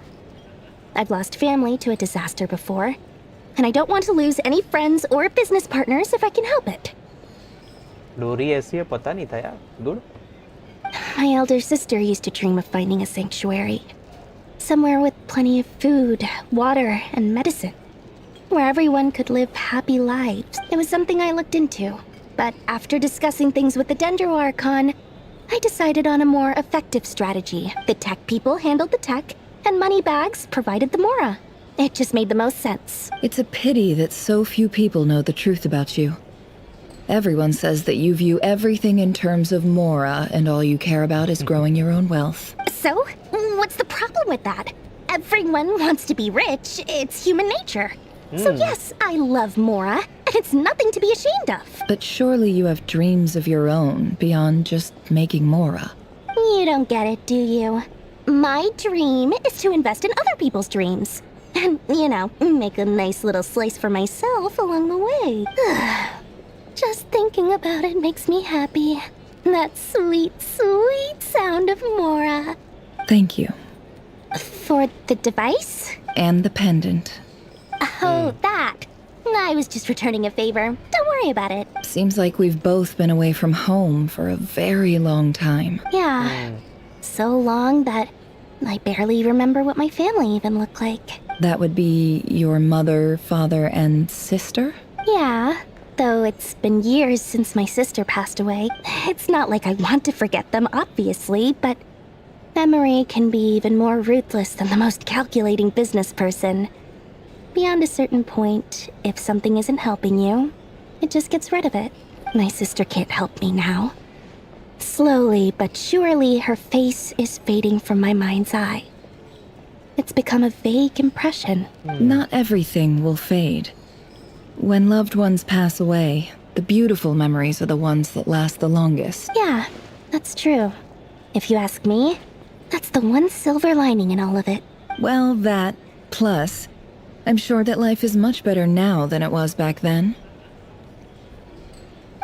Absolutely. I have tons of Mora, a big beautiful house, business is booming, and I'm as happy as can be. You've got a lot going for you too. Boss of the Curatorium of Secrets?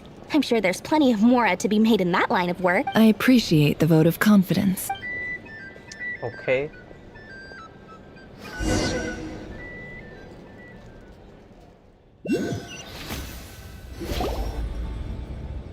Okay. That's the only reason you're here. Yes. I've thought a lot about it. And I've realized that you, me, and Arlecchino should be friends. I think this is very important. So I felt I had to come and tell you. Well, this is a new one. I'm so moved. I can't even hold my teacup. If that's all, you can leave now. Do you not want to be friends with me? Or is it that you prefer being co-workers? What is this, Columbina? Are you deliberately testing my patience threshold? Right now, my politeness module is active. But if you say another word, I swear I'll shut it down. If your politeness module was active, wouldn't you say the word please at some point? Polonia, please see Lady Columbina to the door. Will you still invite me to your next tea party? What? Yes, I think you will. Bye-bye, dear Sandrone.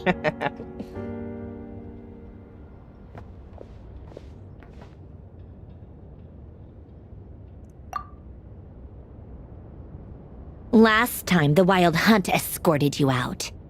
Would you rather I handled it myself this time? We just wanted to, see how you were doing now that it's all over. Why? Out of concern for my safety? I hope you didn't seriously think that the Rahier of Solnari would be able to lay so much as a finger upon me, given how prepared I was. Mostly because you kind of helped us out, so we just wanted to check you were okay. Looks like all your robots are fixed, huh? Oh, don't you worry about that. Tea time is already a write-off. The visitor before you managed to kill my appetite. If you're in the mood for tea, go ahead and help yourself. Otherwise, it's going to waste. My coasters are still missing in action, though. Use this notebook instead. Whoa! Pretty hefty notebook. Look at all those calculations. You can ignore those. They're just dumb scribblings. I doodle and write in my free time. Sometimes I remember the distant, dreamlike past. Sometimes I imagine the far-flung future. And other times, I grit my teeth and note down all the crazy nonsense going on in the present. Some people do the crosswords in the newspaper. This is my equivalent of that. Trying to predict the future is like daydreaming. And writing about the present just makes me furious. The past is my favorite. If nothing else, it's already set in stone, so I don't have to rack my brains trying to figure it all out, huh? Although, having said that, the only vaguely interesting memory in my past is probably that guy they call Lord Artificer. Lord Artificer. Who else? Pretty much all the mecha and Fontaine are his personal handiwork. Wait, are you saying you know him? Like, personally? As a friend? I mean, I guess we were friendly enough. Yep. In fact, I'm probably the only normal person left who knew him at all. We used to chat occasionally back when he was still around. Before he passed away, he asked me to destroy all his manuscripts. I honored his request, but I did read through everything first before destroying them. I mean, I couldn't let the genius of Lord Artificer Alain Guillotin disappear like that. Would have been such a waste. So, that's where the formulas in your notebook are from? I just told you. Those are my equivalent of crossword puzzles. They're just dumb formulas that I solve for fun when I'm bored. Alain's work was like epic poetry. The formulas in my notebook are just silly little riddles in comparison. Not that there's anything bad about them. I mean, at least, solving those riddles isn't going to hurt anyone. Except me, because I lose a few brain cells in the process. Anyway, while we're on the topic, I might as well tell you about what happened to him and his friends. Alain Guillotin had two close buddies, Renee and Jacob. They spent their childhood years together in the Narzissenkreuz Institute.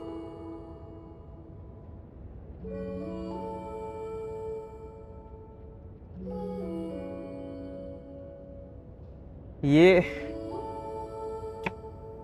World quest से तो related नहीं है ना, वो जो fountain में था किया था.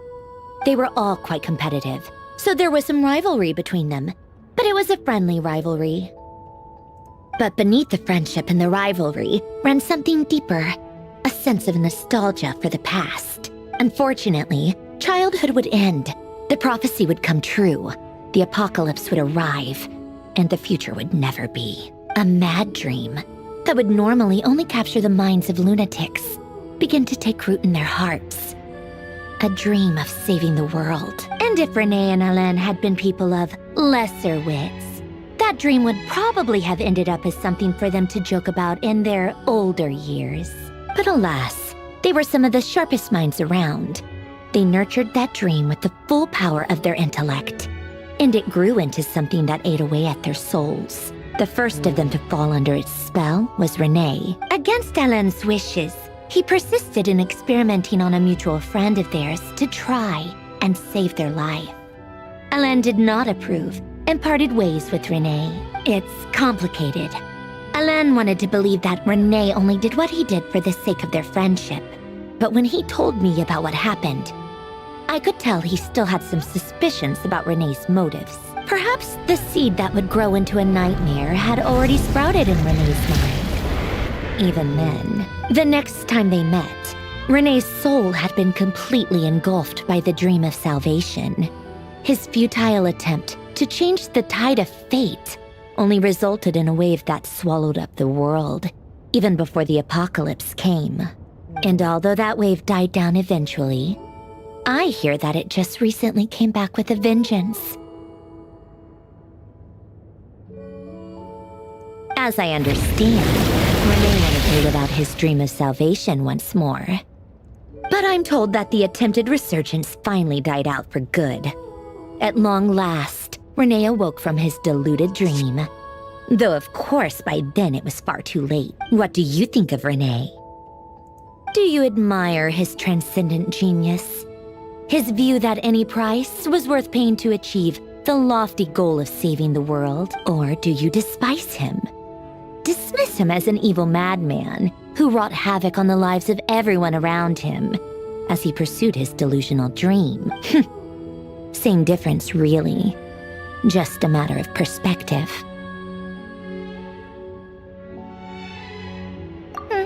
What a cop-out. But I suspect you'd have a more incisive and insightful answer if we dug into it further. I don't like fanatics who give up their whole lives for their ideology. Nor do I like fools who let their delusions take control. Maybe I could understand if Renee had just been an ordinary person. But he had a sage-like intellect. And still managed to get himself lost in the labyrinth of his own desire. Anyway, that's enough about Renee.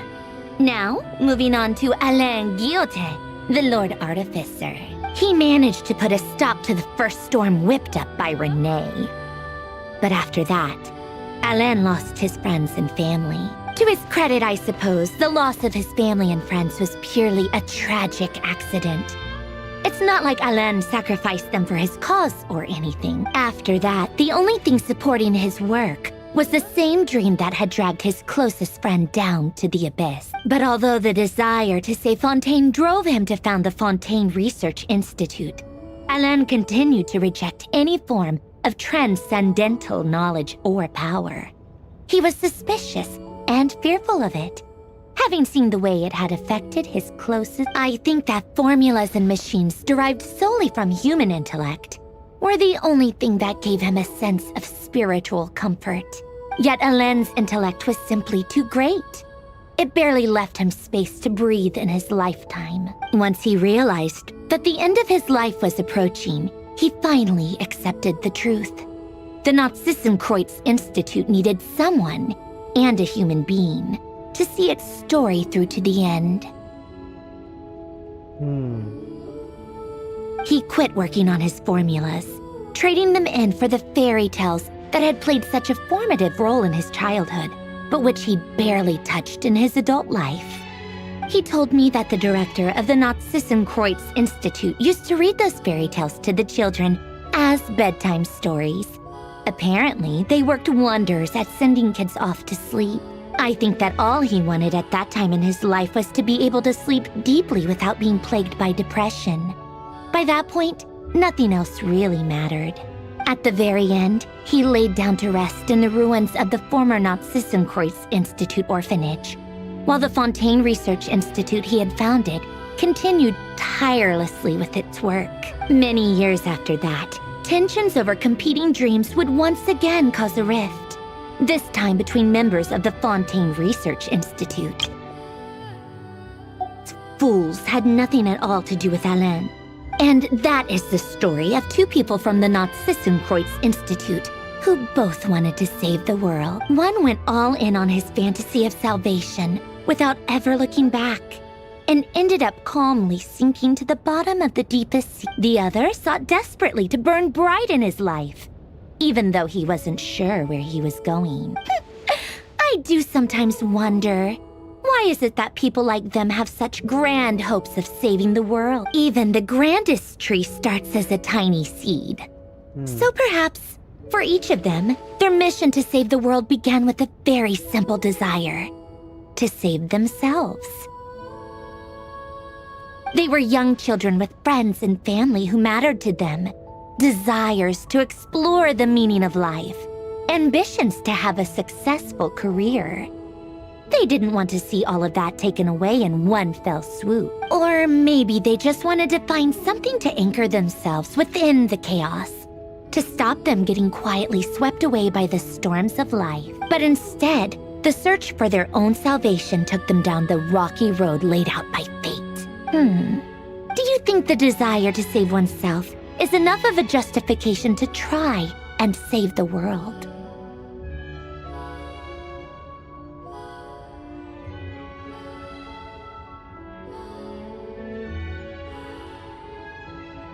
Do you think the desire to save oneself is enough of a justification to try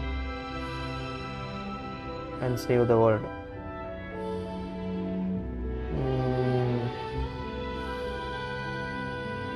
I don't know. You don't know? I guess that's a fair answer. At least you're not trying to hide your confusion. Alain was much more straightforward about it. I asked him the same question back when he was in his prime, putting all of his energy into his work. Yes, it's enough. That was all he said before getting right back to his work. He was always that way. All right, tea time's over. I owe Arlecchino a favor for telling me these stories. I'll have to bring a whole sack of gifts the next time I visit the House of the Hearth. I'm gonna go tinker with Polonia now. You guys can do whatever you want, as long as it doesn't involve interrupting me. Polonia, exit hibernation mode. Begin diagnostics. अब investigate 100 blessing of the frost moon. Go to frost moon enclave.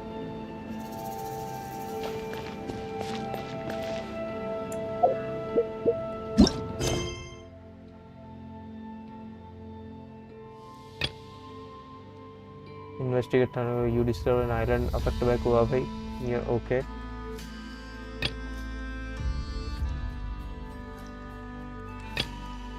Oh ho.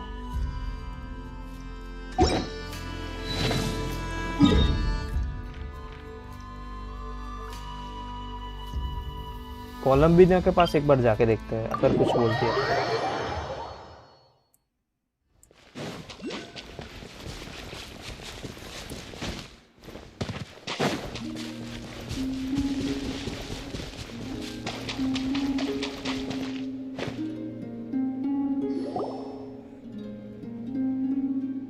Is Colombina not in?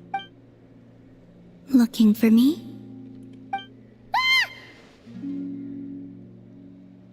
After sensing your arrival, I wanted to see how close I could get to you from behind. Because you had nothing better to do? Or...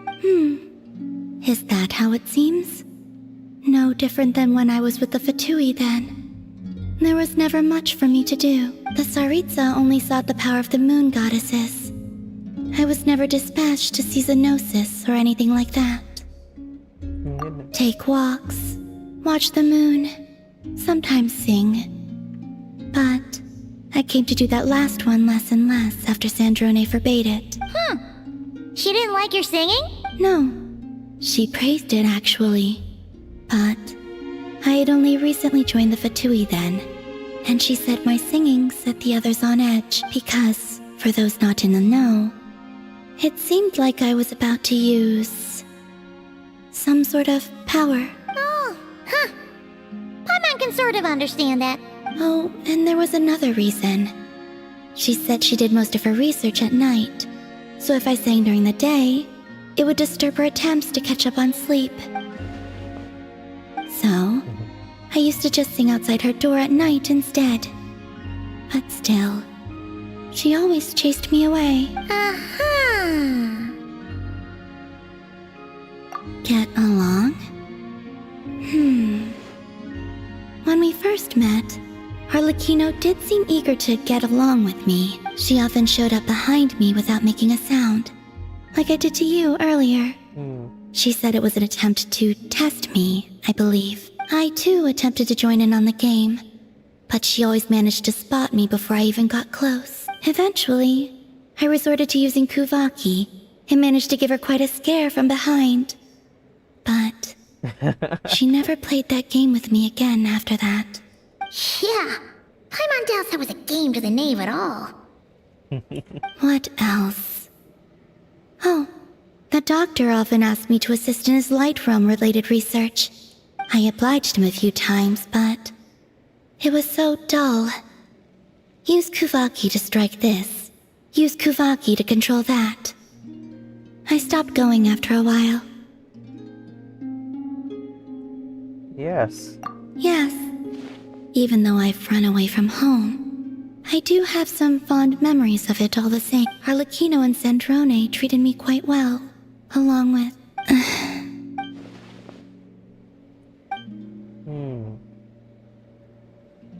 Give me your hand. Rosaline taught me it's important to always express gratitude to others. So, thank you for listening to me. Okay. एक second. It looks good. ये अच्छा लगता है देखने में भी.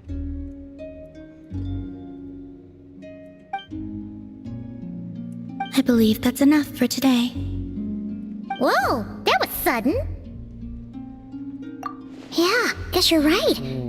Well, let's not bother her then.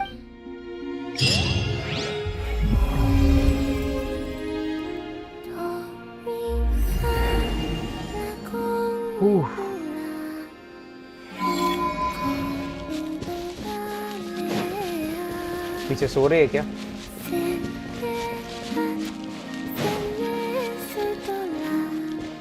Okay, कोई नहीं.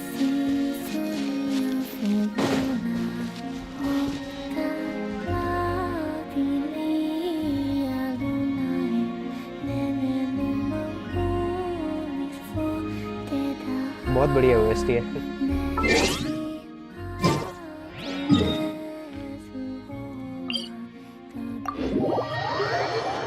ओके, बहुत टाइम हो गया भाई.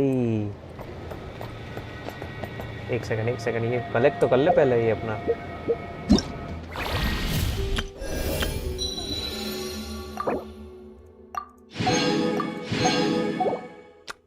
An allergy for faded moonlight. बाप रे, बहुत टाइम चला गया. फ्रैगमेंट मिला. Okay, yes. ओके, तो गाइस इसी के साथ हमने कंप्लीट कर लिया. ये वर्जन का जो अपना आर्कन क्वेस्ट था, version Luna 2, act 3 and act 3 मैंने पिछली लाइव स्ट्रीम में किया था, और एक्ट 4 अभी आज कंप्लीट कर लिया भाई. स्टार्टिंग के असल 3 घंटे भाई, 3 घंटे बाद मज़ा आया कि हाँ, जो रेयर के साथ जो फाइनल फाइट थी उसमें मज़ा आया था भाई. बहुत लंबा खींच लिया ऐसा लगा यार. बीच बीच में थोड़ा फाइट्स भी देते यार, थोड़ा कुछ घूमना रहता तो मेरे ख्याल से और बेहतर रहता, लेकिन कोई नहीं, जैसा अच्छा ही था। लास्ट में मज़ा आ गया भाई, रह कितना पावरफुल दिखाया भाई। ओके ओके तो भाई हाँ ओके हाँ, स्ट्रीम पसंद आई तो यार लाइक कर देना, और चैनल पर नहीं हो तो सब्सक्राइब कर देना। मिलेंगे नेक्स्ट स्ट्रीम में, bye and again thanks for watching.